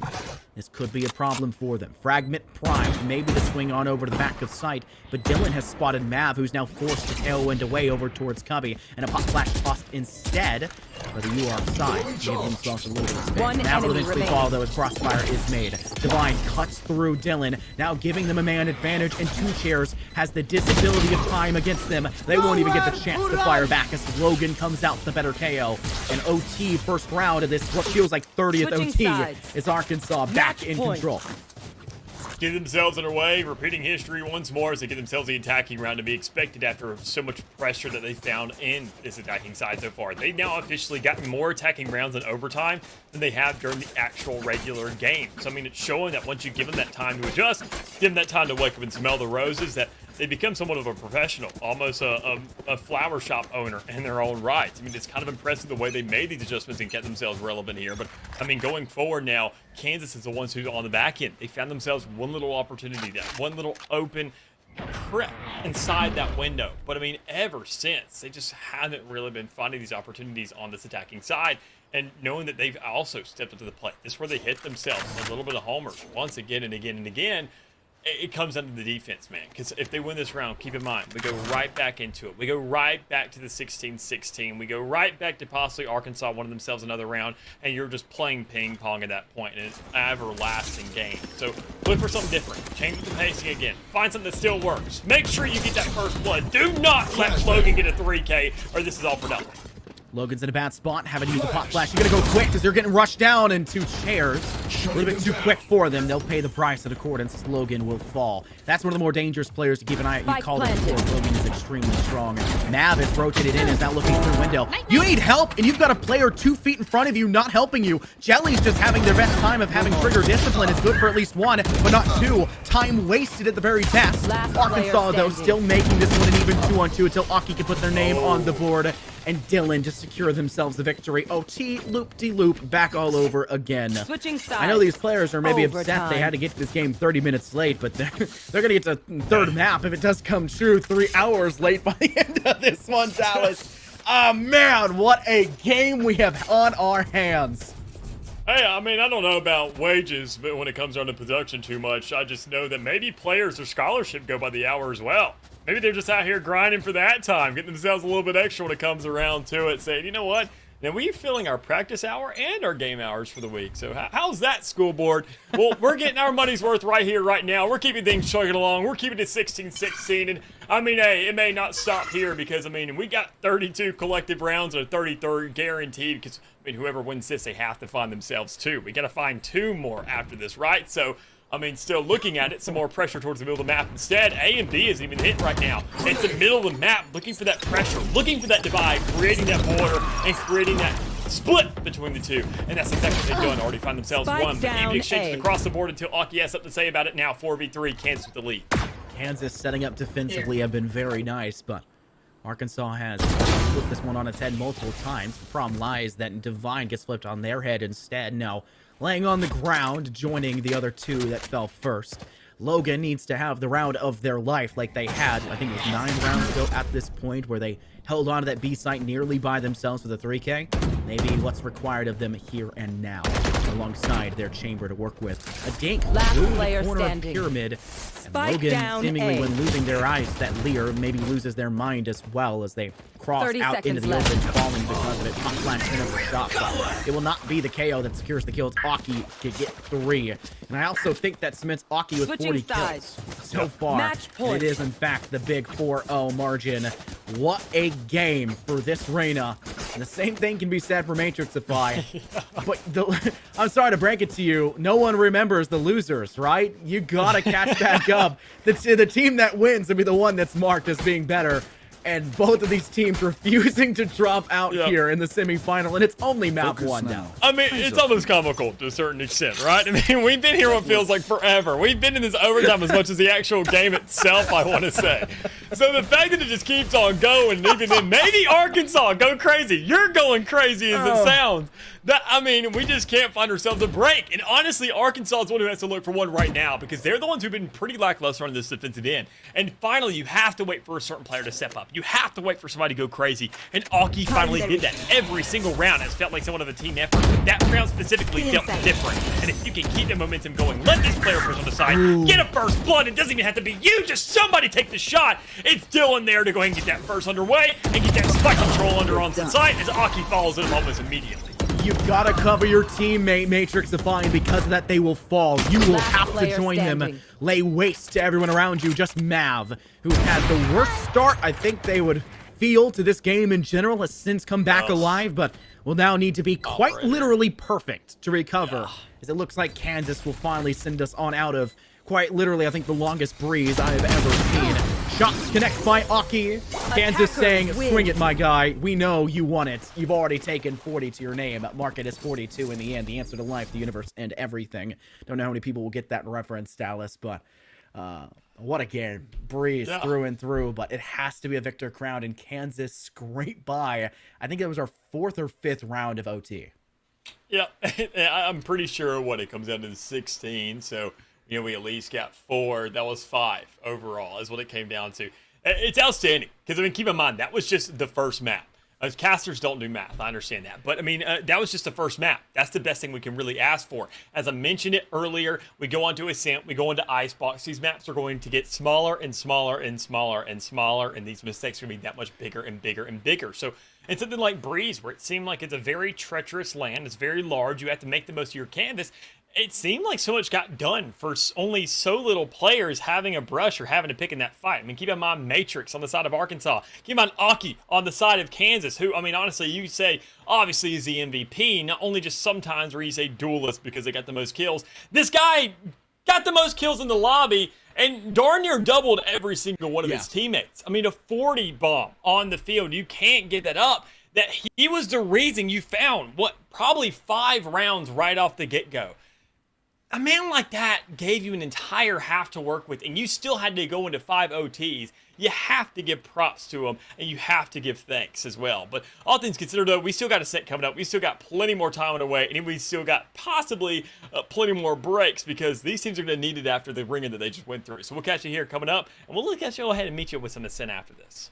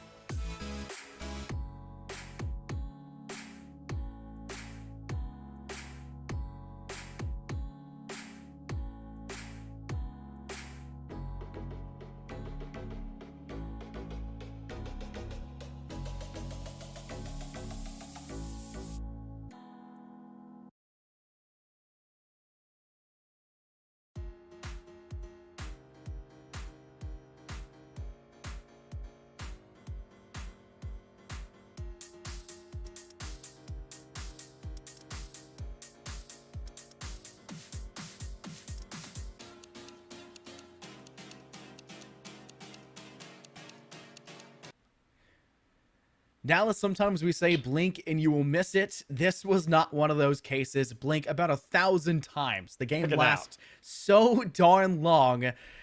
It just a ridiculous affair on the map of Breeze, but eventually it does fall to Kansas University, who secure themselves their position to work off. Sorry, University of Kansas. I think if they go by here, I don't know. We'll figure it out. Kansas Esports. We'll go with that one. Arkansas not able to secure themselves the bag. You highlighted earlier. I corrected the fact. You said Arkansas managed to put themselves into OT. No, it was Kansas that had to claw back from a 7-0 start. They had to force OT, and thankfully, much to the chagrin of, I'm sure, every Arkansas player and fan out there, they did come out victorious in the end. So maybe this map will turn out a little bit different, but we got to get into it first and foremost to have that go through.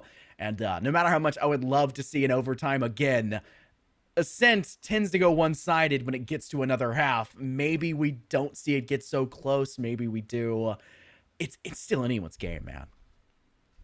The crazy thing to me is I typically mean, sure, maybe in a decider situation, a best of one or whatnot, you have teams where maybe it can be a little bit one-sided on Ascent, but I think usually in best of threes, this is the map where I actually see the most overtimes. I mean, really? Obviously we got Icebox there in the third, to where in Ascent, like this is, as I mentioned earlier, it comes down when you have two teams that are so equally skilled, as we saw obviously when it comes around to Breeze. This map once again comes down to mistakes. This map punishes you more than any other. It's quite the contrary to Breeze, where Breeze punishes you with space, with how much of it you have to take control of. Ascent takes obviously the same kind of approach, but in terms of how little space you have to work with. This map is very small, easy to transition anywhere on the map, make the rotations where you want them, and I mean anywhere to get on the map, it's a hop and a skip away. It's very easy to transition, and every single corner could be occupied. So it comes down to these teams, whether or not they're actually prepared for it, whether or not they know what they're checking, and even then, if this team of Arkansas who decide to choose this map, if they feel that darn confident, they're not going to make any more. Problem lies, though, on a map like Ascent. You don't really have the same kind of viability of multiple directions to have to watch. There is a bit of a problem when it comes down to Breeze in general. We saw one of those plays where players swinging up inside tube was just watching through cave. They didn't watch the angle fast enough, and they just let their teammate be taken down when they lost one player, tried to move in, lost the second player. That doesn't really rear its head that much here on Ascent. The angles are a lot more, I guess, lacking in verticality, I would say, maybe. I mean, you don't have to leverage more than just wait when you get into it, especially with the B side. Most teams just dump utility, swing in through B main, and be done with it. Maybe giving a little bit of pressure through bottom mid and market, but some teams tend to ignore that. And we do not have a Sky on the board who really thrives about clearing that bottom mid position. They will have to rely on a Jet for the Cloudburst to clear it away, or have their Omen smoke it instead. But that Omen, much needed to smoke market door as well as back of defender spawn on the push. So they're going to be very hard pressed to make sure they have enough smokes when they engage to have enough of an oomph. But Arkansas starting off with two duelists will make things very interesting. And here on the attacking side as well, I mean, making sure to really pin down this first half, make sure they can get themselves a nice little start, almost like as what we saw Kansas in that last map. But with the two duels approach and a Phoenix here on the board as well, which is going to be interesting to watch. That the running back is going to be a huge influence to make sure you can't get punished, and maybe even then get a couple kills to capitalize on. But talking about kills, Scursy coming up here with the first of the map, looking for some tree space as well.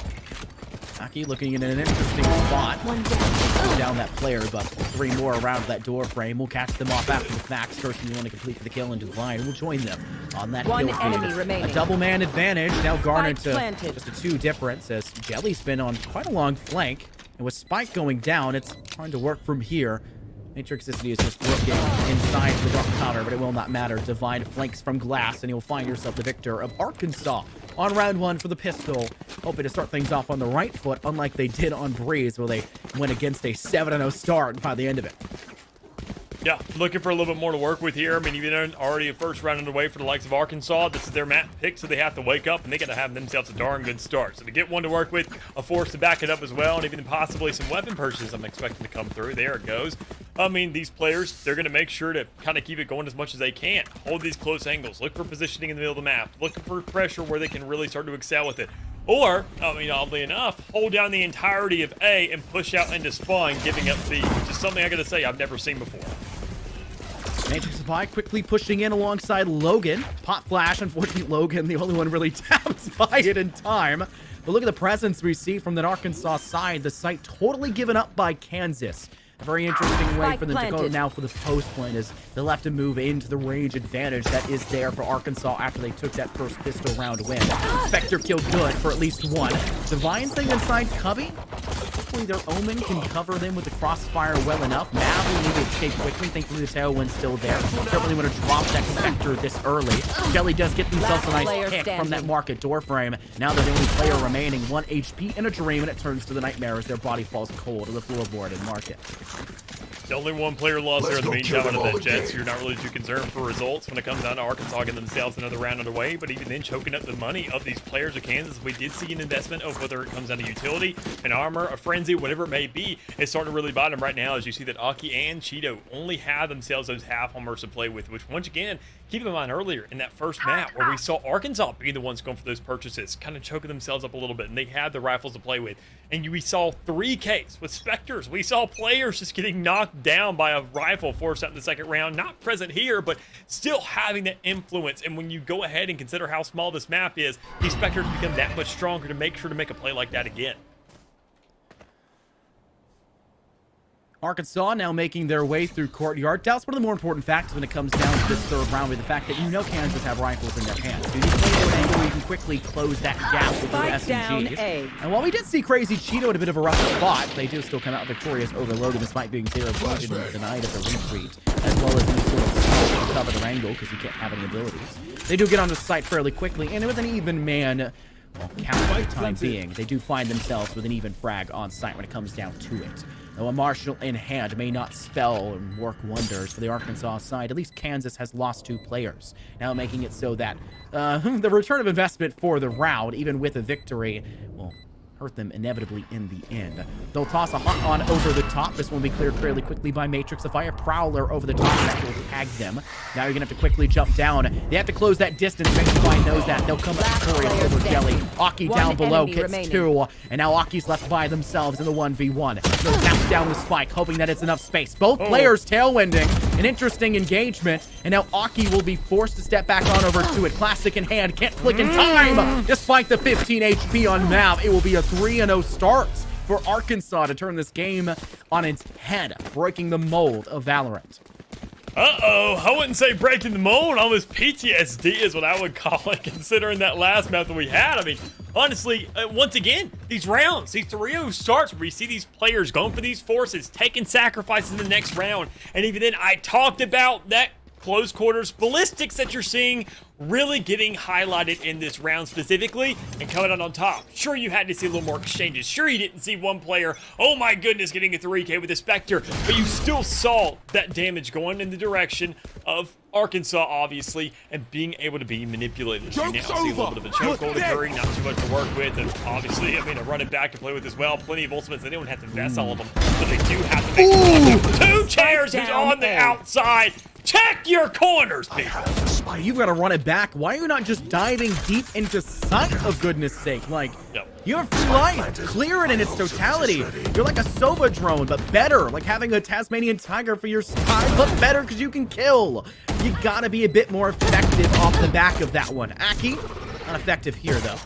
Misses most of those blades, and the right click does not connect. Big problem, child. Divine, though, swinging aggressively, but filling up on Raptors has not been cleared away, and because of that, they'll find the kill instead. Back by Nav. They pick up a rifle, but Matrix Defy holds down left click, and the final shot in its cylinder tags and destroys both players. As it'll be Arkansas now starting 4-0. So a very good round by Kansas to try and close it. Yeah, big stands here on the board once again. Arkansas, obviously, kind of keeping things chugging along, sitting at 4 rounds, but this is one of those big, crucial ones to work with. I mean, considering that we see Aki, obviously, with the operator, this is where something's going to change up maybe for Kansas if they can find themselves an opening pick. But, I mean, all things considered, you still have to shut down a couple more players. You're going to see them making these adjustments. You're going to see them getting comfortable, making themselves at home in this map, and kind of getting these rotations out there where they're going to play towards their favorite. They already probably have a hunch that somebody's over towards that catwalk. They threw the knife. They got the information. They know it's a Jet. Why would Jet be poking out that much? Probably because there's a gun in her hand, and it's kind of lined up for that exact situation. So let's see if we can just keep on pushing on to B, force ourselves out, and watch out for this kill as yours, which is probably within the vicinity. Aggression was switching out from Kansas, though, for their own Jet inside the courtyard now. One enemy enemy remaining. Jelly, though, on site, not dealt Spike with. down, And B. now you're looking at a 1v4. And the only player to have found a kill for Arkansas is the only one that's not there. They dealt with their doppelganger and pushing out from that tree side. But since then, somewhat silent on the board. Dylan with a Phantom easily suppresses down map to secure themselves the round-ending victory. And Kansas will stop, well, the bleeding, so to say, and make sure that that 7-0 start that was initially in their favor will not be returned back by Arkansas, to at least give themselves a 4-0 start, now made 4-1. Yeah, I mean, finally getting themselves on the board, looking for a first one. I mean, even then, it was kind of just handed to you on a silver platter, considering what Dylan really managed there. I mean, so you got to keep, once again, as I mentioned earlier, checking these corners, kind of clearing out these sites, make sure everything is accounted for, because, I mean, if you don't do that on a consistent basis, you're going to be giving up more free rounds like this, and especially on buy rounds when you don't have the luxury of money, it can really go askew. But speaking of going askew, that's going to be Aki going tail down and just running back into spawn, considering that you at least get to live to see another day. Divine working alongside their co-duelist of Mav here in this round. No longer Mav all by their lonesome. Dark cover will be sent all the way over from tree and towards that B main side. And Skirtsy was trying to, well, flip the map quite literally on its head by using their From the Shadows with Spike to get over towards the A side button. Shot away. So they'll be stuck inside B main for now. Nano Swarm and, well, Alarm Bot placed down in the door frame just to the left. They won't see it immediately on this exit. There is no utility in their hands that could possibly clear it. They'll need to make space another way, and they'll do that through defender spawn from bottom market. Nav finding one, Divine the second, Nav now finding their second as well to make matters even worse. Dylan, trapped in the back of boathouse, will take down Skirtsy, but their teammate falls to Divine, who is still not dealt with Dallas. Despite the, well, egregious pressure made in through bottom mid, it's just Dylan all by their lonesome. 17 HP. And Arkansas want nothing to do with it. They're going to go to A instead and say, you come to us. Best of luck to you. I mean, you really can't blame them, quite honestly. They made the right decision. You know that you have spike control. You know you have the entirety of A site. You know the players over towards B, so why not? You're going to have to wait for that exchange. But you haven't really set up any roadblocks. You haven't really set up that aggression. You're just waiting for them to tap that spike and see what can be done there. But Dylan, I've got to give them credit, saying I don't want absolutely none of that whatsoever. They're going to expect me to push site. That is an entire map you're going to have to maneuver through to even get a chance at that defuse. And by the time you get there and start fighting, you're probably not going to get it done unless you're looking to make this round expensive, which just is not going to happen. So we're going to go ahead and expect, obviously, the 4-2 to come, or 5-1 to come underway. And even then, 2 ultimates to work with in the next one. Arkansas are really kind of looking good here. Small mistakes here and there, but across the board, they're hitting their shots. They're looking pretty juicy with it. And Divine has also made sure to play that perfect role of a catalyst here for these processes. Consider that we didn't even see him do that and breathe at all. So I don't know where this role comes from, when he decided to wake up, but I want to see a little bit more of it and really where it can take him. I mean, Divine was aggressive previously for the Arkansas side. I mean, they were the player that was initially, well, how do I say this? The last one alive in every one of those rounds. That when it was 7-0 start for Kansas, we already said, well, Divine left in a 1v4. Where we heard that one before. Oh, last round, the one prior. It was such a consistent factor that we were quite worried that Divine was just leaving their team out to dry. Was not the case. It just came down to Kansas Esports positioning well, and then Arkansas forced a counter, which worked effectively, especially when they were able to jump on over the opposing team. Now, though, no command popped, and the push will go through for Arkansas. Maybe they have a better job of suppressing down this player of 2 chairs to spot to work from. They'll extend Logan in the process, and they'll find a kill off the back of it, not even needing to be restabilized now. The no command will dissipate, no longer be in effect. Aki trapped up in Raptors. Glass has been broken. And Aki will even find Mav, who egregiously overextends, and will pay the price in accordance. I mean, it's the first one of many still visible in the likes of Arkansas. And even then, as you see Matrified there in the back, just saying, honestly, doesn't matter. Find what kills you want, find what exchanges you need, but we need to make sure to even those things out, even when we already have ourselves an advantage in the head count. So it's good looks for him thus far, but even then, not really too much time to work with yet. Got to make sure to do this thing fast, because you've got 3 players immediately right there towards Arches, looking to find themselves not a double swing or pinch, but a triple on top of that. The Jelly with the Odin hand can't really get everything in the world done. Can't really find that suppressive fire that you need, and making sure that spike gets diffused. And another round underway for Arkansas here. Not really uncontested yet, but pretty darn close as we find ourselves at 6-1. One of the problems that we've seen Kansas running into is the fact that they're not winning rounds off the back of finding kills. Arkansas are just gunning them down when they get around these corners. Now, there was obviously the problem that occurred on B site previously where they directly walked into Jelly's line of sight and Jelly held left click and Burr went 3. That has not occurred since then. Arkansas changed things enough to say, hey guys, let's not take just a single route into an objective. Let's start to apply pressure in a bit more of a lateral way to pivot and pincer. They did that last time by going through market. They won't do it here. They do fall back to that kind of style of aggressing inwards, but they have to run it back, which does allow for them to do so. Hockey gets a nice shot to Mav. It's also a gun advantage. They know what they're capable of. Divine picks 2 kills up. If the run it back goes and dissipates, and they'll find a near flawless round result, Mav being the only player to fall. Big round here for Arkansas. I mean, it just shows the momentum's going in the direction. It's not just off the back of one player specifically. It's at least off 2. So it's better than what we saw in Breeze. They're keeping themselves in this thing. They're just chugging along, absolutely mowing through whatever happens. But even more so, Kansas now actually has resources to work with. I wouldn't blame them to take a timeout in a situation like this. You have 5 ultimates to work off of. You got plenty of rounds to go, and you want to go ahead and create a little bit of a stall because we've already seen Arkansas hit that threshold, find themselves 7. You have to lock them out and make sure they can't find 11 because looking at this money, looking at the way things go, you're sacrificing more and more and more, and that ultimate is the only thing there is a compromise. Hockey holding in close with the operator. Tailwind is queued as well at bottom mid. Closer to defender spawn, not actually in the gateway to market, meaning their only dash escape they have is to the left. We also note that nobody's actually swung in mid. Drone could be there to necessarily mark, but they didn't bring the Sova this time around. Divine opting to go for a bit more of an aggressive stance, and I think they're starting to regret that lack of information as they will lose out on that fight. Not missing a shot. Aki is usually good about that, but this map in general has not necessarily been theirs for the taking. They'll apply pressure. Mav doing so inside B main, and we'll make sure that the Nano Swarm will be utilized. The rest of the team will start to expedite a push on over towards the A site. The spike itself, more specifically, starting to apply in towards Tree, but they'll actually rotate backwards to put themselves up, but there's the flank from Divine, despite Mav falling. A 2-on-2. Ultimates only available for Kansas. And I'm not sure they're looking to use them here, doubt. Not sure what the From the Shadows can do. In a Blade Storm, we only have 20 HP. Not really sure that's the right way either. Yeah, not much you can do here in a situation for Kansas, but honestly, I think it's worth it to give your best shot. Look for some positioning here on the map. Look for maybe a little bit of a retake, considering the kind of angles you get over towards that B side and how close it could be. You got smokes to work with, and you have a jet. Problem is, that's the one who's lacking the health.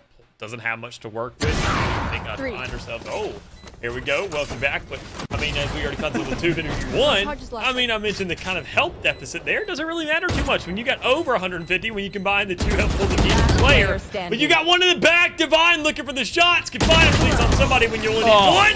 But the third for closure there as an 8th round underway. Clutching things up and keeping the train chugging along. Clutch factor is achieved. I joked last game that Matrix Fire was left into a 1v3 and did not have that clutch gene within them. Case to be made with Divine and Mav. Mav, who had, I mentioned it before, and I don't mean this in a mean manner, they did, well, not hot. In the first map, in that first half, they were at one point sitting 008. And they were doing just terrible, but the whole team was at that point because Kansas Esports was up on a 7-0 tear. Mav, since that, had a really good second half, played out of their mind. They didn't ultimately win that one out, but now Mav is cleaning up.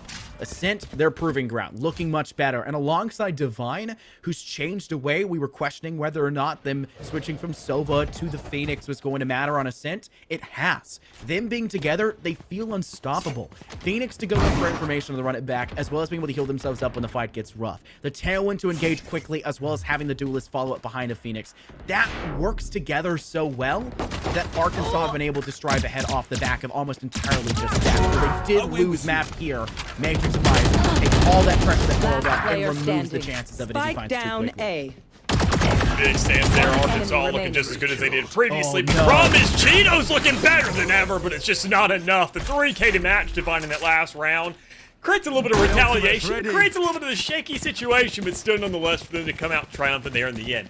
9 rounds. Anything past this point, you see that much more comparative to what we saw in that 9-3 for the half of Breeze. In that last map that was a choosing game of Kansas, this may be where this game could absolutely run away because you see that tour de force being brought out. And that's never a good sign. I would love to have probably the statistics of what a tour de force in the hands of a player, a one-sided one, even better yet, kind of translates in terms of round wins. But I would like to say a Hunter because it feels so darn close. Why don't we just round up? Joke's over. Who would mind that? And then look at the Dallas. Divine goes big, finding first pick. Mab goes over the top. Doesn't really work out for them this one, thankfully, though. Divine in for 2 kills on the run it back. Both times we've seen the run it back on this B side, they found 2 kills with it. That is an unbelievably high return of investment for that ultimate. I don't think I've ever seen the ultimate be that effective. We judged the first one they used on A. It inevitably didn't help the team out very much, and they lost a lot of intel. Divine now making up for that in stride. 2 really quick frags at the end of that one as well.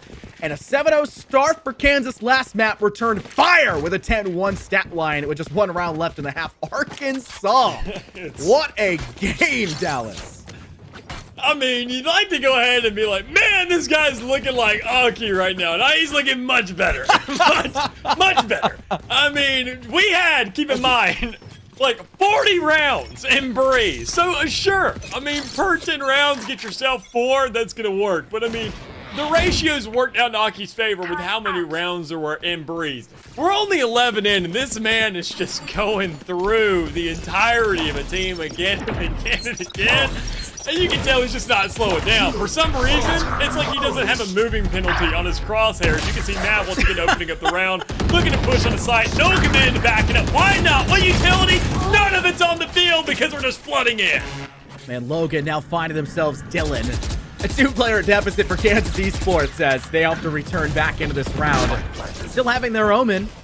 They did good before, but it may not matter here. Jelly and Aki both working in from tree. They will find Mav, who was flashed, not really in a good spot. Nightfall popped as well. Prowlers send out as quick as they can, and that short-sighted tag will force the player of Skirtsy in a really rough spot. Crazy Chiawaki and Jelly each getting a kill on the board. It's just Logan left standing! How do you get away with this? Arkansas! A 4K and an 11-1 half! Switching sides. I'm just an audience member at this point, man. I'm having a good time now.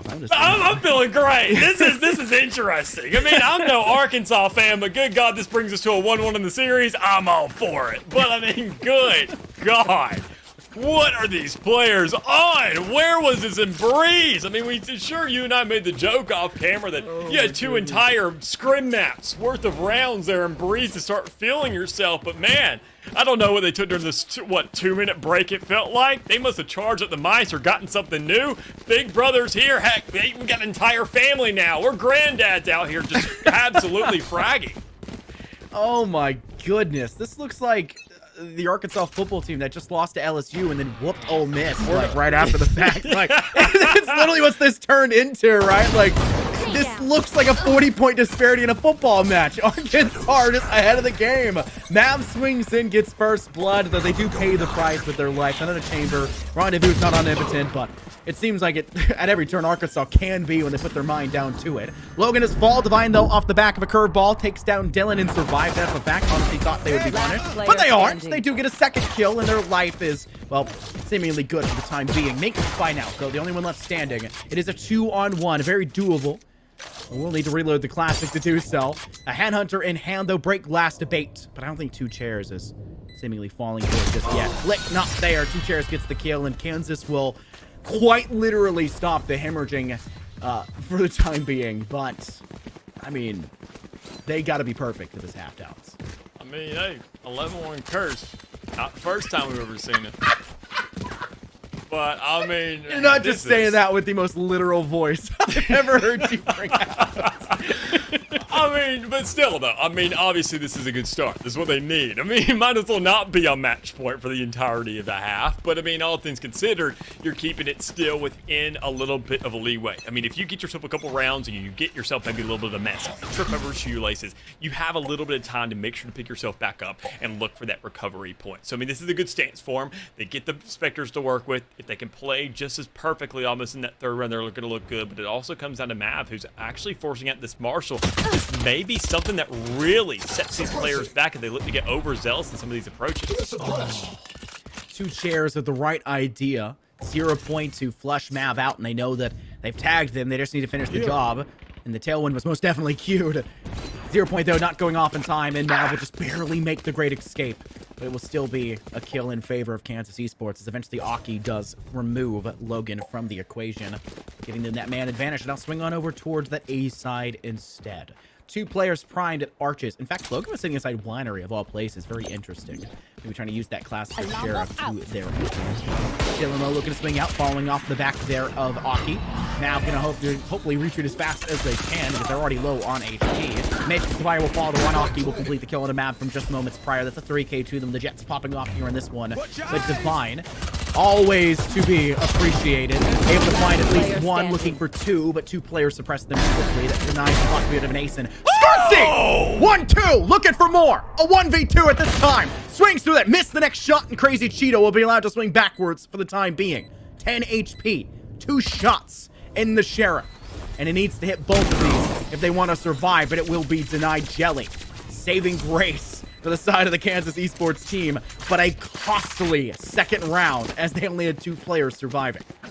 I mean, hey, if you're not going to win the round, might as well make it expensive, right? So, I mean, a good attempt at that. I mean, actually getting the job done, leaving 2 players behind, and sure you get a Bulldog carrying over, but you got 4 rifles to work with here for Arkansas, and I think, honestly, this could be those times in the game where you see the early positioning, where you see these players and what they're doing so far, and you know they don't have the best weapons to work with. I think in a situation like this, you don't give up information. You don't let them default. You don't let them figure out your game plans. You sit towards spawn, you let them push, you let them take a site, and you play purely for retake because of how much attacking prowess you really highlighted in your squad earlier. Having the double duelist for Arkansas definitely help facilitate their attacking side, but I made the joke earlier, the premise that some teams struggle on one side over the other, and I think Arkansas's agent selection could be one of the reasons why we see them maybe have a downward spiral on the defense, but things and times can obviously change as the ball gets rolling further and further through this half. Kansas hoping to once again break that mold we've seen previously. 2 chairs, you saw them. Apparently not, though. As Mav will get the better end. Maybe a 240 Hz monitor would have helped that one out. I'm not too sure what they're playing on, but that does even out the man count in Dallas. It is a 4-on-4, and it does look like Kansas are unfazed by that death, and they'll swing on to B. Yeah, I mean, why not? Go for a little bit of a switch up. Discover what the other site has waiting for you. They have no KJ, so you figure out, all right, who's there? Well, there's just a lot of fire, and we're not in the world of Avatar, so I'm assuming that's going to be a Phoenix. And honestly, if you know that Divine's there, this is the scariest player so far. That's the boogeyman waiting for you outside that smoke, but he's not too scary when he's 6 feet under, kissing dirt right now. 30 so in a 2v2 left. situation, you can get yourself a spot down, look for the retake, and even then you get rifles to work with because those are dropped in the meantime. Well, it is a 2-on-2 with the post plant now going underway. For on the side of Arkansas, you're saying, well, we got that dog in us. Hopefully this still turns out in our favor. Jelly, though, trapped, completely forced into that fragment, but they do not care! And they'll cut down both players. Their second 3K, I believe, of this game.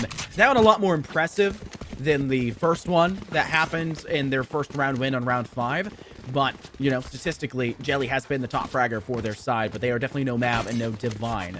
But Divine only allowed 1 kill in each round. It gets hard to have that player carry when they struggle, and it'll be another eco round for the Arkansas side to, I mean, they're giving these rounds to Kansas. Take them on the chin. Yeah. You got 7 more in between. You'll be fine, but you got to win them.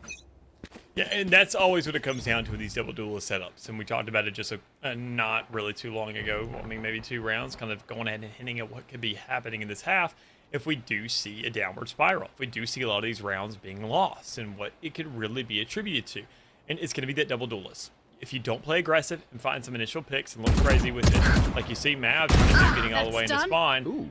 you got to make sure to get 1 or 2 in situations like that, or even right inside the main area of the map. Right there, B main, A arches, whatever it may be. Find a shutdown there. Make sure these rounds look extremely difficult where somebody has to step up. And they definitely have the resources to do that on the side of Kansas. But you have the ladder as well. You have another option there. Play for retakes. You know where your opponent's kind of really clustered up at. You know they're going to be on that spike. You know they're going to be in the surrounding area, so you just find the shutdowns there. Skirtsy does a good job of at least getting one right there. We're in a situation with sheriffs in hands. You can't go really too crazy or too much, and so you just play it so steady and so you can manage. When you know that it is an omen, it's not the worst case scenario to send the 0 point out. It gives you information at how many people are in the market, as well as denying a crowded step, which is extremely fast with the rework that hit omen, or the buff that hit omen not too far back ago, and it also stops them from sending out the no one. Huge nuisance. Great shot by Divine. They'll send out the Molly to that corner, and that information on the reset, huge. Yep. That's massive, and that sets them up. The Molly Divine tossed before they were sent back on the run it back. I apologize. Allows for Arkansas to win. A Molly kill secures themselves match point series, or not series point, match point for this second game. And it's Arkansas on top. One round away. At least it still looks like Kansas can buy. So they may want to hand the rifle in Aki's hands over to Jelly, because Aki has a blade storm that can be used. Come and think of it, what's the logic behind like being able to see yourself outside of your own body when going for the reset on the run it back? Like, I mean, I get it, we're doing superpowers and all that stuff, but like, how does first person look like out of my way. anyways, Dallas, right? If I'm holding my hands in front of me, I see more than just my wrist. It seems more like we're holding our hands up directly next to our face, like a Team Fortress 2 character. Games are dangerous. Weird. Moving on, though. Yeah, I don't know what she took, but we'll talk about it later. Regardless though, we're 4-12. We're looking at Arkansas, looking gross with it once again. Repeating history, it's match point. I think it's just match point.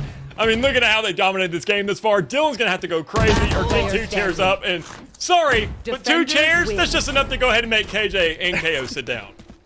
Logan takes down Dylan to secure themselves. Who else but the normal name duo, right? To have that one be finished. What a great way to finish off that second map. Yeah. We were a little curious that this game would go to a third map. It obviously does, but we were worried that that third map may be an hour from now, considering how close map 1 was going into map 2.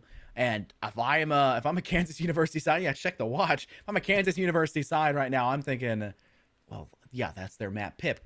Copium. But at the same time, our map pick went to 6 rounds of OT. Like, yeah.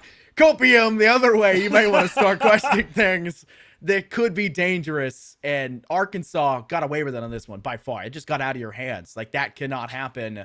A great map for Arkansas. Same cannot be said for Kansas. Hopefully, third map is different. Yeah, and even then, I mean, the third map, we're hoping, obviously, for Kansas' sake, that this isn't just a decider map. This isn't a map that's just left there in the pool that they feel all right about. And they're said, okay, well, it's the same situation for Arkansas, right?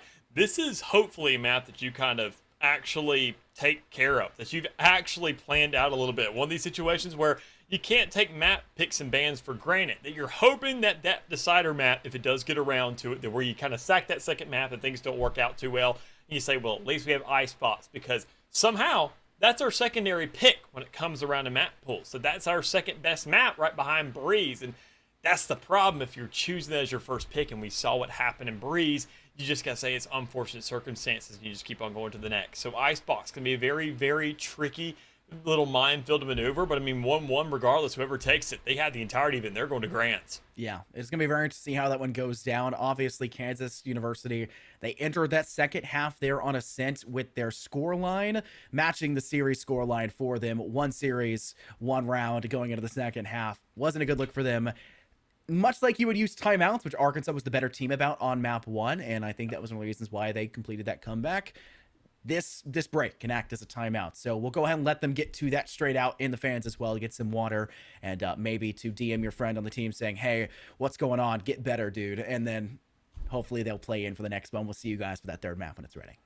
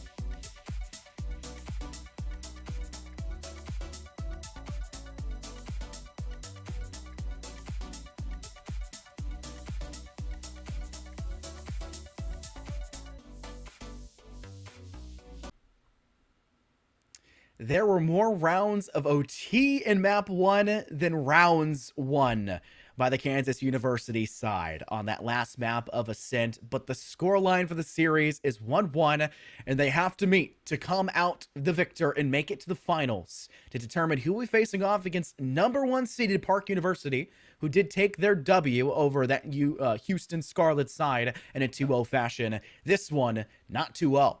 2-1, and the only one that will go that in this entire bracket for the challenger side, entertainingly enough, if that final also drops 2-0. We still got one map, obviously, in the way to get to that 2-1 because it'd be guaranteed for one side or the other. So, I mean, that third map being Icebox, we're going to have a little bit of a ringer going on here because, as we mentioned earlier, sitting it was 16-18 for map 1, and it was 13, 4 for map 2? Yeah. Big switch up there, not really to be expected, and knowing that obviously kind of keeping the rounds going underway, Arkansas, they're the ones that have themselves stamina. They're the ones who are staying in this game. They are the ones who have still more collective rounds in the entirety of this game, and that's what it comes down to because it's such a large disparity in that map too, to where if we were still in regular season, that would be a huge advocate for them in that leaderboard, all things considered. But right here, right now, it's playoffs. That can be behind us. It just comes down to how much momentum is drawing over from that map and how much will transition and really make it through that filter here into Icebox. Now, if there is one player that completely changed between game 1 and game 2, map 1 and map 2, I mean, it's pretty much you're calling out Divine, right, Dallas? Like, that's who it is. That was the just total change up that gave us sense of dominating the way. Playing Phoenix alongside Mav on that Jet, who had a different kind of story as well. They were a comeback player, but in a different way. They were still on that Jet role previously. They were still able to do that. It's just Divine was the game changer. And we've got a little bit of an information, a little tidbit for you. Divine's playing on a laptop right now. A laptop and popping off like this. So I don't know if they're telling us that so that we can point it out and then it'll be a mental drainer for the opposing side, or if they're telling us that saying he's doing this on a laptop, guys. Like, wow. I don't know. No matter what, Divine was majorly a huge factor for their success on Ascent, and that's got to continue now when we go to the Icebox. You mentioned momentum. You mentioned how that goes. Despite losing map 1, it felt like they had momentum going into map 2, which is the craziest factor. But when you take into account that map 1 Breeze was Kansas University's map pick, and the fact they brought them into OT and forced Kansas to go into OT, they had to catch up to do it. That's it. I would have momentum too, right? You caused that, and now on a third map that you're de facto picking, both sides are de facto picking, right? Momentum, it's got to continue. It's hard. I got to give my bid to Arkansas early because after a map like that, it's hard not to. Yeah, and the biggest thing I'm going to be looking for in Icebox, more importantly, is that if we don't see a team actually get 3 rounds to start with, we've seen pistols, forces, and we've seen 3-0 starts across the board again and again and again every single one of these halves. Where is traditional Valorant going? What has happened to it? Where has it run off to? Where did you come from? Where did you go? I want no more slices of whatever this whole 3-0 start is. I mean, that's the whole thing. I want to see these teams start to wake up, start to respect whenever things don't go their way, start to respect the economy, and not let it get out of control because we see that these games take a little bit too long to start ironing out once more. I have respect for these squads looking to put in on these thrifty rounds, kind of throw a little bit of a wrench into plans of the opposition, but it's costing way too much for even one player to be making those investments. You know, I did an event this last weekend, Dallas, and there was, I think, 6 total games that we did over the course of 2 days. And of those 6 games, there were two total first 3-round halves that started 2-1. One of them started with it going 1-1-1 back the other way. It was in a back and forth nature. Still a 2-1 start, but not in the way that you would necessarily anticipate it to be. It has honestly changed. Valorant feels and looks like a whole new game, which is the weirdest, craziest part. It's almost becoming more normal. I feel like I'm going crazy saying it's almost more normal to start 3-0 now, which is insane because if you start 3-0, you're going 4-0, typically speaking. And while that wasn't the case in the second half of Breeze, it was for the first, and it was for Ascent, and the second half of Ascent, and everything else that occurred. It's been a very solid standpoint, though, to get that first round, because you're typically dictated to have a good start after that fact. But we have our aids and selection going through, and it looks like a near-mirror matchup, though, Aki on that Jet Reyna for the other side. There is no Sage for the attack. to start things off.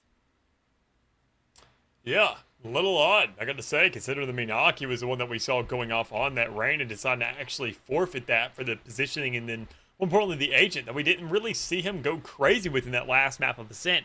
That you're going to have to wake up. That fire's going to have to start brewing immediately. These cinders, these ashes, these coals are going to have to burn extremely brightly almost immediately here in this map. Considering that, I mean, you're on the defensive side.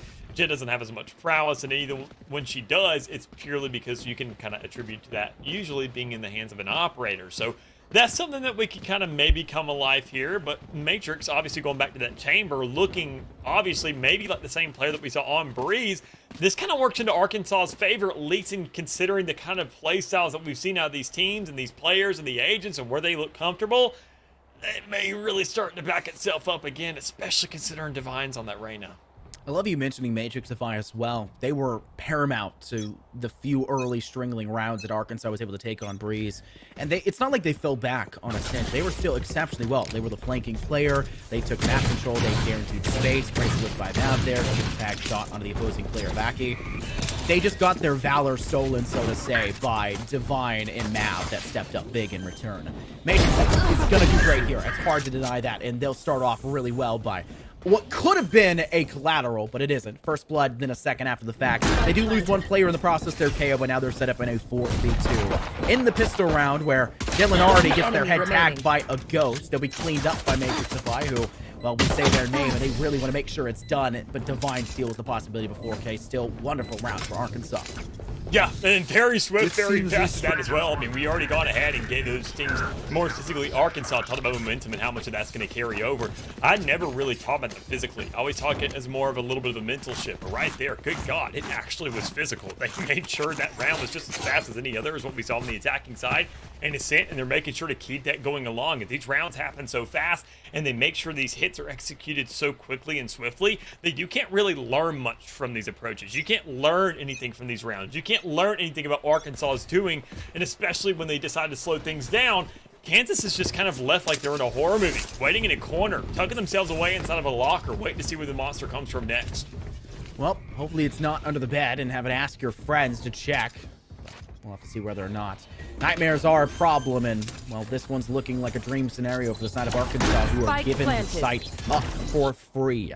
4 players on Kansas side inside spawn. Why they dumped half their cloudburst and everything else in between on the floorboards below ramp, I'm not too sure.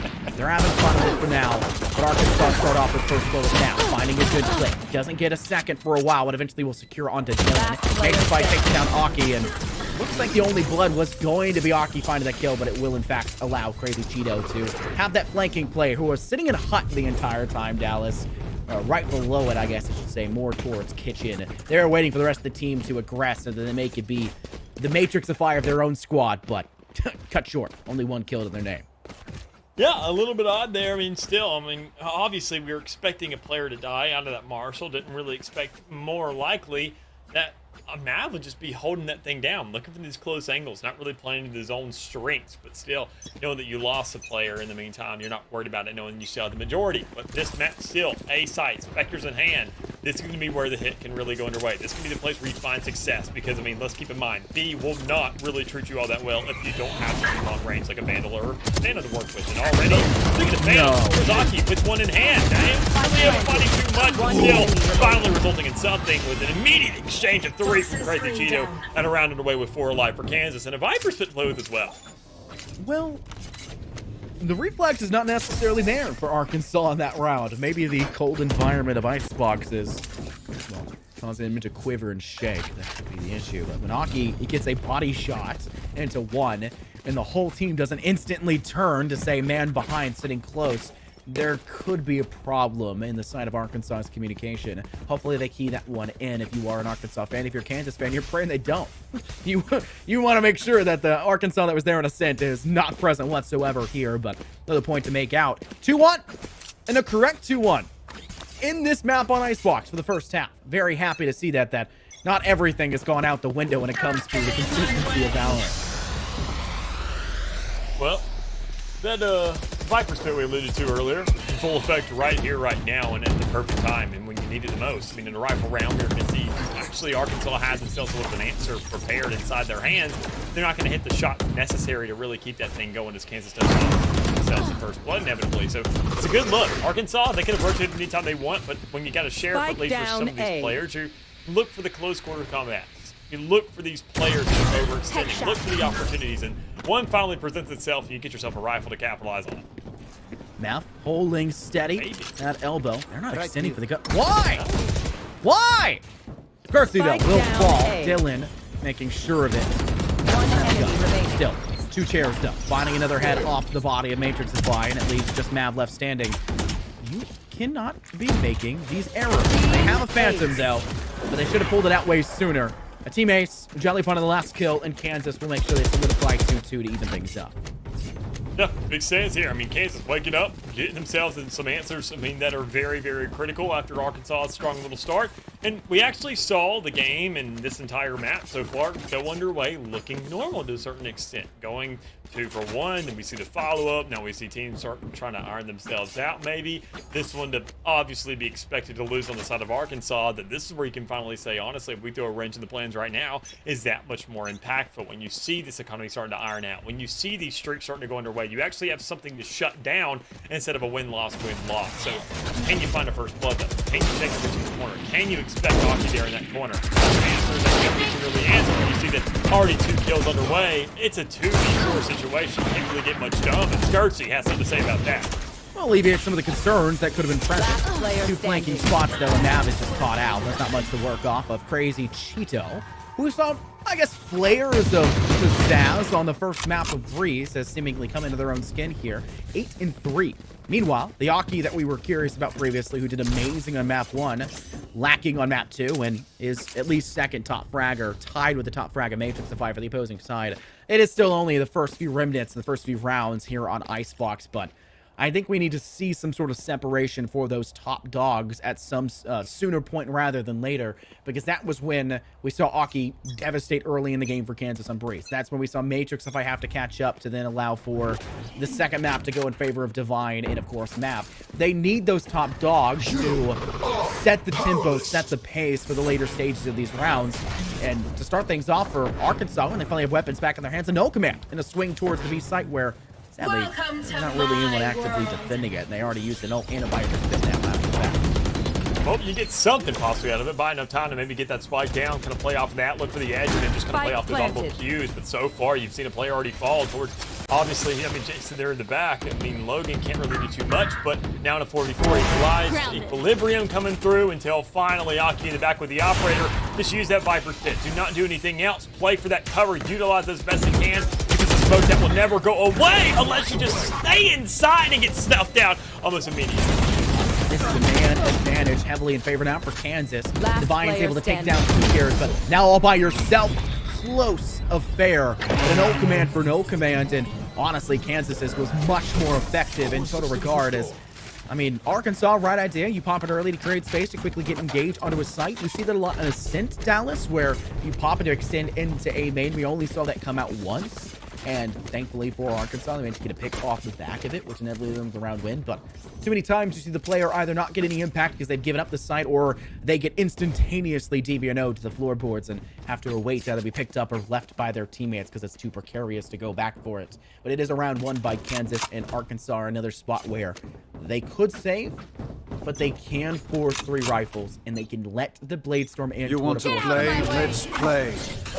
Well, see if we can get a little bit of switch up here with that Blaze coming away. Bit of an eco round, right back to where we've seen Arkansas kind of be asleep at the wheel thus far. They're looking to get themselves a little bit of contention. Ever since these missile rounds, they have not found a way to stop these rifles just yet, but these knives could be just exactly what it is. Nav looking to continue to rain down terror. Jelly sitting in cubby below Raptor's side, and Nav is off the board in a second to join them before Skersey can finally deal with it. That is a huge return of investment for that player's life. And now Aki will pop their own Bladestorm and to engage a little bit more completely as well. Swinging up on Raptors. Matrix of 5. All the way back on Belt. From that Asuma sniper in their hand. Perfect cloudburst! And Aki takes the head off the sniper at One enemy range. remaining. Divine up for more. Dylan gets the tag assist to deal with one. Skirtsy all by themselves, and you gotta hit that shot because Aki is not one to miss. Round 1 by Kansas, dominating right now with 3-round buffer. Big stance, keeping things going along. Kansas keeping their lead, just getting that much larger considering these rifles. Ever since they come into their hand, the game's just complete toss-up. I mean, they've really found themselves a lead. They've become that snowball, become that menace, and they've kind of run away with it, which is kind of surprising considering the strength that we saw to Arkansas. And this is on the defensive side, keep in mind. Kansas hasn't been bringing that pressure. They haven't been the ones starting the conflicts, making sure to be the one to tip off that initial domino and see everything else fall into place afterwards.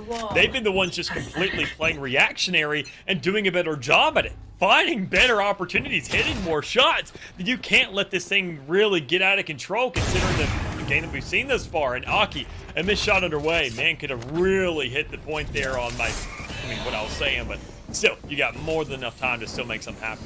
After I highlighted Aki for not missing those shots just last round. Just where he pops out will force the player off of the initial spike placement so they get tagged by the second hit. Third one misses all. And Matrixify, nice and close. Hard pressed to miss a shot like that, Dallas. They'll make sure they get themselves first blood. And Skirtsy will in fact plant below in rafters. I think Aki hears that the audio cue is closer than anticipated. And we're trying to wait to see if a player, aka Skirtsy, moves back into line of sight to swing back around. Now, feels the throw. Doesn't get their initial target of Dylan, but eventually will secure it as they swing back their way. Crazy Cheetos on the spike. They're just going for it for some reason. Divine falls as Crazy Cheeto gets the kill. A Cloudburst cuts down sidelines. A classic free gun! Free gun, by the way! As Logan finds 2 kills. Attack when they're suppressed. Adapt their options. They make mistakes. Yeah. Something's gonna be done about that. Yeah. I'm usually the one who's saying it's either, it's honest. I don't know. I know what it is. I know what it is. I finally haven't run in a situation like this in a while. So the kind of the catchphrase I got to where it's either balance or BS. And I'm usually in the ballpark of balance, but that's something. Yeah, that's. You know what? Let's just sum it up. Logan Diff, guys. Logan Diff. Yeah. I got Logan Diff for sure. Maybe that's all it comes down to, because all of them have a classic, so therefore it is fair. It is actually, I guess Aki doesn't have we all got him. Classic. I mean, it's a free gun. Yeah, So, free gun, by the way. So that's it is what it is. Good balancing. I mean, it's not overpowered if everybody has it, right? Right. It's okay. Oh, round underfoot.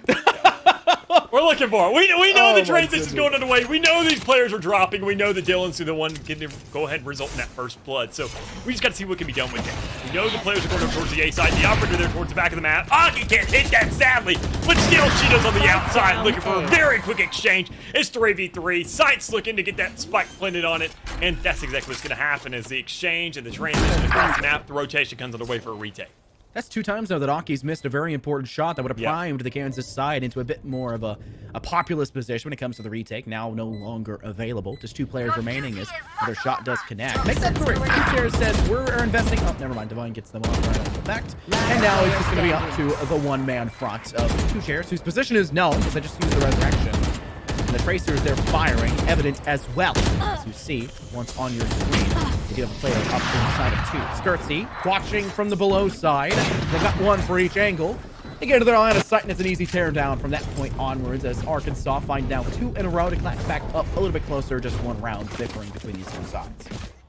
I mean, able to go ahead and find some relevancy here. That's big for Arkansas, consider that, for the longest time, it felt like they had absolutely no chance against Kansas when these rifles were in their hands. But they finally got an opportunity where you shut the guns down. You switched things up a little bit. You made sure they had to go to an economy round, and they're kind of in that weird area of limbo where they're having to bounce back and forth, and they can never get a gun just feeling comfy inside their hands. Get used to seeing a Vandal, get used to seeing a Phantom, get used to seeing an Operator, whatever it may be. But The one thing you got to get used to seeing is, I mean, this game staying close. Because, I mean, it seems like Icebox finally kind of went underway. These teams are starting to heat up a little bit. They're starting to figure out what exactly is going on. This team's to sniff out. And possibly First Blood's underway. Instead, from Nap, great little shot exchange there. Logan to capitalize on top of it. That's a free site to work with besides Jelly there in the back, who may just give it up until he finally hits that shot up ahead and make sure to gearing things that much closer. Well, make sure you get that first kill and get out of it as well. You don't want that engagement to go too far out of control. Considering Logan doesn't have Spike, he can start to transgress a little bit forward and create maybe an ample opportunity to get yourself in a good spot. They'll move over and get a little harder too, but because that Jelly gets caught out in the process. Aki, though, not far behind, moving in from Orange, and Logan's life will be forfeit. Looks like maybe a possibility. I was gonna say for a Shorty to come out. Not the case. Aki will trade for a Vandal, and well, unfortunately, now they're the only player left standing. Maybe they pick back up that operator and they just retreat on out of this fight. They ain't got no dog in this one. They want to hold on to the expensive weapon. Maybe they're just trying to make this round more expensive for the opposing side. They get shot at. They say, no, thank you. I'm trying to leave as fast as I can. Shorty in hand. Aki right over him, but doesn't know it. And so they'll just run as fast. Oh, that burst gone. Be careful. Smokes don't last long if you're a Jess. They still get away with Matrixify, actually, shockingly enough. So, I mean, some impact to be had, but they will fall and the operator will go the other way. Schmovin with it, but still doesn't even really matter all that much because once again we were expecting, I mean, Arkansas when they had that spike down for them to win around like that. I mean, I gotta say, and even then, I think there wasn't enough unity out of the squad, enough coordination there. Considering that, I mean, if you looked at half of that round, we saw that constantly Cheetah was doing a good job. He was holding down that site, but it seemed like he was so comfy inside that lawn chair of his, inside that green goop of the Vipers, but that he didn't want to make that transition. You had funnels of players. You had, sure, that one little foundation, that one player watching the angle, which is what an operator's supposed to do, but everybody else just funneling in over and over and over again, and you can't really get too much done. But speaking of a funnel, let's go ahead and just throw that onto the side. Get her someone else onto A. Go and no command to that as well. What utility? There is none to be used. Find some pressure. Splash all the way into spawn. Logan, good God, you want the entire map. I mean, so there's the statement of map control, and then there's just random walking. I mean, they're going for it, but I mean, there's still a full fight you have to deal with on the other side. Don't overextend too far. Dylan, though, spray through the wall, doing their best to try to snuff out the player map that is up in there. I think one Tracer did tag them, and their stress as well, making things difficult. Place for a minute hand for Aki. They will not find the kill. Instead, it'll be put Divine to strike first, though. They fall quickly to Jelly. Now still in 2, deals with 1. Aki takes down their doppelganger. Now will extend out closer towards the site. But Skirtsy's still swinging in from elbow, deals with Aki decisively. Jelly, 1v2. Knows where one initially was, but past that, Skirtsy was skirting around the corner, finding themselves the last blood, and it looks like they'll escape away from this explosion, and they'll give themselves a 6 halfway mark to break even at the very least. No matter what, I mean, 6-6, 7-5, I'm happy with this. This is the close result that we've gotten so far because we have not had the luxury of that yet. A 9-3, what, an 11-1? I mean, it's not been the best day in terms of equal halves, which is crazy to say, but I think it also is a testament to go ahead and show a little bit of respect to what we saw on the start of the half as well, because it didn't go 3-0. It went 2-1, and then that's when the streaks happened. You had a little bit of leeway. You had a start before some retaliation got put into the man. Speaking of retaliation, you had to have something there. You had to have at least some shot land, considering how crucial that was. It wasn't a missed shot by Aki. Instead, it was by Cheeto, but he makes sure to compensate pretty quickly as he's in the back of the map going off with that Guardian. You're able to pop off big. Problem lies now that Devin is off the board. Aki joins it. It will be 2 shares as well. Mav is a menace. And already, Kansas Esports waking up in the middle of the night sweating as they have to remember what Mav just did to them and has been doing to them in these last 2 maps. Even just the 11-1 scoreline, it'll be like Brazil 7-1. They'll have to constantly remember that fact. And unfortunately, they may have to remember it clear through the winter break and back into the next season, because they lose here, they're out. This is the semifinal. You're won, you're done. You then move on to the grand final should you come out victorious in Kansas Esports. They're behind at halftime, but not by a huge margin. This game is still retrievable. This definitely is. I think, honestly, we get the pistol round, the force afterwards, and everybody just stays in their respective spot and doesn't buy on a round 2 and waits for the rifles a round 3. Keep it close, keep it relevant, keep it even as possible between everybody, but the biggest thing it really dwindles down to is, can we see first blood to Matrix? Now on the defense with the chamber, that's a player that we were lacking on the attacking side. Obviously, you don't want a chamber really going off there, but finally back in his respective spot, sitting at home on this side where he just waits for somebody to swing. He finally takes a shot and he hits it as well. Big stance here to start off with. First blood underway, an easy little follow-up there for Mad. Divine on side as well. This looking big, 5v2, almost immediately with Donkey! Unfortunately, Divine still comes up big. What a round, though, for Arkansas to submit themselves on the board first at halftime. Able to shut down Aki. Aki has had one of the most spectacular performances of any CC that we have seen, Dallas. First map, they go 42-24. But then they jump to the second, and they're brought down to negative 14-17. Thankfully, here on this third map, they're tied with top frag with Mav, who's now sitting 14-10, but Aki's 14-11. Still one extra death, but we'll count that last round, the one, to give them that sort of manner in favor. Since otherwise, it hasn't been Matrixified top dogging in map 2 or 3. We mentioned they still were great on 2. The whole team is playing out of their minds on this third map for Arkansas. Not one player is really that far behind the rest of the pack, which was a problem on map 1 and 2 for a while. This third map, everyone is playing well for Arkansas, and if that continues, it feels like it will be difficult for Kansas to catch up. And to make matters worse, this round seems less and less likely, especially considering Mav just hit and miss. First blood and Matrixify on the flank, pincering them effectively. And it does look like it will start to fall more in favor of the blue, but Chionaki finding some nice hits, and Matrixify throws. That's not good. Divine, pick up the Guardian, babe. Come on. Come on. That thing, I don't know what it is with the Guardian, but it's the most, like, audibly satisfying gun in the game to listen to over anything else. It just scratches the It's inside of better. your brain. It does.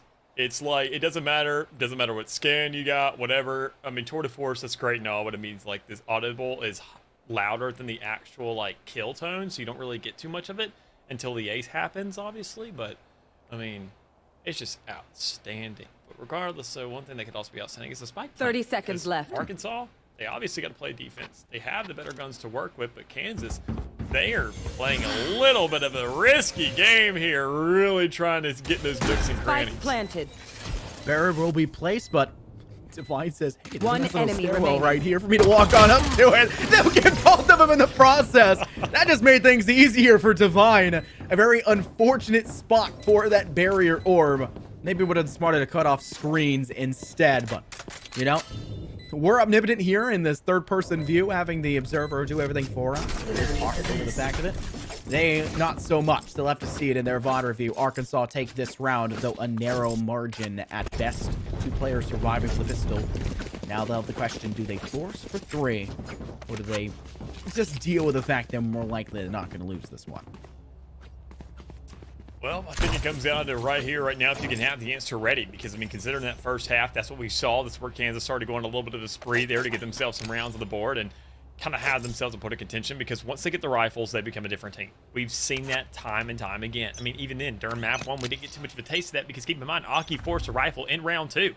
So after the pistols, you don't get to see much anyways. It comes down to these situations. If you can go crazy, if you can start to actually hit these shots, if you can have some ultimates, some impactful ones to work with early on, it's all going to add up over the course of this game. And what could really add up is the kills for Mav. A huge start. 2 rifles immediately extinguished. And I'm sorry to break it to you, you didn't punish the right player. You took down Matrixify when it should have been Mav at the other end of it. Now they've got a third on top of it. 2 players left, and Mav is fiending for it, like trying to pick back up after Thanksgiving leftovers. You want them. Nothing's gonna stop you from going out of your room at 4 a.m. and sneaking a cornbread meal right out of the fridge.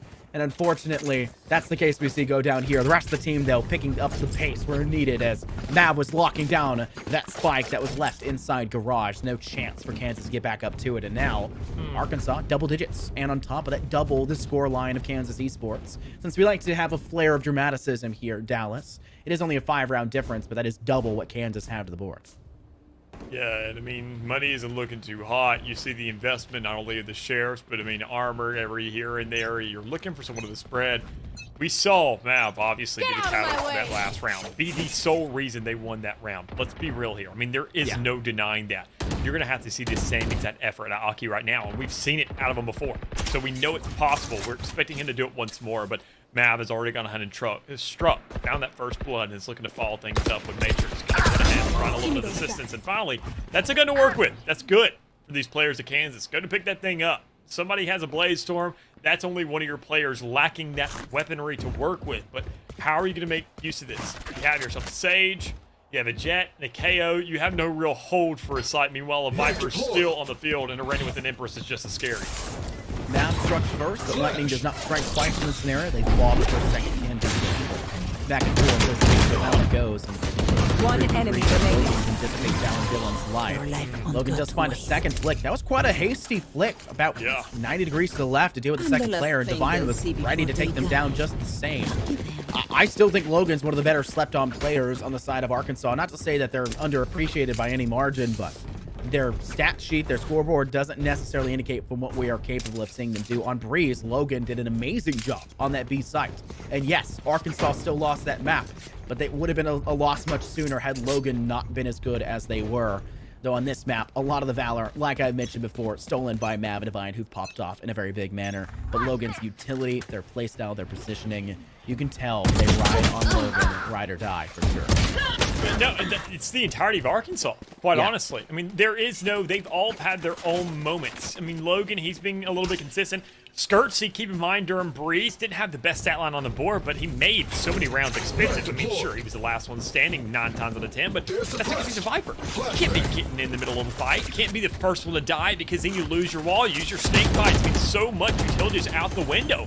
Everybody on Arkansas has been showing up here and doing an outstanding job. You've got to give them props for it, but I mean, they have themselves one more chance right here. Another round underway, 3v4. They can close things out as soon as possible. They can even really disappoint Kansas, and they end up getting this round. Ooh. They're making it close, I'll tell you that. Blind spots down Jelly too, but can't find the shot in time. Matrixify secures 12 match points, series point for Arkansas, as Kansas has been kept in the dry for quite a while here, Dallas. Essentially, their last round pickup for Kansas. All the way in round 7. Kansas have struggled. A completely flawless series for Arkansas past that point. And at least they can say, even if this round ends next, Kansas got more rounds on this map than they did on Ascent. But that's not hard to do, considering the scoreline that came through. And even then, you're looking at a tour de force. You have a Viper's Pit, Hunter's Fury, Resurrection. Kansas has things for holds, for sites, for post plants. Arkansas, they have everything. I mean, that tour de force alone will hold down half the map. A null command for a retake. Empress, same exact thing. This comes out with it, and a spike goes down. And Mav has already put a little bit of a nail in the coffin. Same thing with Matrix. We can see this game ending very fast. Yeah, they lost the Viper's Pit on that first pick, Dallas. So Resurrection will be forced in this round. It's not like you can bring it into a game over anyways. And you definitely need every little piece that you can get. So make sure you even things up. It is a 4-on-4 because of that. But now you know the Viper's Pit will be used here. There's just no way they do not use it at any point. They're going to have to use it whatsoever. But the problem lies into the next round when they don't have it after they use it. Even if they were to scrape this one by, Arkansas hasn't necessarily needed ults to get the job done. And let's go ahead and look at that tour de force. No longer towards A whatsoever. They're playing over inside of yellow crate on that green side of B. Plants do go through. Toxic green put into play both sides, trying to alleviate some pressure.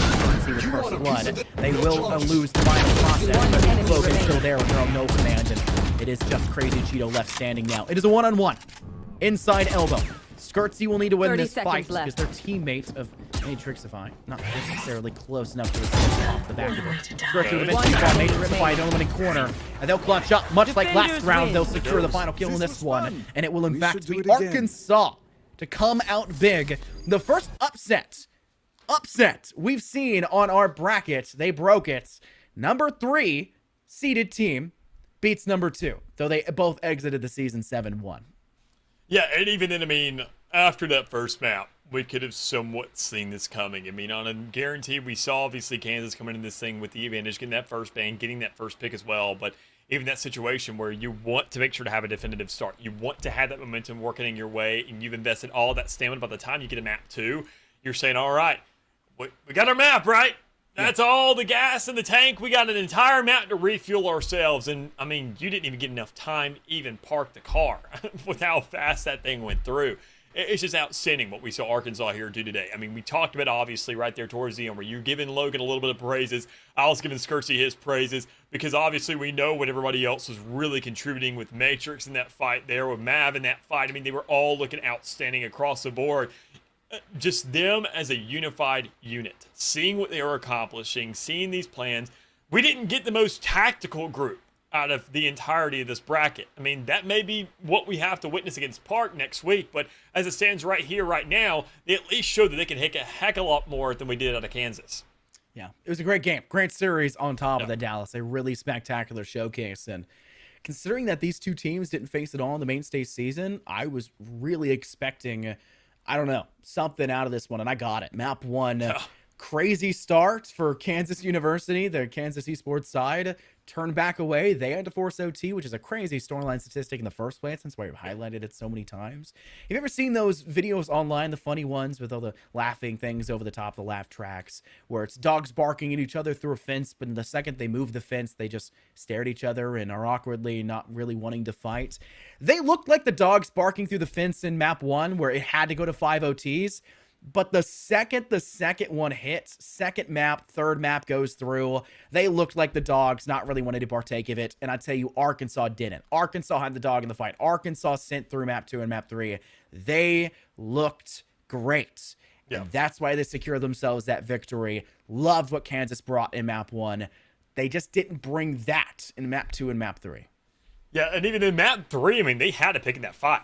They were looking good there for a little bit, the entirety of that first half. And we were saying, okay, things are looking pretty good for them. We're having 7-5. This is the most even we've had the entirety of this so far, considering that on Breeze, where it was 9-3, and even then 11-1 on the Scent, that we're going to put we're crossing that one out. We're not discussing it because obviously that was our Arkansas momentum kind of carried in their favor, but they didn't carry that into the next map. That's the surprising thing to me. They found themselves 5 rounds in a row, back to back to back, after the only 2 we saw Arkansas really finesse. That's the biggest thing, is that they found an entire half off those rounds alone.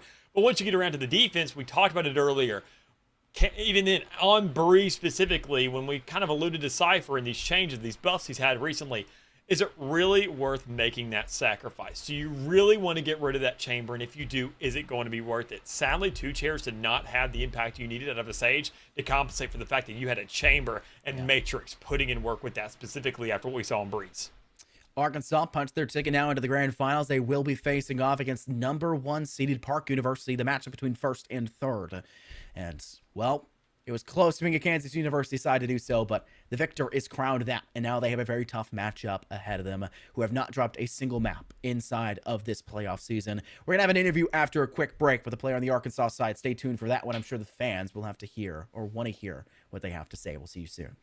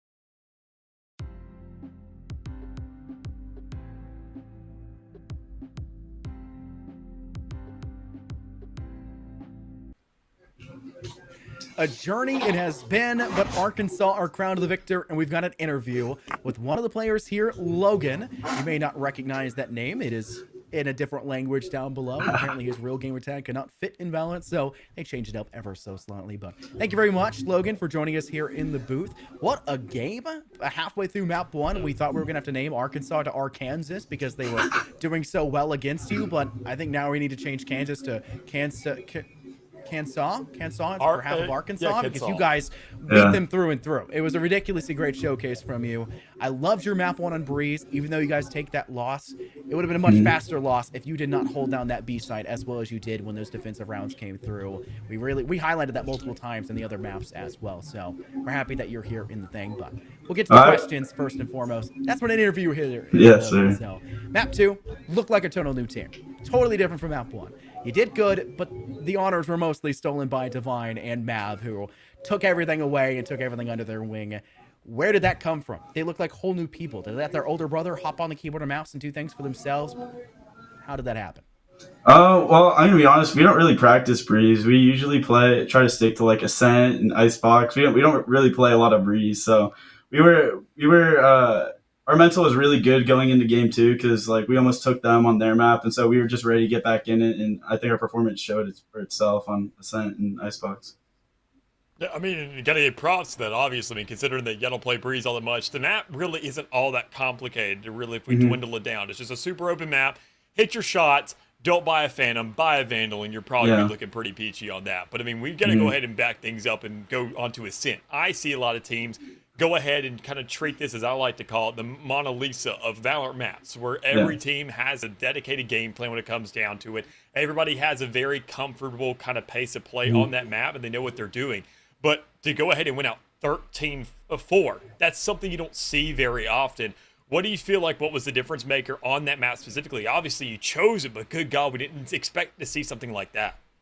Well, on Ascent, it's like I said before, we practice it a lot, and we all know our roles really well. We definitely like the double duelist on Ascent with the Phoenix entry, and then we can have Jet hang around mid and still give presence there. And then on that point, it allows us to just create so much space and like really just capitalize with our knives, extra flashes, and just like really just run it down on them. You answered my question, my second question I was going to bring to the table by saying you guys don't scrim Breeze and don't really practice it. I was going to ask why was map 2 and 3 so different, but I guess I'll find a new one and divert the attention elsewhere. You mentioned rocking double duelist on Ascent. I have to feel like at some point you guys had a lot of respect for Aki on the other side, who was playing that Reyna on that first map of Breeze and dropped a 42 bomb on you guys. And yes, Matrix did exceptionally well. Mav had a rough first map. At the very beginning was 007. You had 2 players actually at that point. Chat was joking about James Bond at that time, right? You guys picked it up, obviously, and brought it into 5 rounds of OT. But did you guys pick the Reyna on the third map purely to say, hey, Aki, we can do it too? Or is there targeting of any kind? Were y'all purposely avoiding him at any point? How do y'all counterplay against a player who just dropped 42 on you?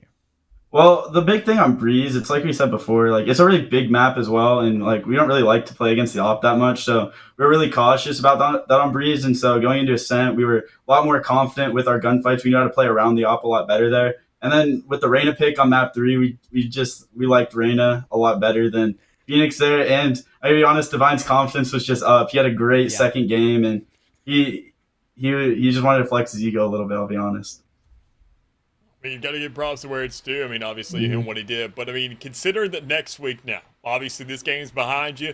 Not really too much to concern yourselves with when it comes around to Ascent. You say you already practiced the map a lot, and then when it comes around to Breeze, it seems like even without the scripts, for somebody number 2 in the entire division, still you go up against them barely touching that map, and you bring them into what felt like a quadruple penta overtime. Something like that, you don't have to really worry about that map. When it comes around to Park, the number 1 seed in this division, what do you feel like is the biggest thing your team has to work on going to this next week, and what can you expect Park to really notice a difference in? I think definitely what we need to do is just better team play and communication. That's been like our key thing all season. We've been working on it a lot, and so that's something we're definitely going to try and stress going to Park.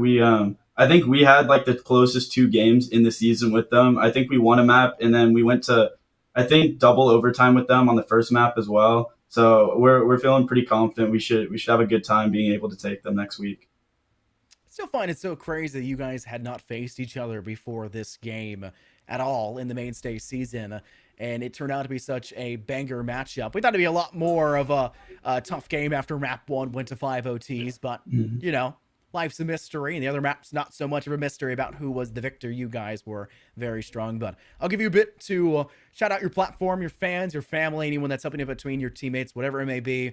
Give your space to give a shout out. Who are you thankful for? Hey, shout out to all my boys watching, and then all the boys on the team, Divine, Cheetos, the coach, Jake, Ethan, and then Mav, crazy guys. And then shout out to Hudson and Brax. They played with us last season, couldn't be here this season, but we miss you all the same. We love you guys.